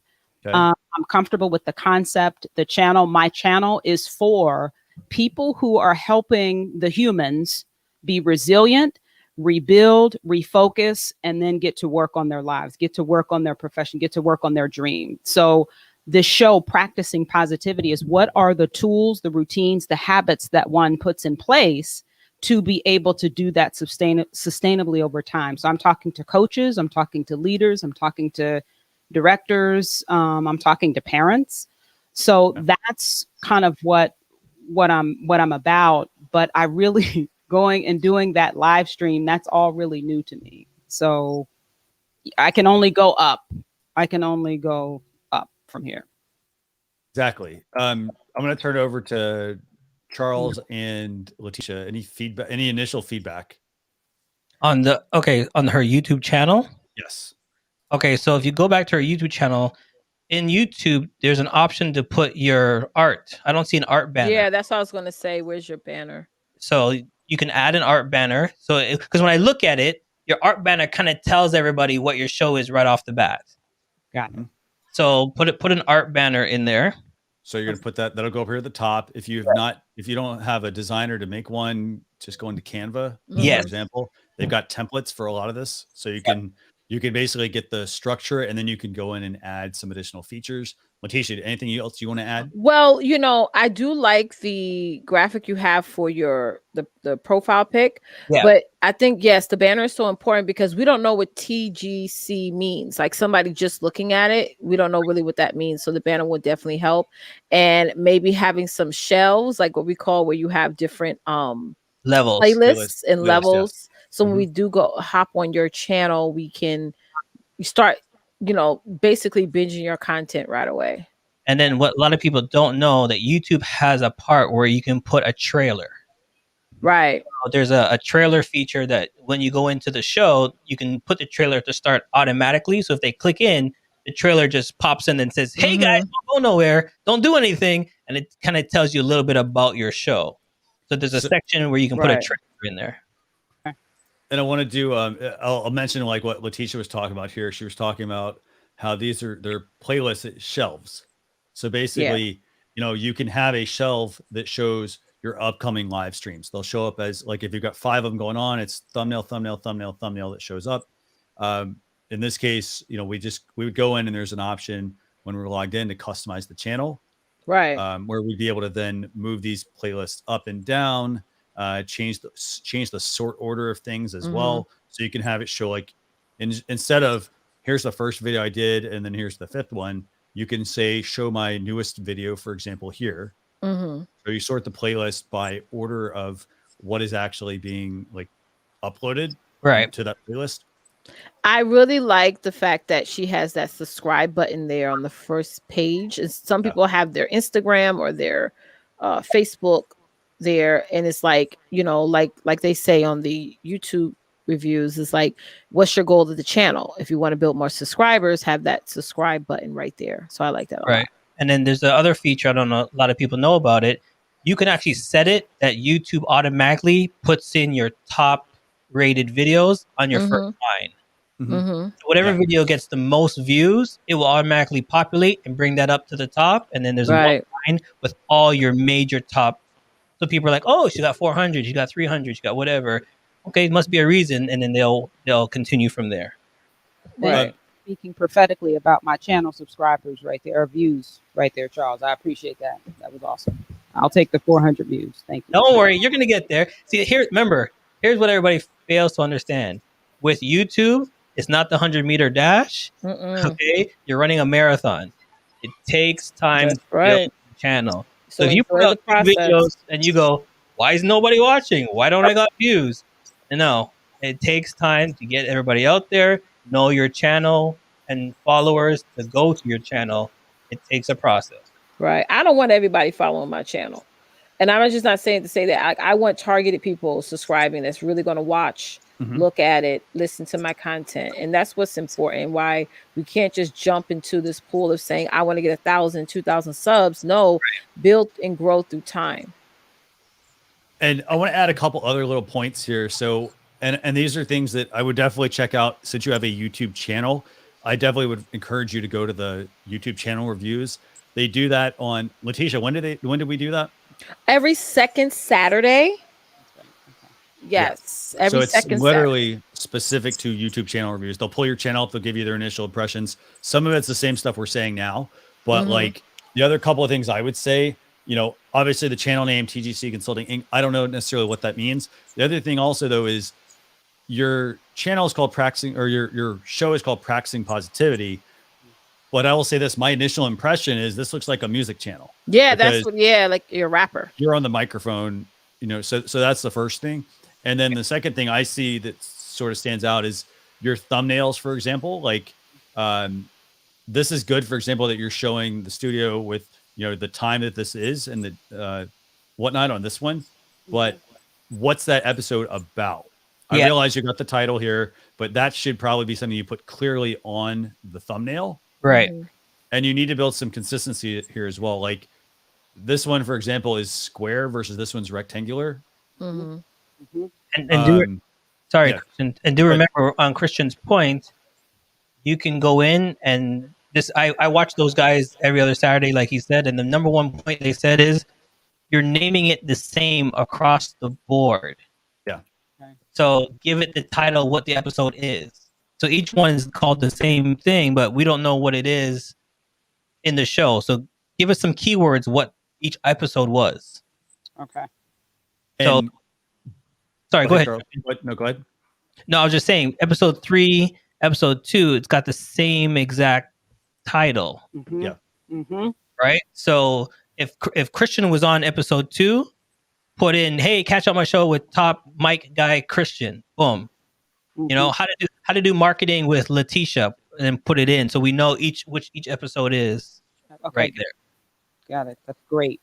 And I'm gonna actually pull. I mean, I will say this: you're actually doing really well considering you've got 40. You've got 40 views on this video. Like if you had shown me, so if you had shown me like the videos and I've got like 1 or 2 views, chances are it's you viewing your own content. Yeah. And the thing is, the fact that you do have 40, that's good. I haven't watched any of this. I'm not actually going to like play the audio, but a couple little things. I'm going to go and bring up this video. I'm going to go and mute it real quick. So let's just look at a couple of things here. So for starters, the other thing also, so part of it is this title. So for example, Real Love, like I'm not sure exactly what this episode's going to be about, but you need to put that in the title. So like take out maybe Practicing Positivity Studio episode 2. That may be something that you throw in the description. And then for your descriptions, like you're being pretty descriptive here, but make sure those focus on time, on the topic you're covering. Right. So I like that you've actually filled out most of this. I'd have to read through a lot of this. But that's the one thing. And then the other thing also that's kind of important here, you don't have any tags on any of your videos. So putting that in perspective to what Charles was talking about having a keyword for each video. The video is a specific topic. So that might be the keyword you put in, but then this is where you can play off of things like Practicing Positivity, for example, or TGC Consulting, the person's name, for example, whoever your guest is, you put them in as a tag. And then you're going to then be able to try to rank for some of those terms. Gotcha. And then another quick thing here. So I'm just throwing this out there. You've got, is this you or is this you or is this her? The Calendly link you have here. That's mine. Okay. So I'm going to throw, I want to get Charles and Leticia's opinion on this, but top of the chart. I would not put my Calendly link in there because here's the reason why. You're inviting people to be a guest, which is great. Right. The only problem though that I see with that is this is public. So you're going to have a whole bunch of people that are going to potentially go and book all your time. Right. Nothing against them booking your time, but it's your show. So you want to be very specific about who you have on your show. Okay. And for something like that, I would go and ask people for feedback. Okay. Yep. See, I started off doing the same thing you do with the Calendly link because when you're fresh, you want all different guests. But if you're going to do that, it's not your main Calendly booking site. It's your secondary one. Gotcha. I got you. So the Calendly link is for a potential guest. They go into the calendar and then you vet them afterwards, and who you like, then you send them the real Calendly booking site. Okay. Don't make this be your main one if you want to put it on there, because like you said, you'll get everybody and that might be the right fit for your show. That's right. That's right. Right. So put it in, they go in there, and then you call them later and you talk to them and say, hey, well, yes, you're a great fit, or no, thanks for coming on, but you're not a good fit for my show. And then you Mhm. put it on from there. Okay. And I got 2 more additional tips, by the way. For starters, if you want to include hashtags in your live streams, Yes. actually, I got 3 tips for everybody. If you want to include hashtags, you can include up to 3 hashtags on a YouTube channel per video, and you can put them in the title, you can put them in the description. So the benefit there is that, and let's see, it'll look something like this. So if you go to like youtube.com/hashtag/ okay, so what's your show about? Just give me a basic topic. It's real love. It's like, what does it take to have real love in your life? What is real love versus just like fantasy Hollywood love? How to cultivate love, how to love yourself more, like that. So if you go to youtube.com/hashtag/real love, and Leticia, I'm not sure if this is going to be the right thing to bring up. I don't know is there a better keyword I should use? I want to make sure because I don't know what I'm going to pull up with this. I know what you're saying. Yeah. Right. Okay. How about this? Let's go with relationship advice. Okay. I'm just going to throw this out as an example. Yeah, that's a good point. Okay. So if you pull up youtube.com/hashtag/relationship advice, okay. Mhm. When you include those 3 hashtags in your live streams, Mhm. this is live streams or pre-recorded YouTube content, by the way. What's going to happen is you're going to pull up a page like this, and you're going to be able to, this is going to help you give you some idea of, am I on the right trail of including the right kind of hashtag? In this case, yes, because there's 20,000 videos and 4,600 channels. Got it. So my recommendation to you would be pick out 3 hashtags, and you can put them in the title or the description. For example, if it doesn't fit in the title, put them in the description, put them at the bottom, and they will become clickable for people. They also will appear at the top of your YouTube video description as well. So they would actually appear right here above the name. Got it. Okay. The title, actually. So that's the first piece of advice. Second piece of advice I have for you is every single live stream, if you're going to have live chat replay, for example, or you're going to have chat on the side here, like we have here, there's an option inside of your dashboard. You're going to have to edit the video after you schedule it, and you're going to have to check a box that says turn on replay. Okay.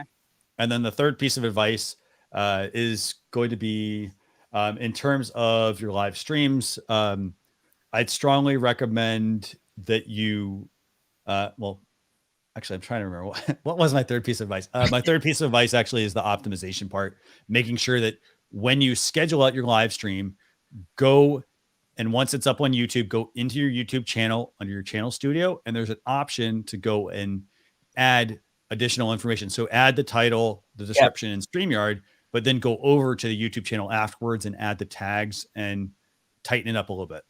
Right. Because if I can add on to that, Christian, when you go into the back end, there's a section there where it asks you for show thumbnail. Like it'll take a thumbnail from the actual video itself. Okay. So, when people scroll over, you see how when Christian scrolled over your show, the video automatically started to play. You can pick which part that it gives you a little snippet to show you to get people excited about it. Okay. So when you go back out and you go over the videos, it'll show you a little bit of each one. And then can you scroll down and show more, Christian, in her description? Yeah, sure. Yeah. Okay. Scroll down. Okay, so here's the thing. Some things you have as tags and some things you have as printed. So it says stay in the game and follow us on social. Those are the IGs and Facebook. Yeah. He can't click on those. Ah, okay. So you'll want to actually put the URL. So like Instagram.com/ what is that? Woo Forever, for example. And Facebook the same way. Go to your Facebook page, grab the URL, put that in there. It'll appear like this the shop link. Right. And then the other quick point to Charles's point here, you put at 12 o'clock, it actually gets picked up as a hyperlink. So it's actually picking up like if I click this, it's actually going to go to 720 seconds into your live stream. So it's going to go into 12 minutes into your live stream. Right. So it's picking that up like a timestamp on the actual stream, not like the date that I wanted. Exactly. Time. Okay. So like, for example, take out the @ do April 23rd, write out the word at 12 p.m. Eastern Standard Time, for example. Okay. Okay. Anything else you want to add, Charles? No. Oh, can you go up to her main screen? Yeah. So here, So here's a question: is that your background all the time for your shows?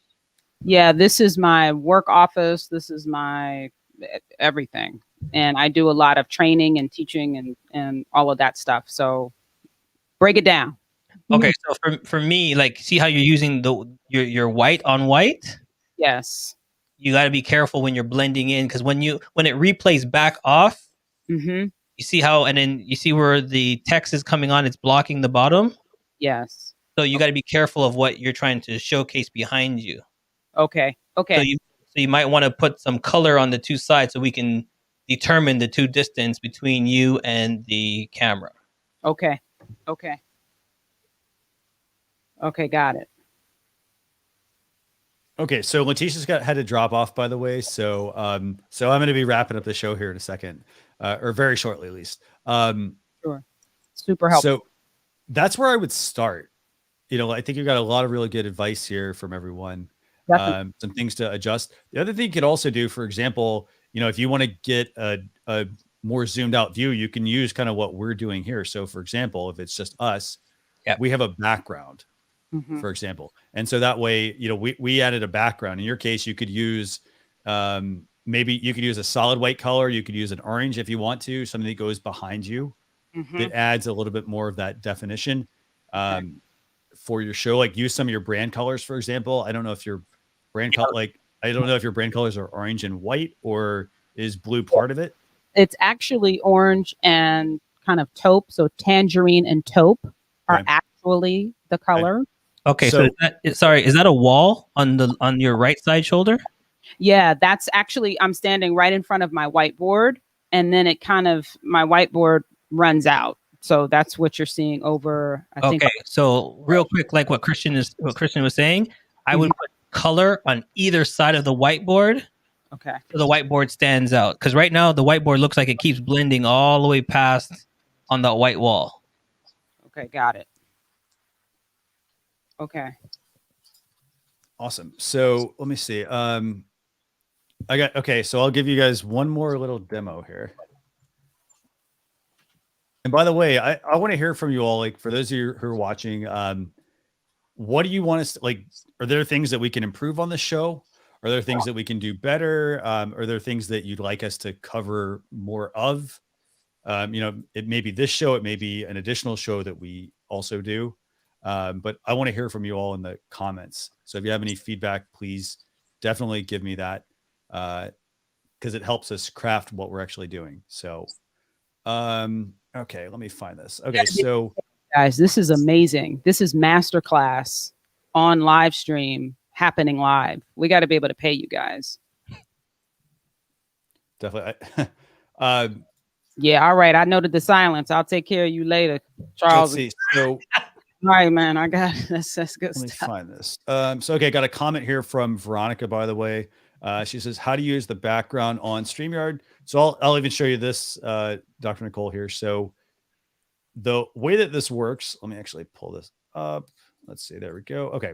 So the way that the background works in your StreamYard dashboard is it's very simple. You just go over to the brand section.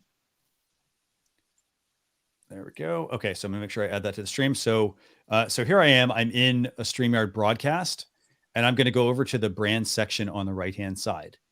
Now, a couple of quick notes I want to mention. If you've got multiple brands that you work with, you can click the drop down here at the top, and you can add a new brand. Yes. And that's going to allow you to define your color, and then you can set different themes for each one. Right. You can upload a specific logo. You can upload overlays. As you can see, here's what we're giving away today. We're giving away StreamYard t-shirt. You can upload overlays, and then you have video clips. If you scroll all the way to the bottom, you have this option to display names. So I'm going to add myself to this stream. And let's say I want to turn this off because I want to just record myself without that. I can turn that off. But what I wanted to show you here is the background option. So as you can see, I've got one already uploaded here. But basically, I just go in here. I create an image at 1280 by 720 for basically under 20 megabytes as well for a background image, a static background image. And so I can now quickly change this. Right. And so we have a default option, but that's pretty much all you need to do to change a background. And then here's a funny thing. What I love about StreamYard, you can actually change that background on the fly. So part of my show, I have one background, and then when we're going into the next part of the topic, I go, okay, let's go into this, and I hit the button, and then the background changes to the other part of the show. Okay. So on the fly, I think Christian, right now, if you look at Christian's background, it's 1. If he clicks the button, it will automatically flip over. There it is. Yeah. It's a subtle change. It's going from lighter blue to navy blue. Right. But So go ahead. So you can put your name on one of the backgrounds. Yeah. And put your show name right on one of the backgrounds. And then when you flip it, push the button. Oh, now we're going to this topic. The name's on each background. It's right there. Okay. And then one other quick tip to this, by the way, is if you're going just understanding kind of the sandwich. And by the way, I want to say, Neil Perek, I want to give you a shout out because Neil, he and I have talked about the StreamYard sandwich, and it's basically the background is behind you on camera. Yeah. So that's how the background works. So if you're going to put text and all that sort of stuff and you put it as a background, it's going to be hidden by every single person that comes on screen. Right. Now, the next item you can add an overlay. And an overlay is going to go over top of everything. And there's ways to design various ones. For example, this is the one we do at the beginning of the show. But we also have some built in that we've added. For example, like we've built one specifically for our Facebook group. So if we want to share that and show people, we put that as a full screen overlay. But you can also do some of the ones like this. Oh man. Yeah. Okay. And that's literally, so all that is, this is a graphic on the right-hand side. And then everything else, the reason that shows through is because it's transparent. Yes. Okay. And you can do the transparent in Canva. There's a button there. It's a paid one though, if you're going to use it, but it will help you take all your art and turn it into transparency. Okay. Yep. And I just signed up for easel, so I can do that. I think I can do all of that in there too. I think I can, or I'll pop over to Canva and figure that out. Okay. And feel free to PM me if you get stuck and you're like, hey, I have questions on things. But the number one thing, if you guys take anything from that, is what he did at the very top. If you have multiple shows coming up, multiple guests, on Sunday, you can set your whole week up and just click each name, and all those will be already pre-branded in. So if he goes all the way to the top, so that's Monday show, that's Tuesday show, that's Thursday show.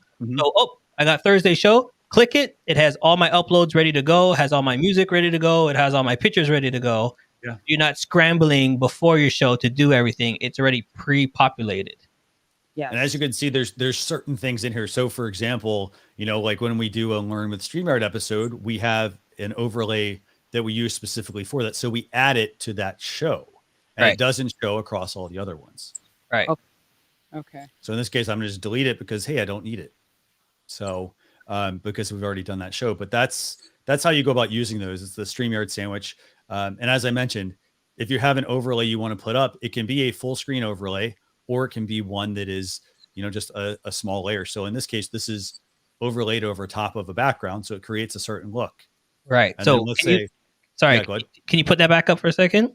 Which one? The one I have right now? Yeah. So you see where it says live with StreamYard? You can actually change that with your logo and put your show name.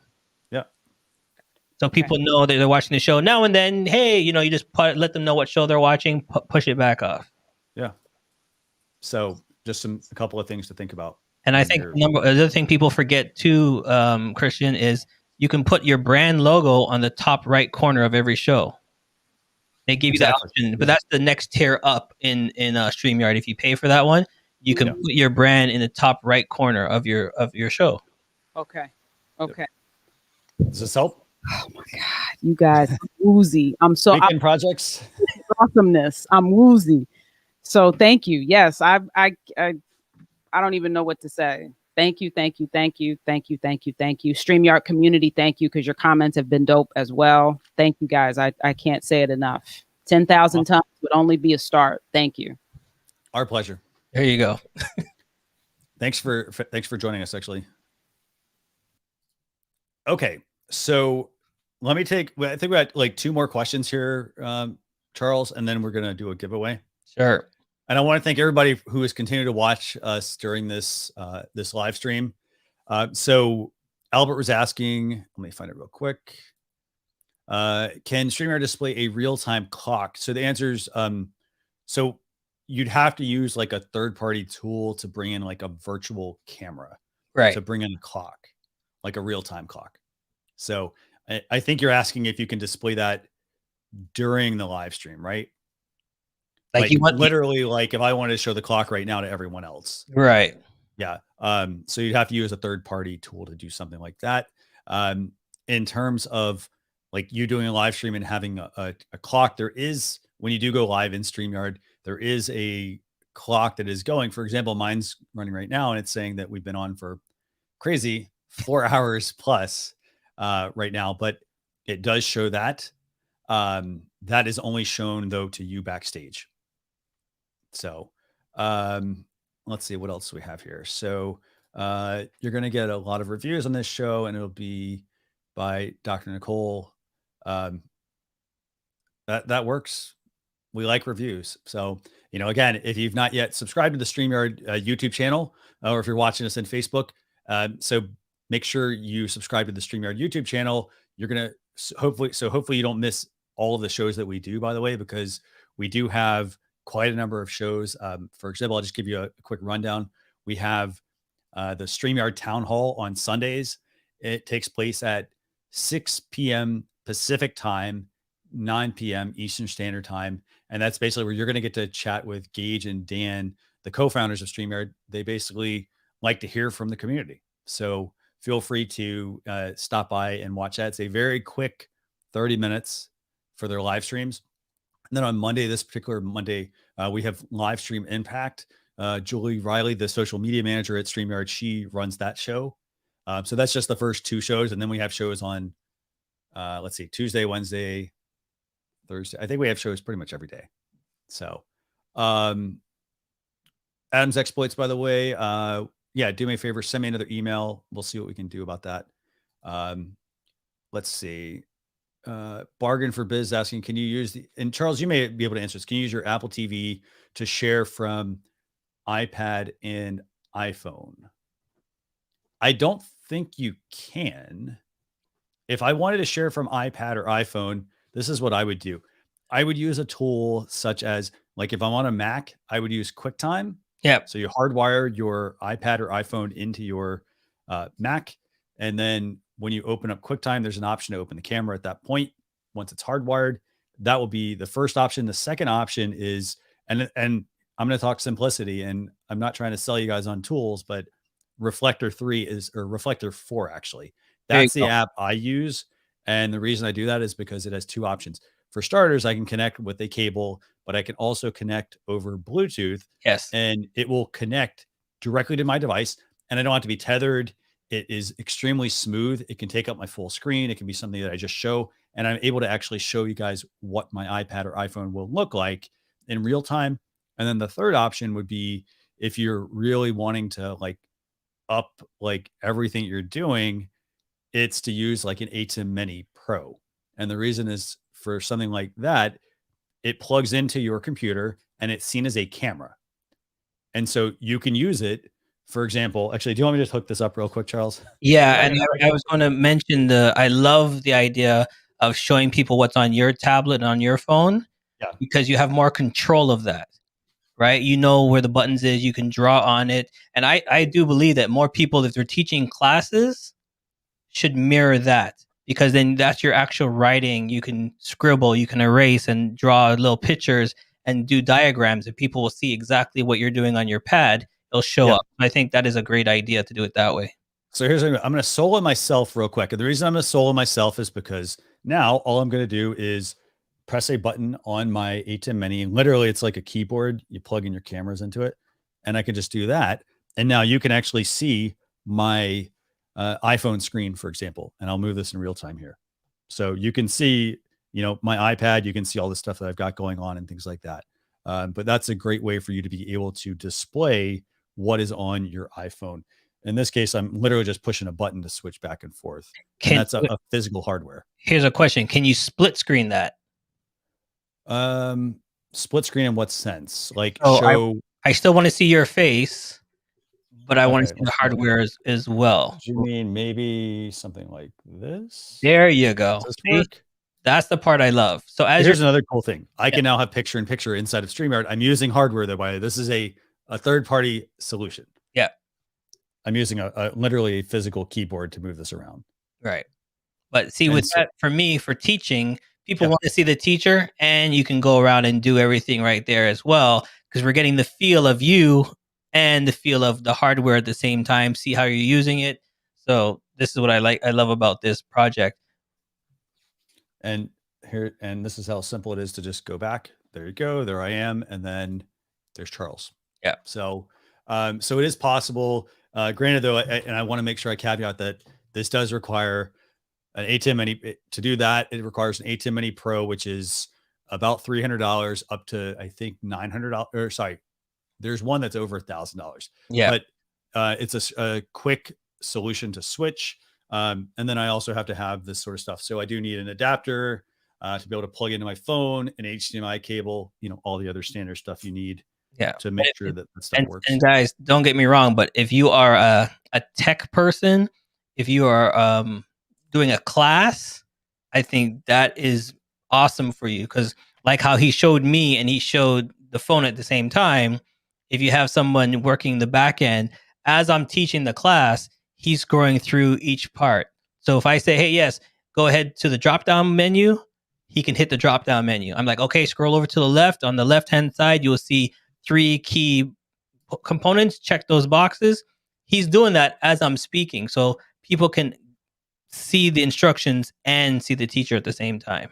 Yep. So you have to kind of think about and I will also say this, it's an investment you're making in your business. Yep. Chances are, for example, if you're already doing live streaming, say you're a church, for example, you probably already have a switcher that you're using, but if you're like the solopreneur and you're looking for ways to level up your live and to make your course, for example, easy to do, you can do it directly in the StreamYard broadcast without actually going live. There's a record feature, but then if you want to add some of these, and we call them bells and whistles, you could upgrade to that kind of device if you want it. And Milda, by the way, what's the solution for the small U in the corner? So it's an ATEM Mini Pro. It's a switcher, but I think it's a pricey upgrade, right, Charles? Yeah, it definitely is a pricey upgrade. There's other features that you can use with StreamYard, because I'm actually testing a couple right now, and I'll tell you, I'll put it in the chat later, that you can actually do 2 of yourself. Like, you basically send yourself the link, like Christian said. So you have you on one side and you on the other side, and the one side you're doing picture-in-picture and showing your work on that side. Definitely, yeah. And there's that option. So one option is the ATEM Mini. I think you can do this with you can actually do this with ManyCam as well, actually. Right. So ManyCam has an option as well. So there are tools to kind of combine things. And okay, real quick, here's a real fast, cheaper way. Record the class. Okay. And then put it into StreamYard as a video. Because remember, now you can upload videos into the new process. Yeah, the long form video feature. Yeah, the long form video, and then you're still on screen, and then you just mute the video, and as it's going through, talk over it, and there's your picture-in-picture. Definitely, yeah.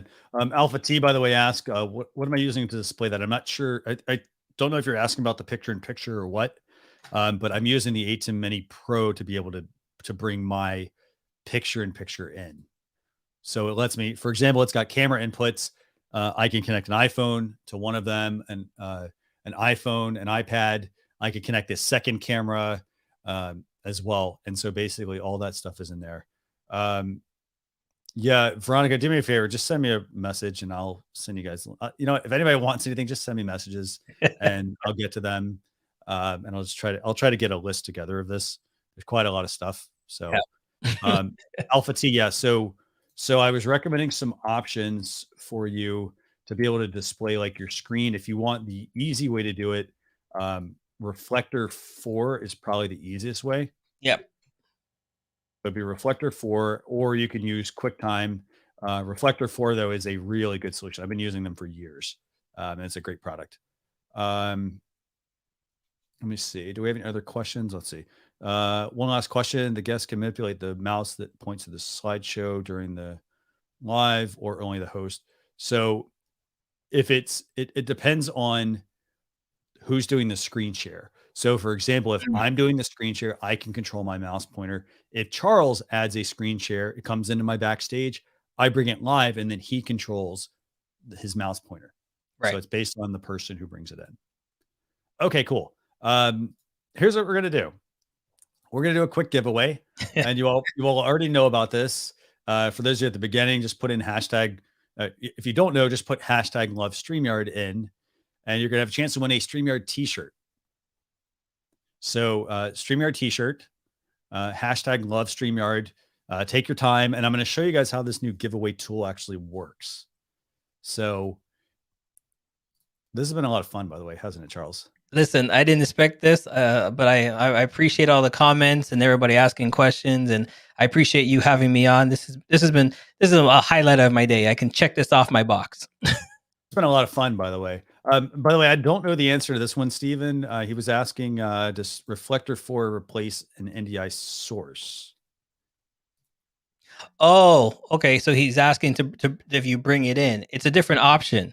So if you're reflecting what's off of your tablet and your phone, then you don't need the NDI source to come in, because like Christian was saying, it's reflecting whatever you're using. It's pulling it directly in. Yeah. So it's one or the other. You don't need both.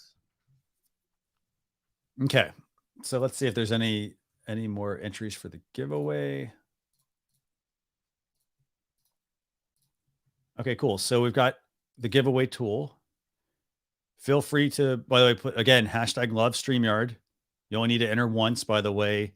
And then the way this tool works. So again, just go to StreamYard.com/giveaway. If you're a StreamYard user, this is included in your product. Yep. We had so many, like Dan and Gage, they use the StreamYard giveaway tool, and they've been using it on their town halls for I don't know how long it's been around. It's been around for quite a while. So much to the point that everybody was asking us, how do you guys run the giveaways? They want the giveaway tool. And so they built this tool. And so this is the way it works. And so basically all you have to do is, as I mentioned, you start the giveaway at the beginning at StreamYard.com/giveaway. In this case, this was the hashtag. It could be a hashtag. It could be a keyword. And then there's a number of entries that display there. And then now we're just going to draw. So if there's any last entries, go ahead and put them in. Put them in. And now what I love about this tool is that you can hashtag your episode.